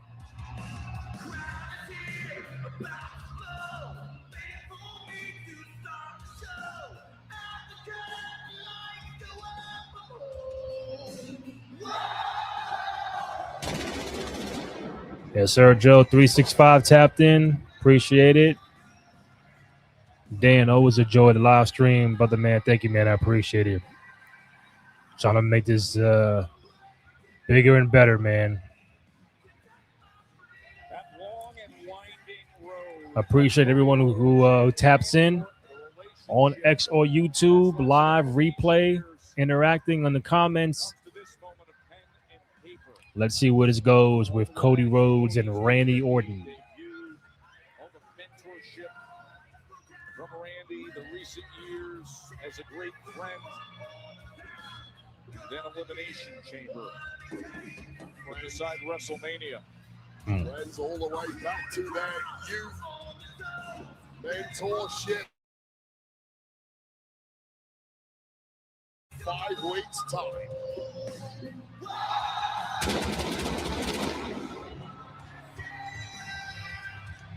You already see Orton like doing the pose for Cody. Like, come on. Cody had one last chance for Mania. Royal Rumble, Chamber all denied, and then that courageous, deep-digging final match last week against Drew McIntyre. He swept it all. The championship back, WrestleMania secured, and now a great challenge against a great friend. Look at that embrace. Randy Orton. Oh, they're hugging already. They're hugging already. I need some negative vibes, Orton. Oh, Cody, one of y'all. Right, Cody Raheem. With all the pyro. The JBL pyro.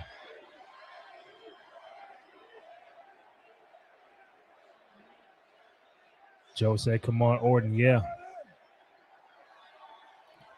Yo, don't start this friendship shit. Come on, no. We need negativity in this promo. Exactly. He RKO'd Nick Aldis and now they hugging. Yeah.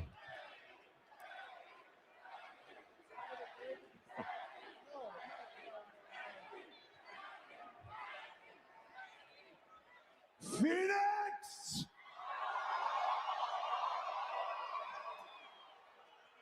Sounds like I know what you want to talk about. In 2007, I came to WWE. My very first match in WWE was against Randy Orton. And I'd go on to watch you win the Royal Rumble. You got into an argument with Stu about the sign and the pyro not going off. I'd go on to watch you main event a WrestleMania, and I thought, if I could be like that. And then I left. And this was probably frowned on. You put out a post about how you thought I could become world champion. And when I came back to WWE, I came back alone. There was no Codyverse. My brother wasn't with me. My wife stayed at home with the babies. But I had you. Randy, I'm not your son and I'm not your brother, but I have always been proud.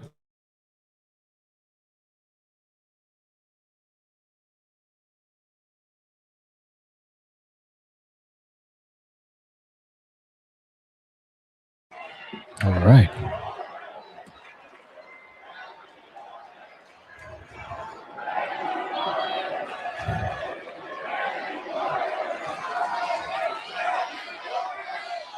Yeah, Dan, Cody better not cry.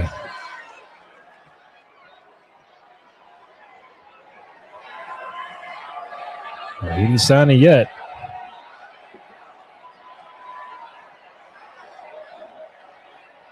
Yeah, come on. Talk your shit first.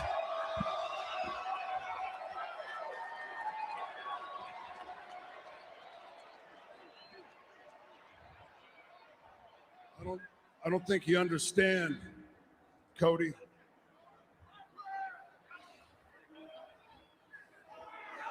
I need this. I need that. But this wasn't supposed to be hard. This was supposed to be easy. Drew was supposed to be out here. Randy, let me go ahead. But no, how am I supposed to? Let him talk. Let me take this weight off your shoulders. Because I'm sure you're hearing the voices in your head, and when the bell rings, that's what I expect. That's what they expect. We get to watch the best Randy Orton has ever been. Randy Orton, who just won a stacked Elimination Chamber. And I know when the bell rings that I get the legend killer, that I get the youngest world champion in company history, that I get the one that JBL said that if you built a wrestler from the ground up, he'd look like you, and he would still say that. I know that we get the master of the 3 most dangerous letters in all of WWE.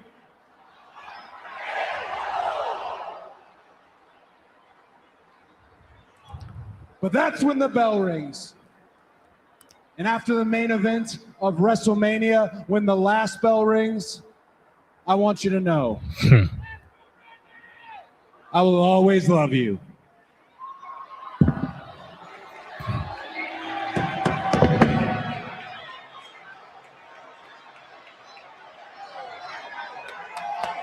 I'll fucking RKO him right now. Boom.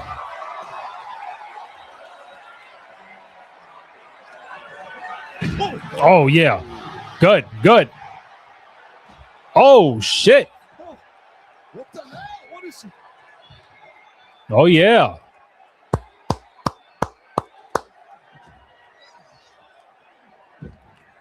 Orton said, fuck that shit.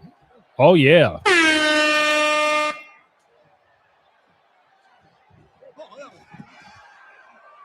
And I said earlier, they're gonna make Orton heel before Cody.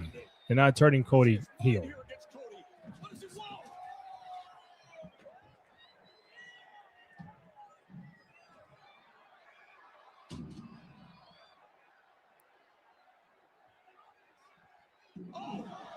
Ooh. We finally got heel Orton back.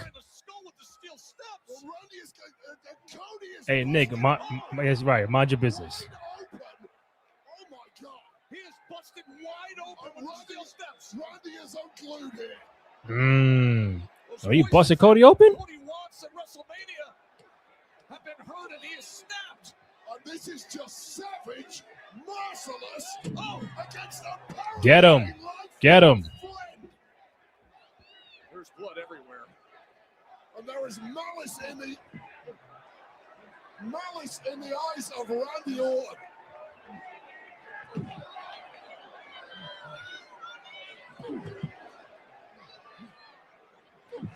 Oh, yeah. Cody's leaking the blood now.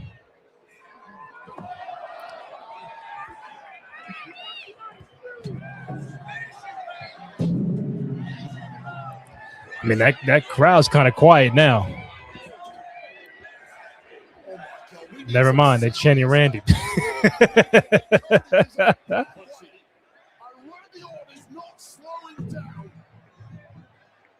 Has absolutely snapped.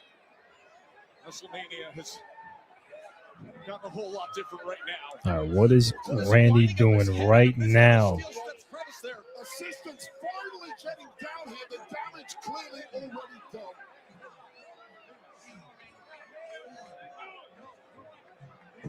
Oh, they look shocked in the crowd.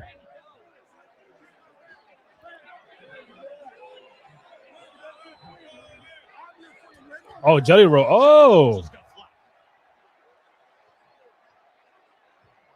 My man shoved Jelly Roll out the way. I mean, this is nothing short of appalling at this point. Absolutely disgusting from Randy Orton. And mercifully, it finally appears to be over.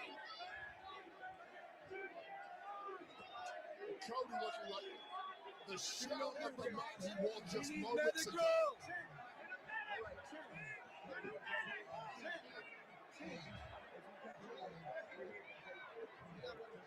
Randy Orton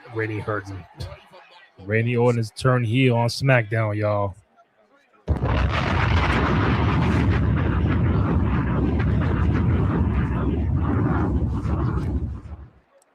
My son Orton fucking pushed Jelly Roll.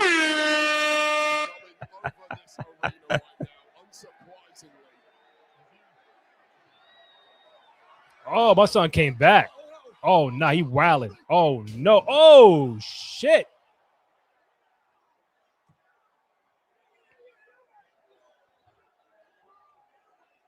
Oh, shit.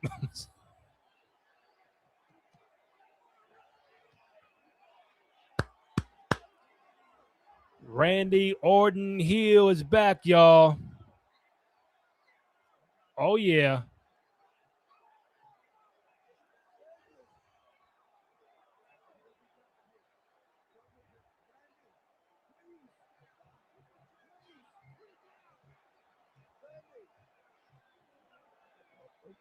That's the real Randy Orton I know and grew up watching, bro.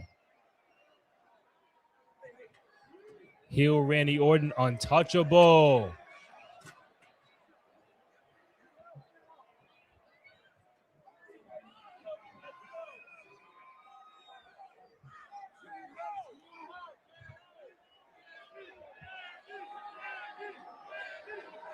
And the crowd still cheering for him. All the years of friendship and mentorship and family level trust, and now this. Thrown away for the biggest prize in the game.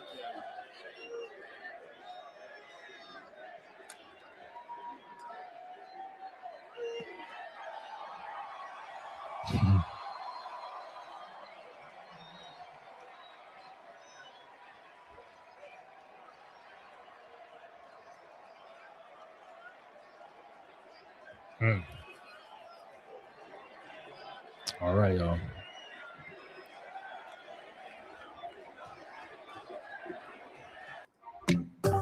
All right. That was SmackDown, y'all.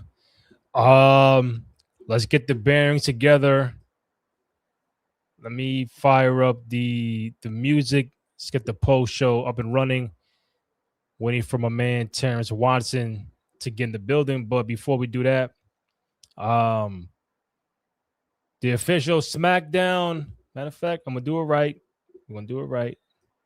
That's what I want. The official SmackDown post show, March 13th, 2026, begins right now. 2 out of 3 falls.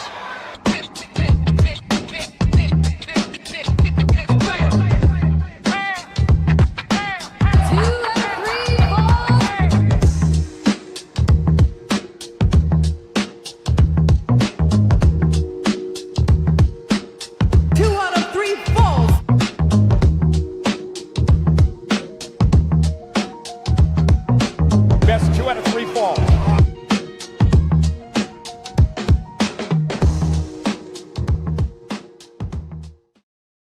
If you're just joining us, SmackDown has just concluded. Heel Randy Orton is back.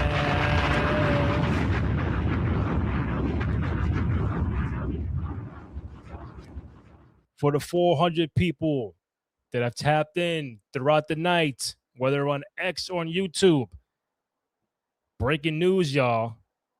Heel Randy Orton is motherfucking back.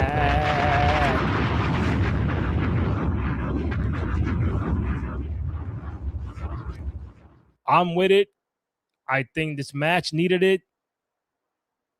Cody was on that. We friends. You're my guy. I looked up to you. Trying to tell him, hey, the final bell on WrestleMania. Just know I still love you. Insinuating like, yo, I'm gonna win. Like, Orton, you're gonna lose, man. I still love you, bro. But it just signed the fucking contract. Orton was like, hey, you're doing too much now, Cody. You're doing too much. And Orton's trying to talk. Cody trying to shut him down. Orton said, nah.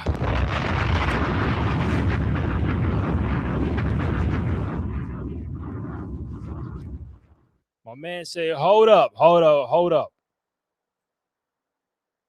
We're not doing that right now. And if you're just joining us, I'm trying to type up the links for everybody to tap in. Appreciate it. 460 now have tapped in, whether on YouTube or on X. Thank you guys. Really appreciate it. Should be joined by my boy Terrence Watson in a few minutes. But this is the Friday Night SmackDown post show, March 13th, 2026. And most importantly, as I mentioned earlier, heel Randy Orton is back.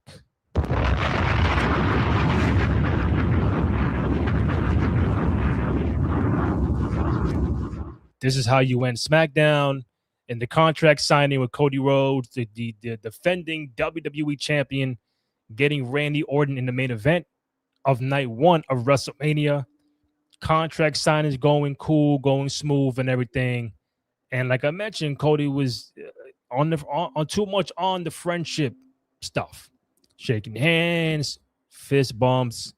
My first match in the company was against Randy Orton. I watch you win the Rumble, main event WrestleMania. I leave the company, I come back and I'm following your footsteps. And Orton's like, cool, yeah, cool. I get that, but let me get some shit off my chest. And when Cody cut him off, I think that's where that set off the heel. Randy Orton has been locked up for quite some time. We have not seen a heel Randy Orton.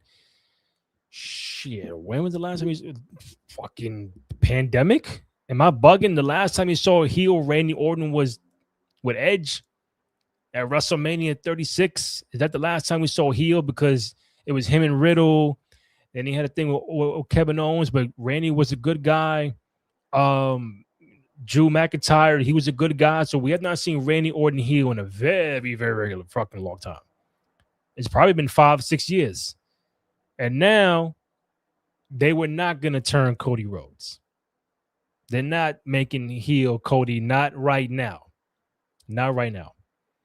They had to bring, matter of fact, let me get my boy Terrence Watson here. Terrence, where are you, my man? There you go. Can you see me?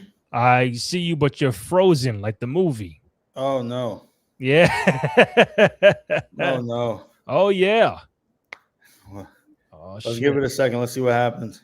I got you. If not, we're like Jey Uso. We're gonna run it back. we're gonna run it back. Randy Orton saved WrestleMania. I mean, if you feel that way, Ice. I mean, Punk and Roman on that side is pretty lethal too. So, so Terrence, if you're just joining us, SmackDown post show, my man Lower East Scribe on all social media platforms. We got 590 who have tapped in the chat, whether on X or on YouTube. Thank you guys. We really appreciate your love and support. Have you seen or heard anything from SmackDown? As usual, I'm a little bit behind. I'm on the West Coast. I have it on right now at the very beginning. The only thing I seen online was I saw Trick and Jacob got they had a match. I didn't see the match. I don't know what happened. I just saw the promo behind, where my man Trick was like, yo, where's Trips at? That was funny. Yeah.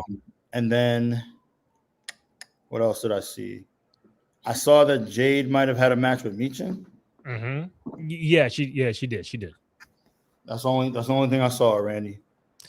I don't know anything else. I know you were in the queue, but did you hear me say anything? I heard you say something about Orton, but I don't know in what context. You talking about him being a heel and how they're not going to turn Cody. That's all I heard. Okay, so at the end of SmackDown, they had the contract signing. All right. The typical contract signing, right? Okay. They both start off sitting at the same table.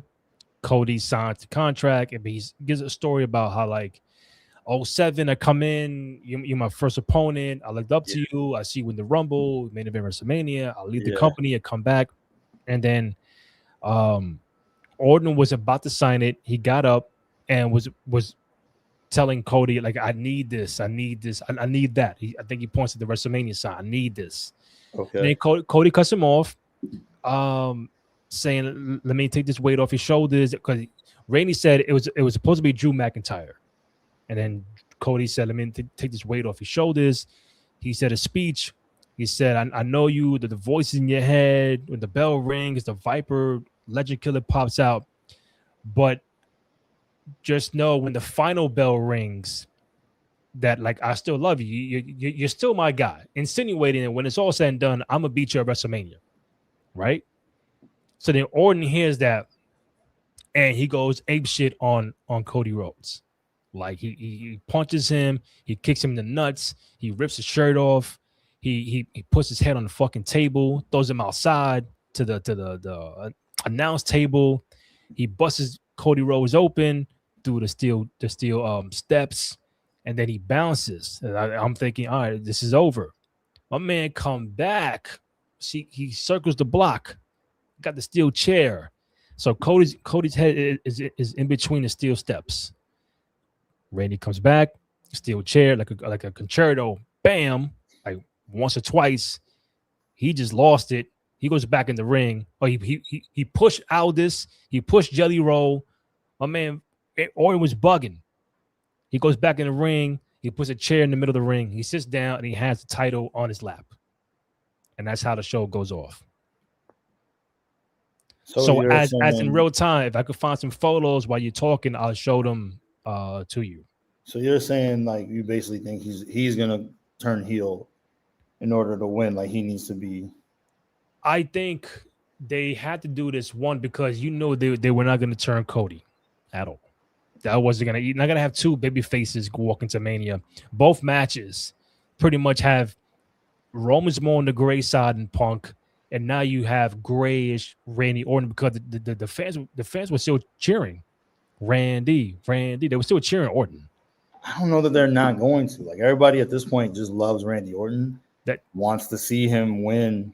Mm-hmm. It's like when Cena turned heel and won his title. People were still cheering for him, and he was crying behind the belt. Like, you know what I mean? It's just so funny. Like, because sometimes, like, at this point, the fans have grown up with these characters. Yeah. But also the real person, right? So it's like a little hard to get them to like them being the fans to stay. Mm-hmm. You know, like for them to stay in character, like for them to remember, like, oh wait, no, he's a heel. We got to boo. Do you remember when Naomi won? Yeah. And everybody was chanting, "You deserve it," and like she almost started crying, and then she had to catch herself and then be the character again. Like that's what I'm saying. Like it's interesting where we are in wrestling, where it's like I don't think there's ever been more gray area because not we, but like wrestling as a business has let people in so much. Mm-hmm. Like before, you had to earn it. You remember that back in the day, you had to like really like learn Bret Hart's brothers' names and shit. Like you had to really find out like Sean's real name or anything like that. You had to earn it. Like, you know what I'm saying? Like, yep. Most of us thought Kane and Undertaker were brothers and Yokozuna might be Japanese. Like, you know what I'm saying? Like, you really had to learn these things. And they thought Razor was Cuban. You feel me? So it's like, mind you, what's funny about Razors, it took me until I was a real true adult to realize why they called him Razor. But still, like, you know what I mean? Like, well, tell me, what's the story behind Razor? Think about it. If he was supposed to be a Scarface character, yo, it took forever for me to like. I don't know why I never put 2 and 2. Maybe as a kid, it just went so far over my head and like, yeah, you know what I mean. But yeah, that's why he was Razor Ramon, which is insane. But the point is, now we have shows on Netflix that tell you the real person. Now we know. You know, Rhea Ripley actually has anxiety until she comes out from behind the curtain. Like, yeah, I'm just saying this to say, like, people care about the person. People, you know what I mean? And they should. That's not a bad thing. It's just, it's very hard sometimes to like toe that line and like, yeah, we might be going for like okay, we want to make Randy a heel now, but it's a little late for that. Like, you know what I mean? Like, we know he's a locker room leader. You know what I mean? He came back after, you know, a long hiatus, you know, to do certain things. And there's not a fan who grew up with him or who's been introduced to him and loves him now that doesn't want to see him, you know, tie Ric Flair. You know what I'm saying? So, yeah, I don't know. It's just going to be very hard to get that audience. And like, what are we, a month and a half from Mania? A little over a month. So you turn him heel now. You didn't even really give the fans real time to invest in the idea of like, okay, like, because they probably want to see the Viper. Every time it looks like in the past, every time it's looked like he's about to like punt somebody, people cheer. You watched it, people cheer. Nobody looks at it like, oh no, don't do that. Like, right. You know, man, we want to see him kick the fuck out of somebody's head. That's a fact. Let me show you some images. So anybody watching on X on YouTube, thank you guys. Really appreciate it. Got over 745 that I tapped in somehow, some way, whether on X or on YouTube. Any questions, feedback regarding SmackDown, hit us up in the chat. We'll get right to it. Randy is still going to get cheered in Vegas. Call it the Dan. I agree. I felt like one of them was supposed to be leaning the gray side. And I think Randy fits best as a heel. We still haven't seen Cody as a heel in the company. I don't know if we're ever going to get that or anytime soon. But I think going into this match, I did not know it would be this quick. But Orton has made the change, and we'll see how the crowd reacts next week. Does he get cheered for what he did to Cody? We don't know, because you said universally people love Randy Orton. He could be the biggest asshole in the world, but he'll still get cheered. So it's just a more of the gray area as opposed to really 1,000% Orton good guy and 1,000% Cody good guy going into WrestleMania. They're not gonna have that. It's like Roman and Punk. Punk is 1,000% good guy. Roman's like, but even when he was a heel, which was most of that run, yeah, everybody saluted this man. Everybody threw the ones up. Everybody loved him in the bloodline. Yeah. Like, that's what I mean. Like, where I'm like, yo, it's just not that simple anymore. Yeah. I said it would have been so corny if it would just, you're my brother, I love you, man, into the main event. Nah, they had to do some shit, bro. And I'm glad that they did it quick.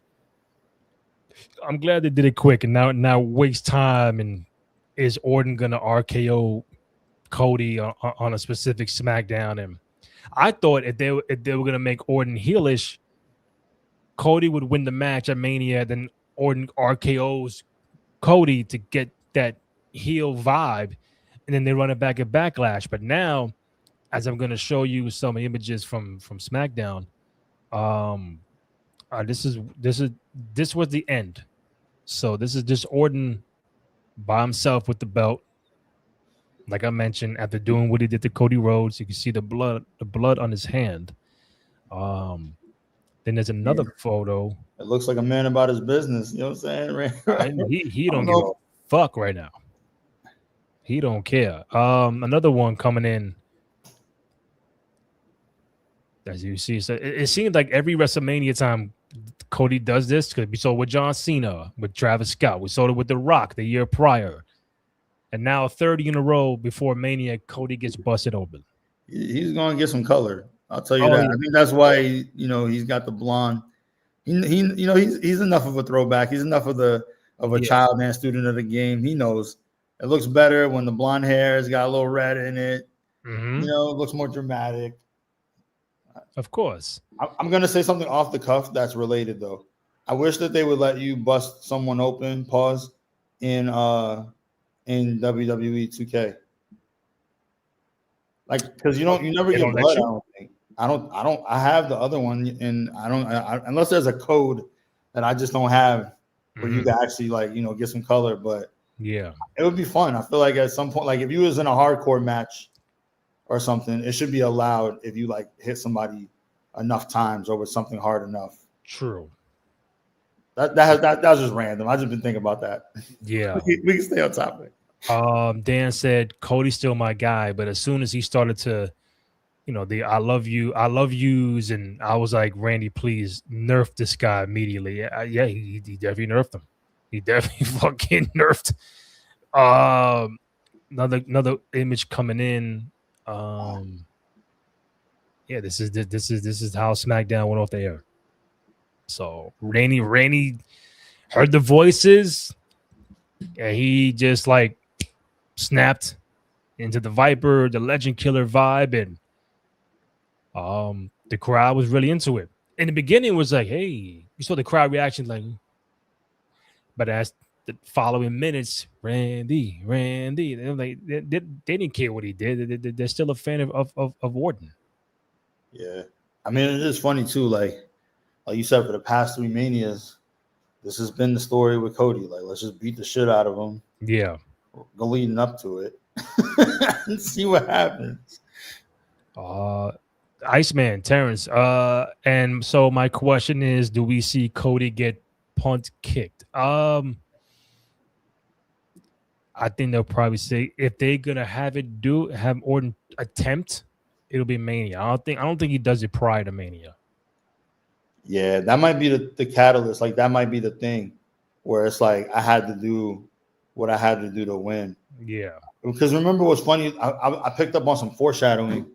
Okay. I think it was last week when Cody and Sammy, they were in the back, and basically Cody was telling Sammy what's standing between you and winning is you. You gotta, you gotta go for yours, basically. Exactly. So it's not like you don't know that, and it's not like Randy ain't hear that. You know what I mean? Because you think Cody wouldn't do whatever he had to do. in order to win and maintain that title? Like, no. He's relentless too. So that's where it's like, I don't know. Even if, okay, I have a question for you and for the chat. Could Randy come back as the Viper, but the Viper not be a heel?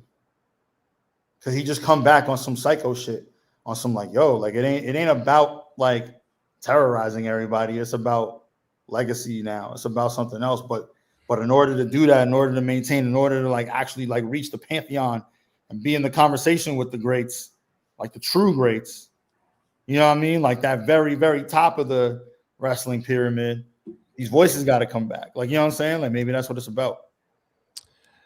Can he be the Viper as a good guy? Or a tweener, like somebody who's like not fully like on some Seth Rollins, on some Roman Reigns. You know what I mean? Like, I don't know. I think Viper is, and I think I said it before you got on. If this is heel Orton, this is the first time we've seen heel Orton since pandemic. We're talking about 6 years. Because I think every year after was him and Matt Riddle, the bloodline stuff, Drew McIntyre. He has not been a bad guy in that long. Now, am I saying is he full throttle bad guy next week? And all that, it depends how the crowd reacts.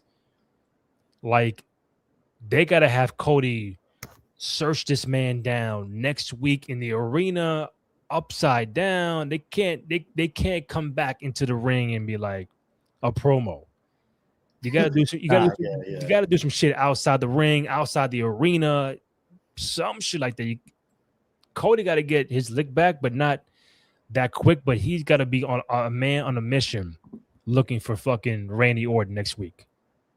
I'm trying to think of how they could do it. Like you're right. I think a backstage segment. It got to be a run-in. There's got to be like somebody's in a car, find somebody. Yeah, you know what I mean. Like it has to be something, but violence. It can't be about a match. It got to be about violence. Ice, I think you have to go into settings and turn blood on manually, Terrence. Word. Thank you, Ice. Oh, for 2K? You know what I mean? I'm gonna go in there and turn that blood on. You know what I'm saying? like Jacob Fatu. Oh shit. I gotta get into Fatu. Anyway.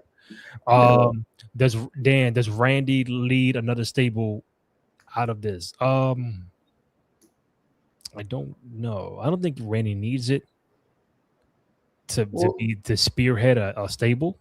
I don't know if it would be about Randy needing it. This is a good question though, because could it be one of those things where you're absolutely right, he doesn't need it, but could a stable under Orton work where like now he's the OG, the way the Evolution did, where Ric Flair was the OG.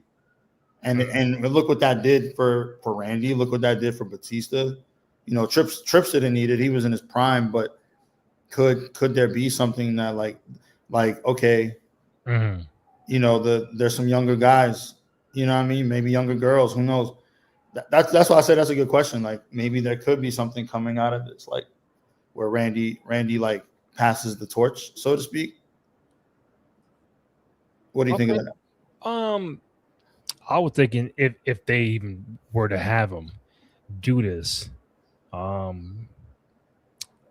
mean, you gotta look at Sami Zayn as a guy who's not a fan of Cody nowadays, and you got to find someone who hates or dislikes Cody the same way that Randy does, or as Cody. Sammy's in a weird spot right now. He might be getting Trick Williams at WrestleMania, but him and Randy do something. I don't know. I'm just going by Dan's question about a stable. I don't think Randy needs it, but if there's someone you can say, "Hey, come on board," it'd be a guy like Sami Zayn. Another photo coming out of SmackDown.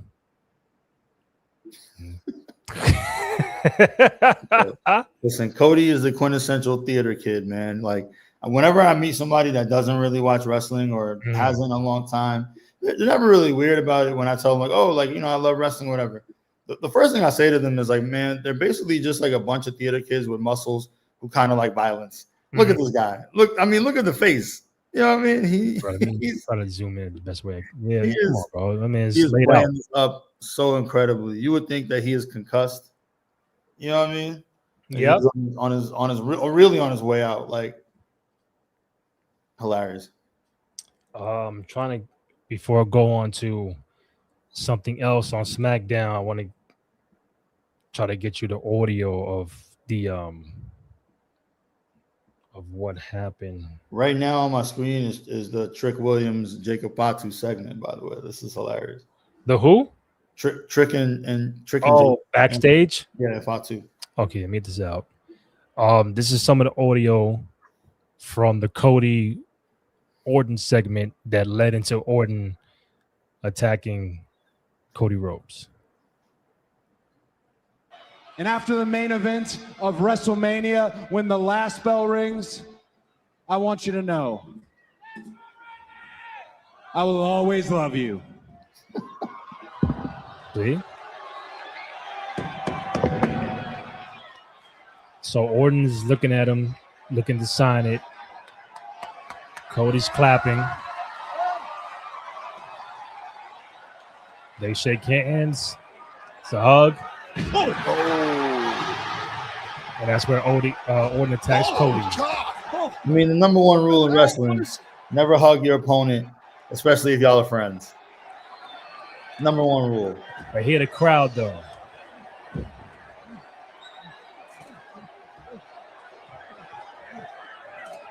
It feels like a little bit of like disappointment at first. What are you doing,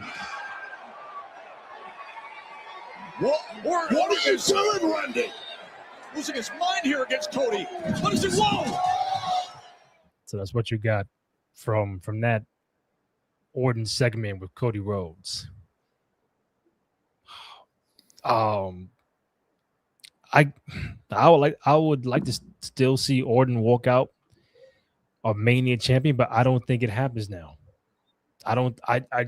What changed? Why would you say he doesn't? I mean, if you ask me prediction, I would still pick Orton, but it's like, would they really have Cody lose back-to-back WrestleManias in the main event?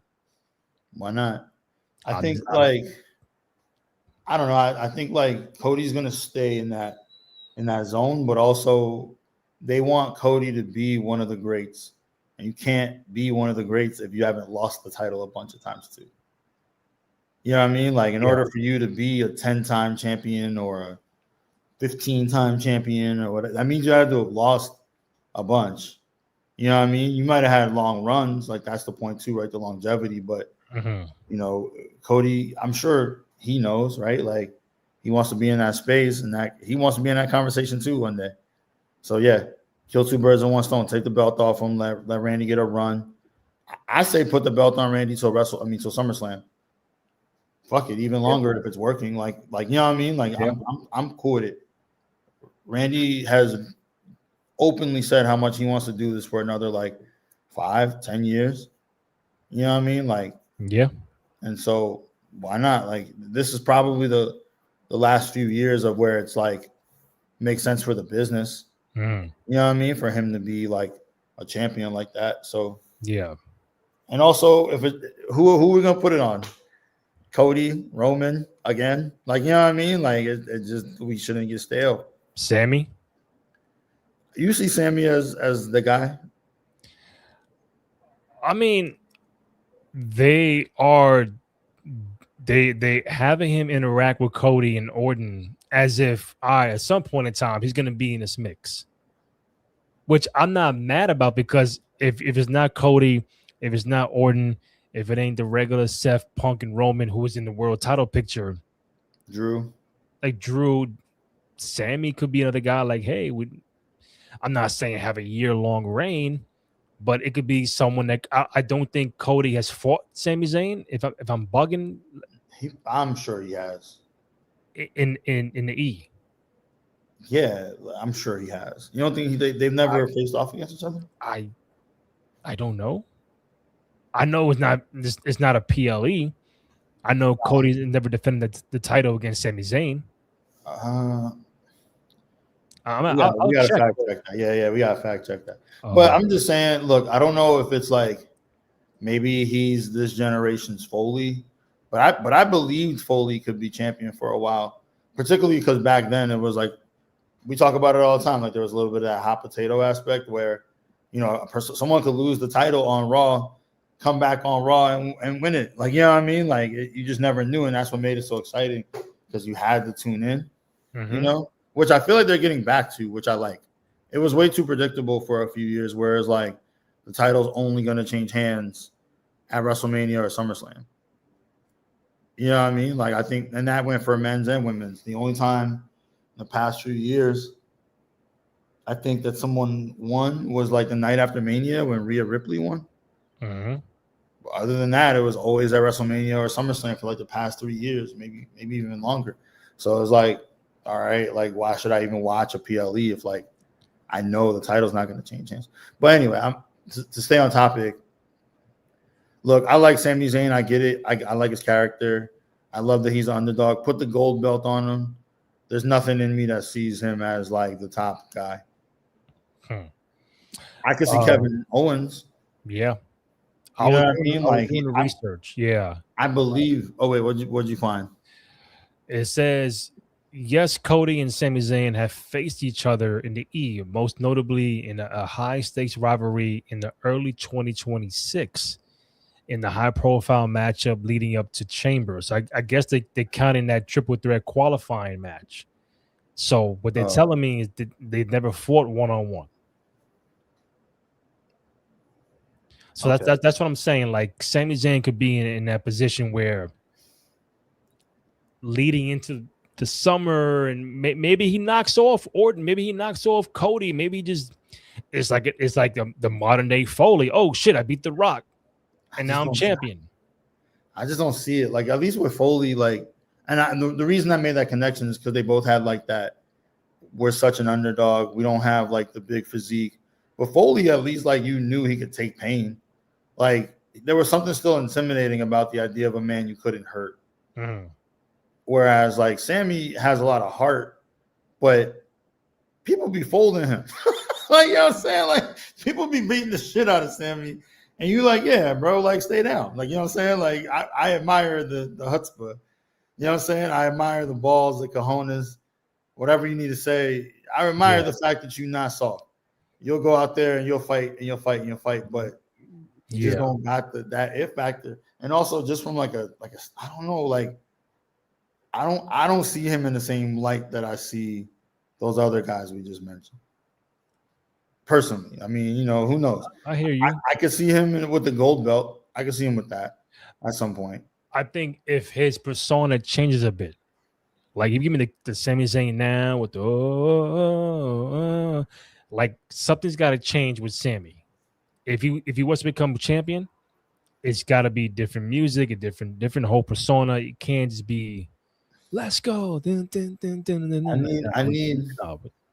need him to hit, you know what I mean, like a Braun Breaker workout too. Like, you know what I mean? Just a couple, you know what I'm saying? Something. Because that's also it. Like he just don't look like he could be champion. Like Shawn was small in comparison. Shawn was in the era of giants, but he was ripped though. You know what I mean? On some Bruce Lee shit. Like I might not be big, like huge, like the rest of these guys, like abnormally big, but I'm muscular. Like, you know what I'm saying? Like I look the part.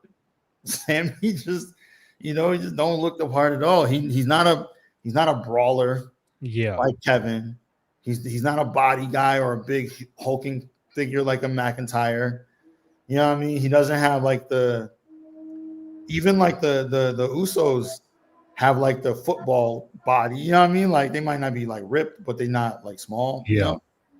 And if I could find it, I'll let you hear. But in the back, they had another Cody, Sammy back and forth, and something Sami Zayn said like, I look or looked up to Randy Orton. And he told Cody, I don't look up to you. Ooh. So now it's like I'm thinking, all right, what if somehow, some way, Sami Zayn gets involved in Mania, and he's the reason why Cody does not walk out of Mania as champion? Maybe he helps Randy Orton. I like win. that. Little seeds. You know what I'm saying? Yeah. Yo, remind me, when is not the John? This is, I promise, this is connected. When is King of the Ring? As of right now, I don't know if they're doing King of the Ring, and if so, when, because it's King and Queen, but Yeah. there's no. All I know is the month of May, they got Backlash, Saturday Night Main Event, and Clash in Italy all in 1 month. Okay. So then that leaves June. Obviously, we know SummerSlam's in August, but June, July, they moved Money in the Bank to September. Right. So we don't know about June, July, Evolution 3. Could it be King and Queen of the Ring in June? I feel like we gotta get a King of the Ring, dog. Like we have to. We need it. And I feel like that's where, if I'm gonna believe this at all, Sami Zayn doing everything he can to win King of the Ring, that's where his storyline would make sense. And if he beat Cody to do it, even better. You know what I mean? Like I would fuck with that. I don't think he beats Orton, but I think that's like, I don't know, maybe that's the closest I can see him coming to it. Well, this is some audio I found. I probably won't play the whole thing, but this is Sami and Cody backstage. Walking into WrestleMania as WWE Champion, so congratulations, and I'm rooting for you at Mania for whatever it's worth, okay? Okay, I don't want to make it a thing either, but I know you said the exact same thing to Randy Orton. Sami, what are we doing? We keep crossing paths. Let's just get to the root of this. If you're looking for a title shot on the backside of WrestleMania from Randy, I'm sure you have it. For me, I haven't even wrestled Randy yet. Sorry if I'm being short with you, but if anybody deserves a title match, it's you. We could walk into Nick's office right now and get you that. You're Sami Zayn. Is that what this is about? You want a title shot?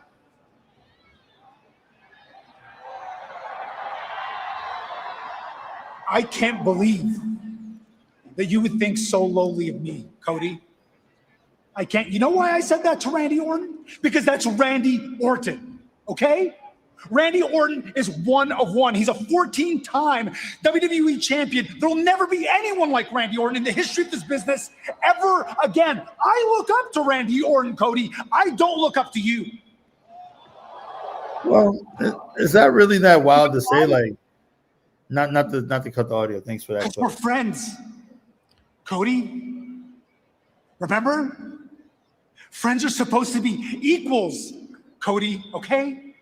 So yeah, you may be walking into the main event of WrestleMania again, and you may be WWE champion again, but in my eyes, we're equals. So you don't get to talk down to me like that. I'm not talking down to you. All right. You were saying? Yeah.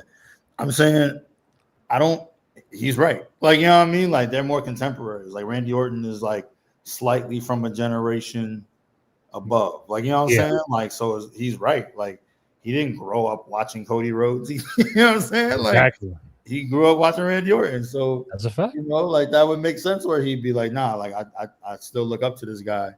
I don't look up to you. Like, you know what I'm saying? We get it in together. Like, Dan said, did the crowd care for Sami tonight? I didn't have the sound on during his interaction with Trick. I think maybe the crowd, I think they're on Sami's side, but it's not like, I don't think it's 100%, especially with Trick, you know, with the momentum he's been getting. You know, I think I don't know if they'll do it, but it's like a double turn coming where Trick is going to be the good guy and Sami going to be the bad guy, and Sami's going to just run roughshod. Maybe he'll attack Cody and make him lose the title and fuck with Orton because he looks up to Orton. That's the key line. Like, I looked up to this guy. I thought me and you were friends. You know, fuck that shit. You treat me differently. You talking down to me? Nah, I'm not letting you walk out of Mania with that strap. Is that the match you want though? Sami Zayn versus Trick Williams at WrestleMania? It's not about what we want. I think that's what they're leaning No. I'm asking you though. It is because we're fantasy booking. Like, is that the one you want to see? Like, would that be who? Like, yeah, cool. We can't control it, but I'm saying Is that who you want to see either of them in the ring with at WrestleMania?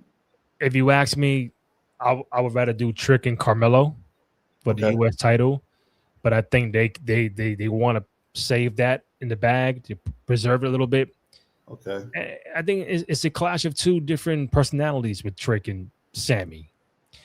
Sammy is going at Trick saying, "Are you talking all that shit?" No, you don't back it up. Trick is saying, "You go out there and you want to become champion, but you don't get the job done." Right. And now Trick tonight he beats Jacob Fatu, right? Ooh, that's a big win with the outside help of Drew McIntyre. We're gonna get to Drew now. So Drew, you probably seen earlier promo with Aldis and whatever Jacob. He said, "I quit."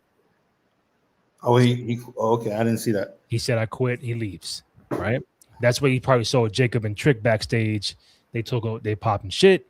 Trick was like, "Yo, no, do your fucking job, nigga. All this, your man's bugging out." They said, "Nah, you and Jacob tonight, SmackDown." We get the match with Jacob and Trick. Lo and behold, Drew McIntyre pops back out. Right?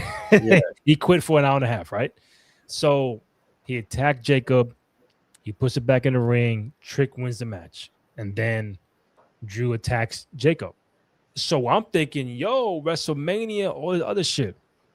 Before the contract signing, Nick Aldis says, "Well, since you came back and you don't, you're not quitting anymore, you versus Jacob Fatu next week on SmackDown."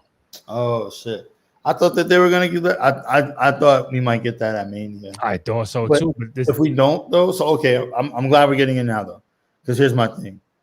I actually would rather, and I think there's a path to get there. I actually would rather Sami Zayn versus Drew McIntyre, and here's why. Okay.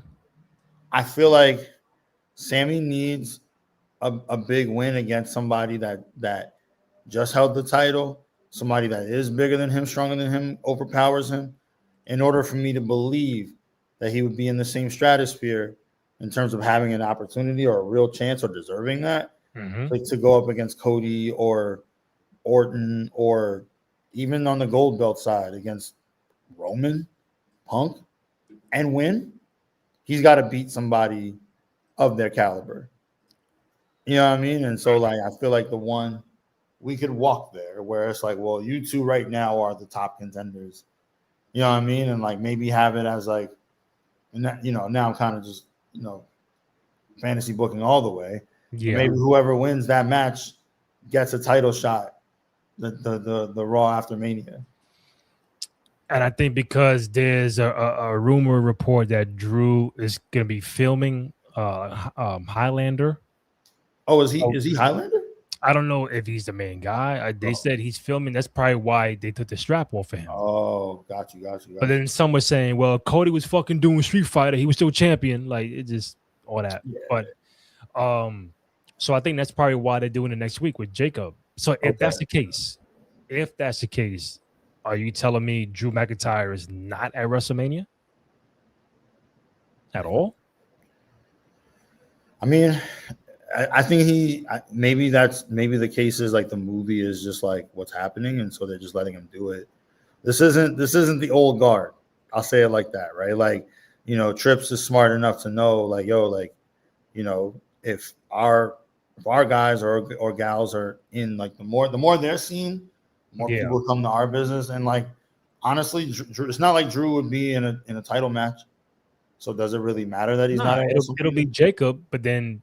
No, but I'm saying like the two big title matches are taken now. Yeah. So the idea of like him not being in a match, if it wasn't to put someone over, like I don't think he would put Jacob over. It doesn't make sense. Particularly like if they're gonna just be in a street fight or something like that. But him putting Sami over in this spot, him and Sami going at it, and Sami beating him, that would mean a lot. You know what I mean? Like, to me, like that's the only match that makes sense. But if he's not going to be there because he's shooting a movie, then I guess, I don't know. Yeah. Maybe him and Trick at WrestleMania makes sense. Particularly for the reasons you just said, right? Like Trick yaps a lot, but he's still young. Like he hasn't really won a lot. Like, you know what I mean? Yeah. But Sammy's always out there complaining about what he don't got. True. Shout out to the 790 that I've tapped in throughout this whole entire broadcast, the whole entire live stream, post show. Thank you guys, greatly appreciated. I did see a tweet on Twitter going back to Orton and Cody. He said, "I ain't gonna lie, as much as I like heel Orton, I think Cody should have been the one to turn heel, not Randy. It's like they didn't learn from last year. The crowd won't boo Randy Orton going into WrestleMania." It's too early. Like, okay, I gotta make this point. I left my glasses. Let me grab them real quick. Okay, got you. Yo, but that I still feel like it's all right. Fuck, I'm gonna make the point first. It's too early because honestly, at this point, turning Cody could be as big. Well, okay, it won't be as big, but in the context of today, right? It would be equivalent, not in terms of like as big of an industry shifter. So let me say that before I say this, but it would be the equivalent of Hollywood Hogan. You know what I mean? Becoming Hollywood Hogan, like him going from red and yellow. You know what I'm saying? And the reason I say that is because for me, Cody is modern day Hogan. He kisses the babies. He cuts the All-American promo, and you know what I mean? Like in terms of like he's such a face over modern day Cena. Well, Cena's done. No, a modern day Cena. What do you mean? Like you're comparing Cody now to modern day Hogan being a good guy. No, I'm saying heel. like the Cena that we know now is like the Hogan of the 90s that we grew up on.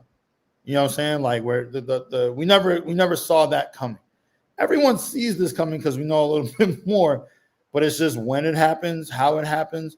I think it will be, again, not as much of an industry shifter. It won't. I don't know if it'll be the same as like where were you kind of moment. Everybody remembers like, holy shit, no, we never thought this day would come. We all know the day will come, but I do think that day, that heel run is going to have to last for a while. And I think it will open the doors for a lot. That's why I'm saying, like, in a contemporary sense, it will be almost as important. Again, not historically, but what that did, right? And what came out of it and what it created, and the Monday Night Wars and all the what I mean? So much came out of the idea of this one person deciding for them to turn him heel. Yeah. I think Cody as a heel in the E would open everything. Like everything's fair game. You know what I mean? People who we never thought would be in alliance could become an alliance. Other people could align themselves with Cody. You know what I mean? Like fucking, Highlander Cody could fucking just be running amok, and the only thing that could stop him is the Shield. You know what I mean? You just never know. You could go so many ways. You know what I mean? Like, so that's what I'm saying when I'm like, right now it's too early. It's like the game don't need it. You got so many young faces. You got older legends who we kind of got to get their just due, in the CM Punks and the Randy Ortons of the world. You know what I mean? Like, I do think if I was gonna turn him heel, I would turn him heel before Cody Roman 3. Because now it's more interesting. Now Roman's on the hunt. You know what I mean? Like, make Roman on the hunt, make him the champion, make Cody the champion, have him be the heel, and have Roman be the good guy. That from him. Like, you know what I mean? Like the promos they would cut, again, the alliances that would happen out of nowhere. I just feel like it would be so fucking incredible. It'd be so much fun. A true face Roman going up against a true heel Cody. Yo, I mean, and Cody has said before in many an interview, be careful what you wish for. Because I think that he really, and I hope our girl Mimi is watching, but I think he really wants to be a bad guy. Like he would relish in it. You know what I'm saying? Like he would do it. He would do it justice. So that's why I'm like, yo, like right now it's just not the time. But the moment where it's like him and Roman and he's the heel, everybody's watching that. And it's funny you mentioned Cody Roman 3, unless you want to get your glasses first. Yo, let me go get my glasses. You pay some bills. Do we have any advertisements? As Terrence goes to get his glasses, those who are watching on X and YouTube got its almost 800 views or 800 tap-ins from the feed tonight. Thank you guys, really appreciate it. Go to youtube.com/Cruise Control Podcast. I'll put this up real quick. Find us on all social media platforms: Twitter, Instagram, TikTok at 2 out of 3 Falls Pod. And before I forget, for those who are still watching, number one, thank you. And number two, where are you? If you want to buy the 2 out of 3 Falls Podcast t-shirt, go to ProWrestlingTees.com. I think it's /Cruise Control Podcast. Again, ProWrestlingTees.com for the 2 out of 3 Falls Podcast t-shirt. It'd be nice to see someone wear this at a convention, WrestleMania, whatever it is, PLE, Raw, SmackDown. Either way, we really appreciate your love and support for the podcast. But yeah, T, so I mentioned Cody Roman 3. This is nothing SmackDown related. This is just a report earlier today. According to Dan, gotta give me a 2 out of 3 Falls Podcast T and a Wrestle Rant. Yeah, Graham has the Wrestle Rant T up somewhere. If I don't know, let me know. But I put I probably put, I don't know if you can see it, but I put the link in the chat for the shirts. It's somewhere there. Boom. There you go. Oh, maybe you put private chat. No, it's in the chat. Okay. But I think the main, if I can do it, is real quick. I think it's supposed to be Cruise Control Podcast. But I want to make sure I'm not sending out the wrong link. Make sure it fucking works. But while I'm doing that, you mentioned Cody Roman 3, and there was a report with Dave Meltzer. You take it with a grain of salt. That the initial plan, but not initial, a plan for WrestleMania 42 at one point was a Cody Roman 3 Hell in a Cell match that was discussed, heavily discussed. But then the decision to change everything due to the injury of Seth Rollins and the decision to put the title on Drew McIntyre occurred. So apparently there was a plan of Cody Roman 3, WrestleMania, Hell in a Cell, but we are nowhere near that. Would you have preferred that, or are you liking Cody, Randy, Punk, Roman, night 1, night 2?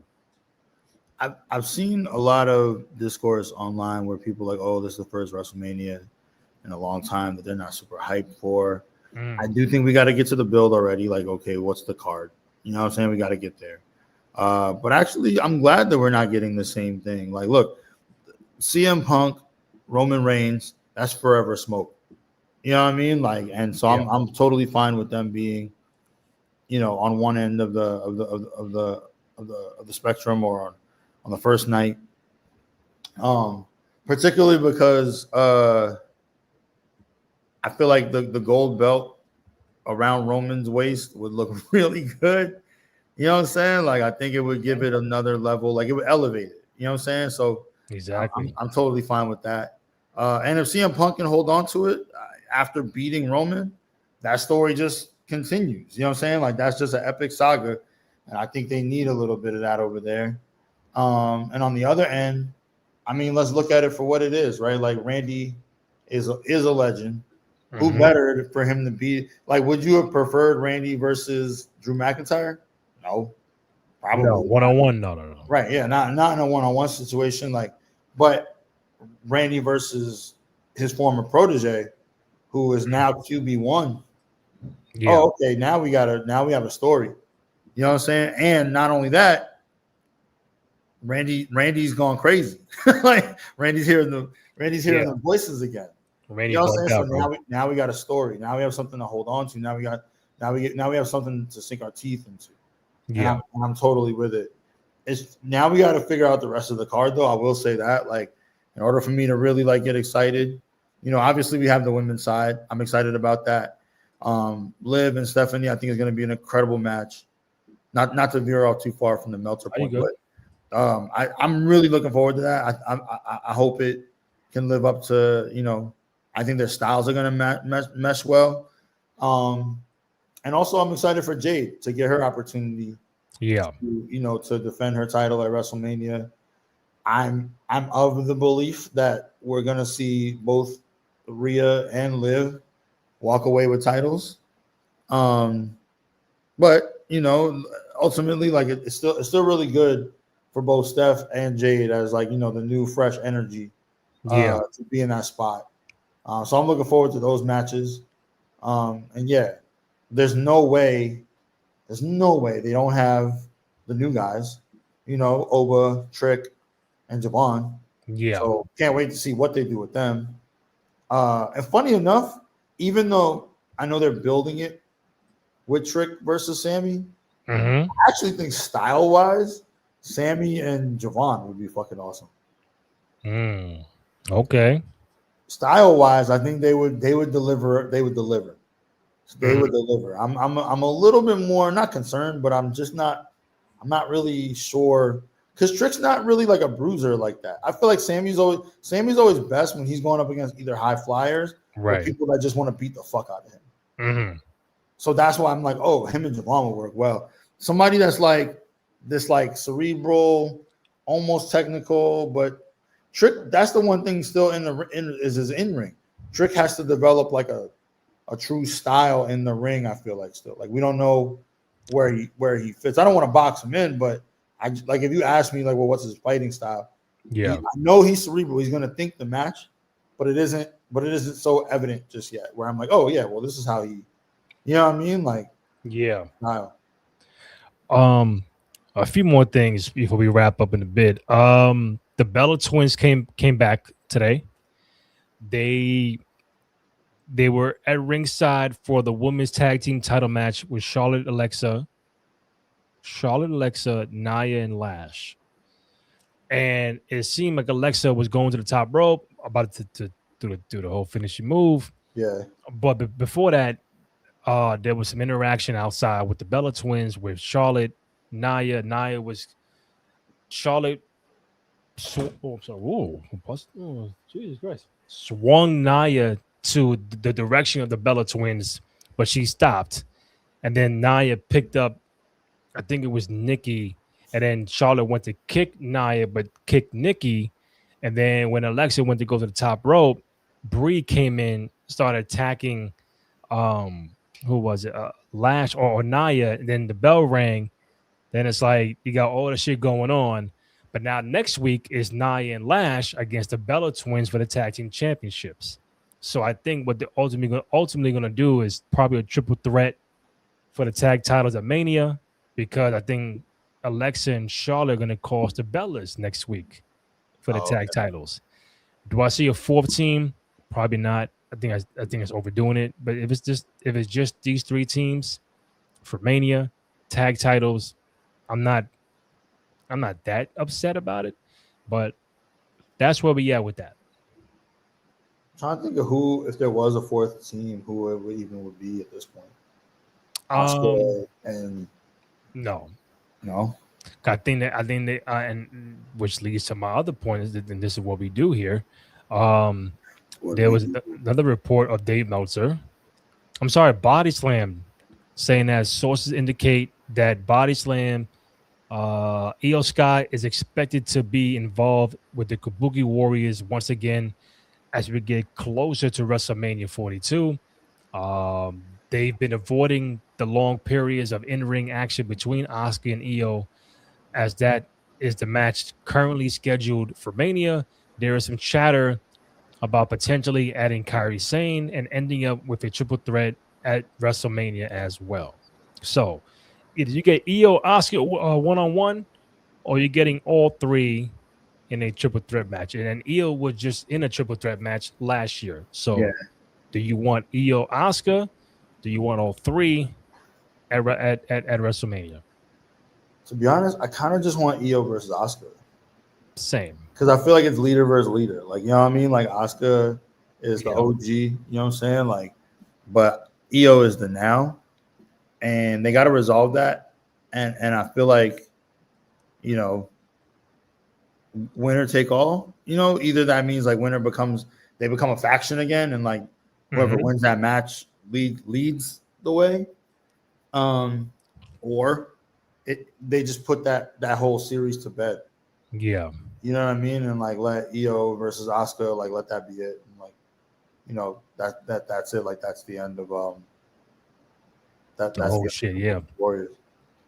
We do need to figure out 4 other matches for the women at WrestleMania. We now know it's Tiffany against Julia for the women's U.S. Championship. That's not confirmed, but I think that's where they're leading towards. Asuka and Io, women's tag, and AJ Becky. Plus you got Jade and Rhea, and then you also got Liv and Steph. So if those are your 6 women's matches, that means we don't know about Bailey, about Lyra, Natty and Maxine. Is Chelsea? Is she out because of the foot injury, or is she? Do we know? She was on SmackDown. I mean, she was in a wheelchair, little segment here and there, but she's not in the ring right now. Okay. Noob said Io and Asuka is a straight up one-on-one, no multi-women match because it'll be overkill. I agree. It should be Io and Asuka one-on-one. 100%. And like let's not pretend like the best match of WrestleMania last year, right? Like it would just be compared to that. Yeah. And no disrespect to Asuka or Kari, but I don't think that you know what I mean? Like they're not gonna put on that level of a banger. So it should just be Io and Asuka and let them, you know what I'm saying? Like, yeah, let them finish this feud. Let them finish this segment. Let it be done. You know what I mean? And then figure out what happens with the Kabuki Warriors if they're a thing at all anyway, coming out of this. Who? It's okay, AJ. I was trying to remember who the women's Intercontinental was. Oh, AJ. So AJ gets Bailey this Monday. Okay. So we'll see what happens with that. If it's a clean finish or shenanigans, do they put Bailey in that mix? Or you run it back with AJ and Becky at WrestleMania? Now, that's a triple threat I wouldn't hate. Bailey, AJ, Becky, Bailey. AJ, Becky, and Bailey.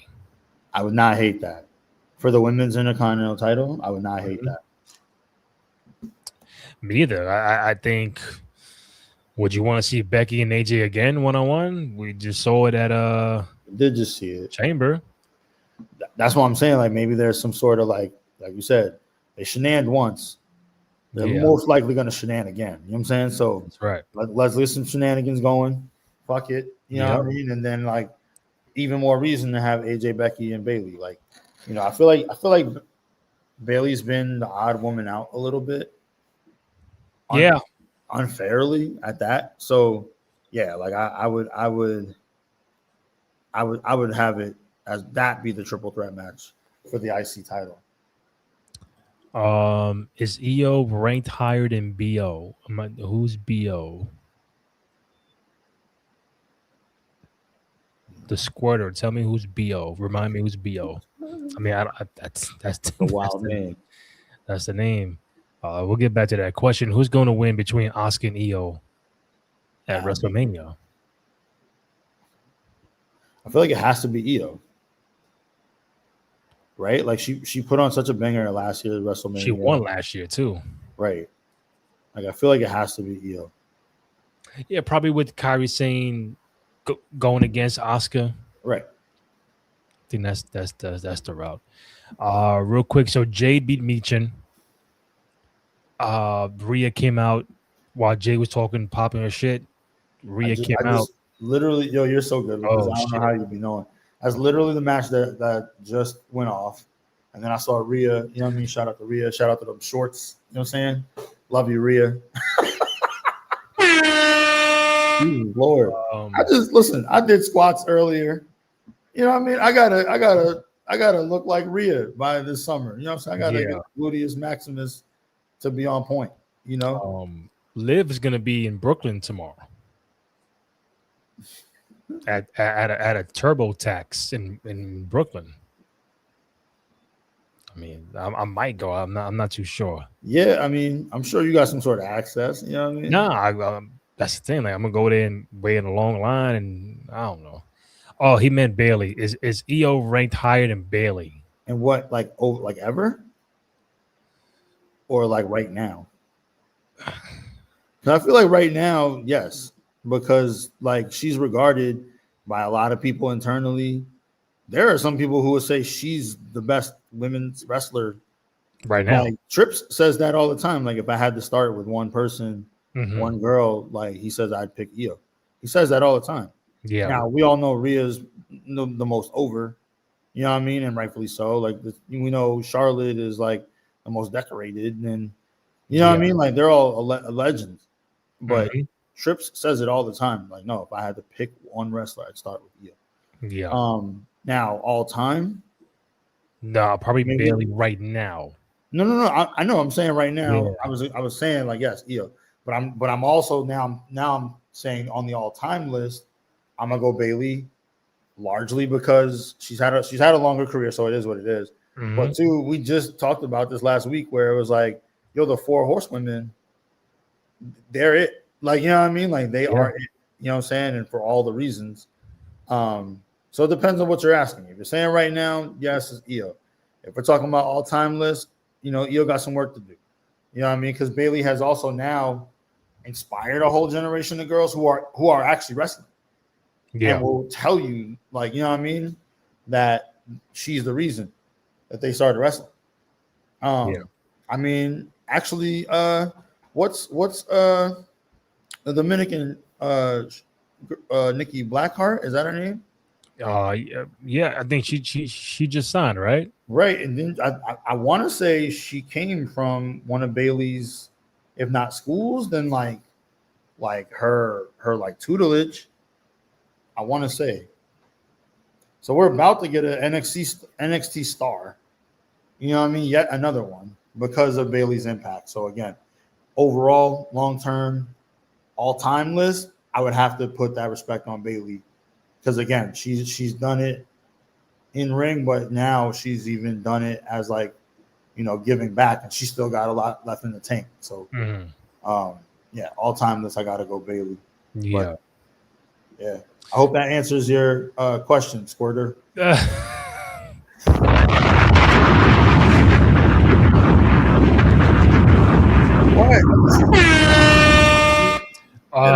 Nah, bro. I just realized I've been talking for 4 hours. It has been.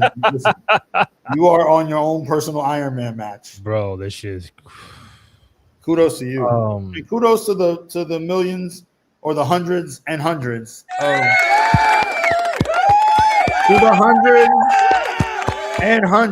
That's right. of viewers and followers. We appreciate you. Randy had to hold it down on his own. So, until the third guy of the faction. The last part I leave off with to join in regarding SmackDown. If you're you're on your Jade match. Yeah.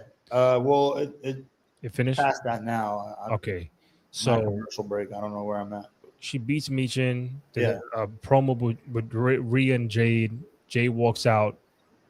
Rhea cuts the promo. Rhea walks backstage and check up on Michin, and Michin kind of said, "Well, save your pity party for somebody else." So she's giving that attitude to Rhea, like, "Yo, you got your title shot, you know what I'm saying? Like, get away from me." And B-Fab, like, "Yo, listen, give her a minute. We're gonna talk, whatever," to kind of console Michin. But there's a photo online, and people are starting to put 2 and 2 together. So the last couple of weeks, I've been saying to Kenny, like, yo, what if they Michin and B-Fab join Jade, like their own faction, like the baddies? You did say that. So people are starting to be like, yo, they're probably in on it. Okay, that's where I'm at right now. I'm at the pity party, Michin. Yeah, backstage. On. Okay. So that's the time. I don't want to hear it real quick, but that's no. I'm you know I always go back and run it back and watch it again. Yo, So- you know what? I'm sorry, make it my fault. Make it. no. So I think that I hope they're teasing that, you know, Jade can have her own faction, the baddies, B-Fab, Meech and Jay. Like, okay, just extra insurance policy that can get her through Mania to walk out of Mania as champion.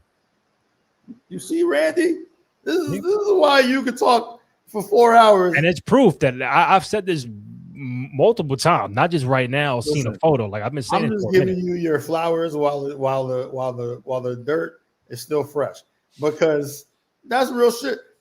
Literally, you did say it a couple times, but not only that, it makes all the sense, and that could be the way that we actually give Jade, right, like some energy. Yeah, like if she does keep the title longer, now she has a faction behind her, so she doesn't have to talk on her own. Exactly. Now, you know how it goes when you're the leader of a faction; it permeates. Let's see if that elevates B-Fab. Let's see if that puts Michin in the intercontinental space where she actually belongs. Yeah. You know what I mean? Like, or the women's tag titles. Something, right? Exactly. Like, so I think that, you know, it would be one of those like all tides raise all ships kind of situations. Mm-hmm. You know what I'm saying? Where like, yo, yeah, you put them all together, and now everybody like, because the thing is, yo, we care about Jade, but we're just like, yo, like, write something for her, give her a match. Fuck, dude. Like, what is that her fourth match? Maybe since becoming champion, bro. And bro, the wording they gave her, like, if you go back and watch it, Rhea said more stuff. I mean, not saying it was like of no, but she spoke more tonight than Jade. Like Jade, she said a thing, but I don't think they're letting Jade really. Like you put the belt on her, and I'm like, why? If you weren't ready for her to be champion, I'd rather you just not make her champion for no real reason. You know what I mean? You know what I'm saying? Like, why? Because now it just looks like kind of whack. Like you had the belt on her for months. She's had 4 matches and no title defenses, right? Mm-hmm. And so like now, and 4 might be generous. I'm not sure she's had that many. And now you send her into Mania. 1 defense, Jordan Grace. That was it. Okay, 1 title defense, but how many matches? Probably no more than 5 since November. If that. So like we know she went up. She did go up against B-Fab before. I remember that. She went up against Jordan Grace. Tonight she goes up against Michin. I'm not sure who else she went up against. I can't really remember. Oh, did she fight Chelsea Green? She fought Chelsea Green, right? Yes. So that's 4. And then I don't know anyone else. But so you've had her have 4 matches, and then you've had her have 4 matches, 1 title defense, and now you're sending her into Mania against Rhea Ripley. What? Yeah. What? So the only way it would make sense is if she had a fucking faction. It's like, okay, like, well, now she has the original plan too was Bianca. So I guess they were waiting. Oh shit, we can't wait no more. That's Bianca's fair. out. Yeah, no, that's fair. But even Bianca would have been like, yo, at least they have a history, so it would have made more sense. Exactly. I'm saying, like, in terms of like believability that she is prepared to defend her title. Like, even against Bianca, I'd be like, yo, she's the same problem. You know, so she would still need a faction, I feel like, because like now I don't know that she can win or maintain a title on her own without some sort of help. Make her a real heel that she needs help to win matches. Right. Like she like the Edge and Roman. Like I need my crew to be here now. Just like that, and it just shows like if you're gonna go that lane, that she can't beat Rhea on her own. She needs outside help. There's no Naomi, there's no Bianca, so she got to recruit some other people. And I think people on social are beginning to like read between the lines. Like it could lean that way of like Jay recruiting, because there's a photo of B-Fab and Jay walking out together. I'm like, oh, okay. Well, then I don't know where Michin was at, but maybe she's trying to like say politic, whatever. but it can lead into Jade forming the stable with Meechin and B-Fab. All right, Terrence, for you, is there too much dogging on Bailey from a company standpoint? I don't think so, man. I mean, I think like listen, everybody can't be written into the top at all times. It's just how it goes. And I think Bailey, the one thing I think after watching, again, a lot of the interviews and what have you, I hope Bailey recognizes how much her fans and the wrestling community appreciates her and like what she's done and continues to do, and like appreciates that she's also giving back. You know what I mean? Like, so, I don't know if she sees herself as important as she is. So that's the one thing. I don't know if it's coming from the company. I don't think that that's the truth. Because she's still on TV all the time, and that's what matters the most. Oh, because he said, or this person says she barely feels like a horsewoman sometimes. Yeah, again, I feel like if you know the history, if you know the lore, she is one. You know what I'm saying? And you can never take that away from her. And like, again, I think like sometimes she says, oh, like she doesn't feel like as important as the other ones, but I beg to differ. And I went on a little bit of a rant or a promo, if you will, myself. Like I think the last time I was on, where I was like, nah, like, because Randy asked me, you asked me like, oh, like, well, how could I rank them? And usually I'm not like, I don't do the deflect thing. I'll just say, but I was like, honestly, I really don't know, because they're all so important in so many different ways to wrestling, to women's wrestling, to like where we are now. And yeah, Bailey very much is a horsewoman. And I stand by what I said that night too. I hope that before it's all said and done, we get a horsewoman stable in the E. You know what I'm saying? Like, how crazy would that be if we get a horsewoman stable in the E? That shit would be nuts. So that'll hopefully require, we get that. Again, I hope that we answered your question. Then that'll require Sasha Banks coming back. Who she's always said she's going to come back. She said that. You just said when. When? I mean, when the money's right. You know what I mean? Like, but she's often said like she knows she'll be back, and I think it's not a question of if, it's more a question of when. Will The Rock ever not be speculated for Mania? I think he'll be speculated until we get The Rock and Roman Reigns match. Well, and with it being Saudi Arabia next year, as of right now, I think that's the last hope we have. I agree. I was just about to say that I think like the money's going to be insane. Yeah. For Saudi Arabia, you know what I'm saying? Like I think that the bag is going to be insane for everyone involved. And to be honest, how old is The Rock now? I want to say mid 50s. I'm giving him the benefit. He's definitely not 60, but he's probably mid. He's 53. No, he's 53. Okay, so that's not bad. And he didn't look bad last year. At 40, no. Yeah, he was decent. You know what I'm saying? Like he still had it, but I am saying like I don't know how many more years we got until like Rock can't really go like that no more. Yeah. So, and that's not this one. That's just Father Time. Like, you know what I mean? It is undefeated. That's ultimately. So it's like, yeah, like I want The Rock to be able to give a Rock match, but I also want Roman to be the one to retire him. It just makes so much sense. It'd be so poetic. Like no one else deserves to do that. In my opinion, no one else that's still wrestling. Yeah. In my opinion, deserves to do that. So I feel like, it would do all the things. You know what I'm saying? Like The Rock retires from wrestling. Like we get Roman Rock at WrestleMania for the Ula Fala. You know what I'm saying? Like the real head of the table. You know what I mean? Like all you bring back the Bloodline saga. The Rock's bloodline. Like you got. It should just be that. It should be about that. Pass the torch to Roman for good, even though we know he has it. But you know what I'm saying? Like that I'd pay for that right now. You know what I mean? Like pay-per-view. If you want me like to I would pay for that right now. Like, and I think I mentioned it last week with Kenny that when the Usos, did the thing with Punk, I'm like, if this is the 1 year that you're gonna set up Rock and Roman a year ahead of time, for Saudi. Mhm. It does not need a title. No. This could be more family stuff. Right. What if Right. Rock costs Roman the match at Mania, but then like it's something where everything Punk is saying is right about Roman's this, Roman's that. He don't this and that. He's a piece of shit. He's an asshole. Usos really recognize that, but they're blinded by family. But what if The Rock comes in and be, yo, something like he's not the tribal chief, I am. So the Usos would be aligned with The Rock, right?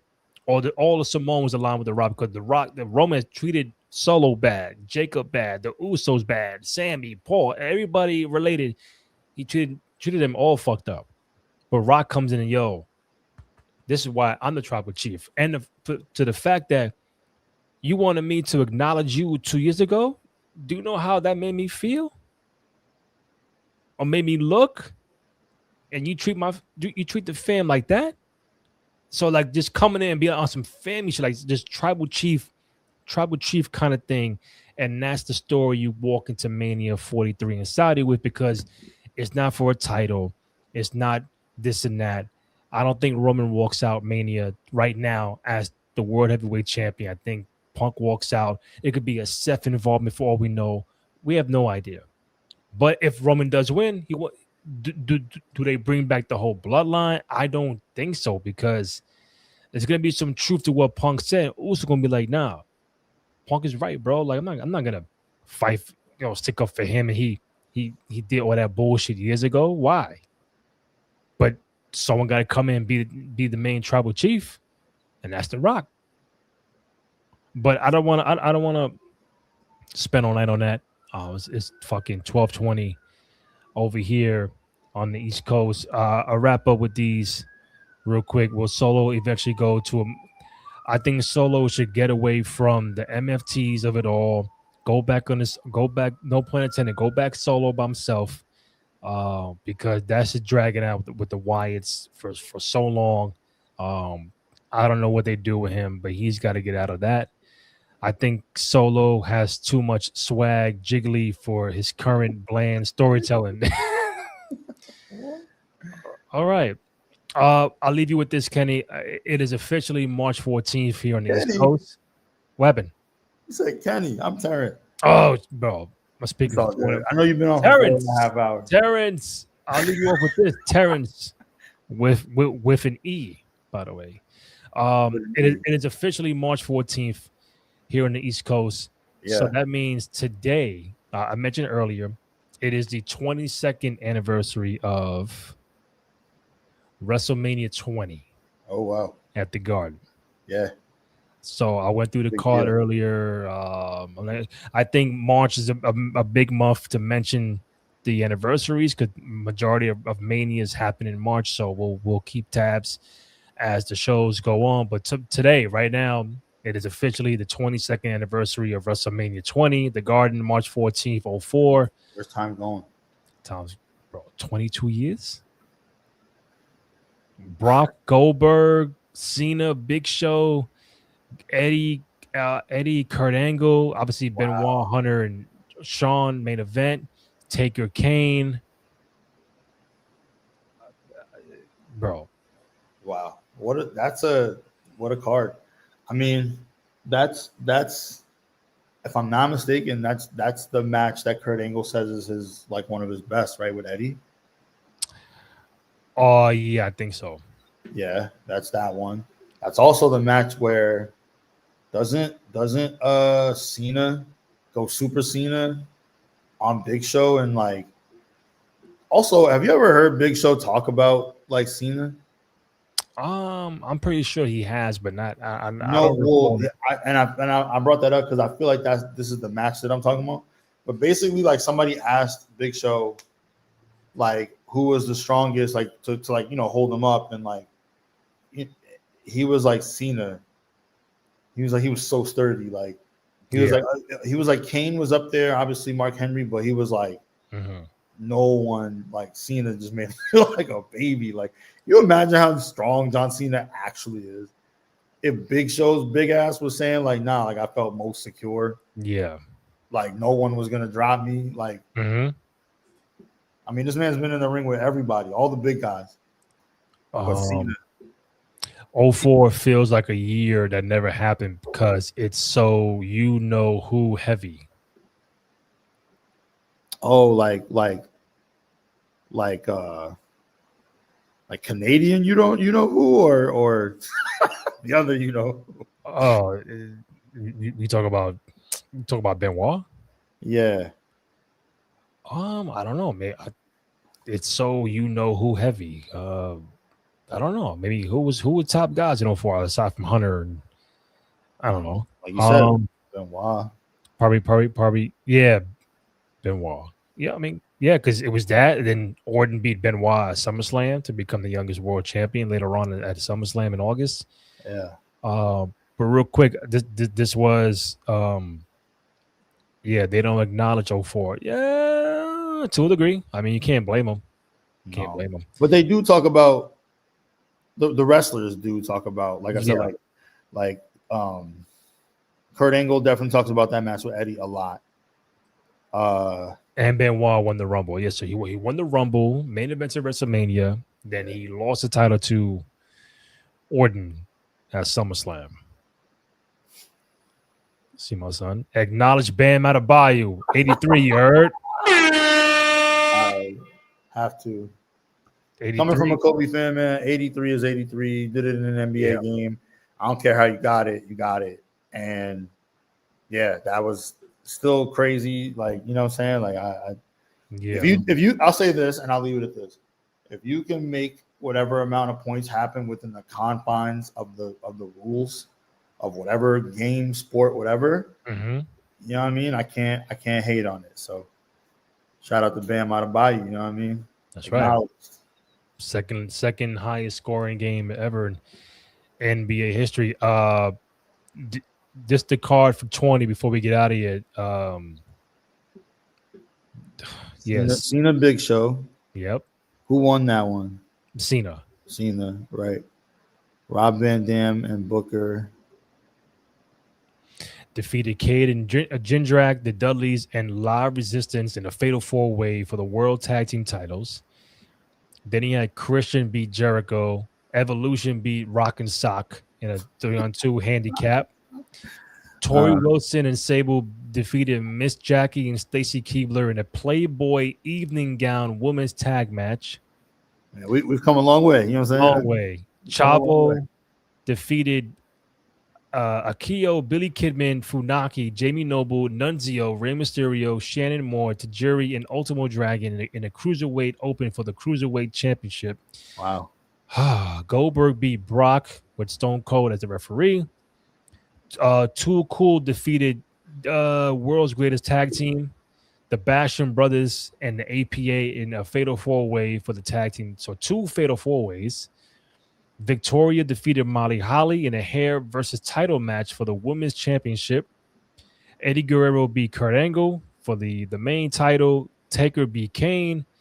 And Benoit beat Hunter and Shawn in a triple threat match for the World Heavyweight Championship.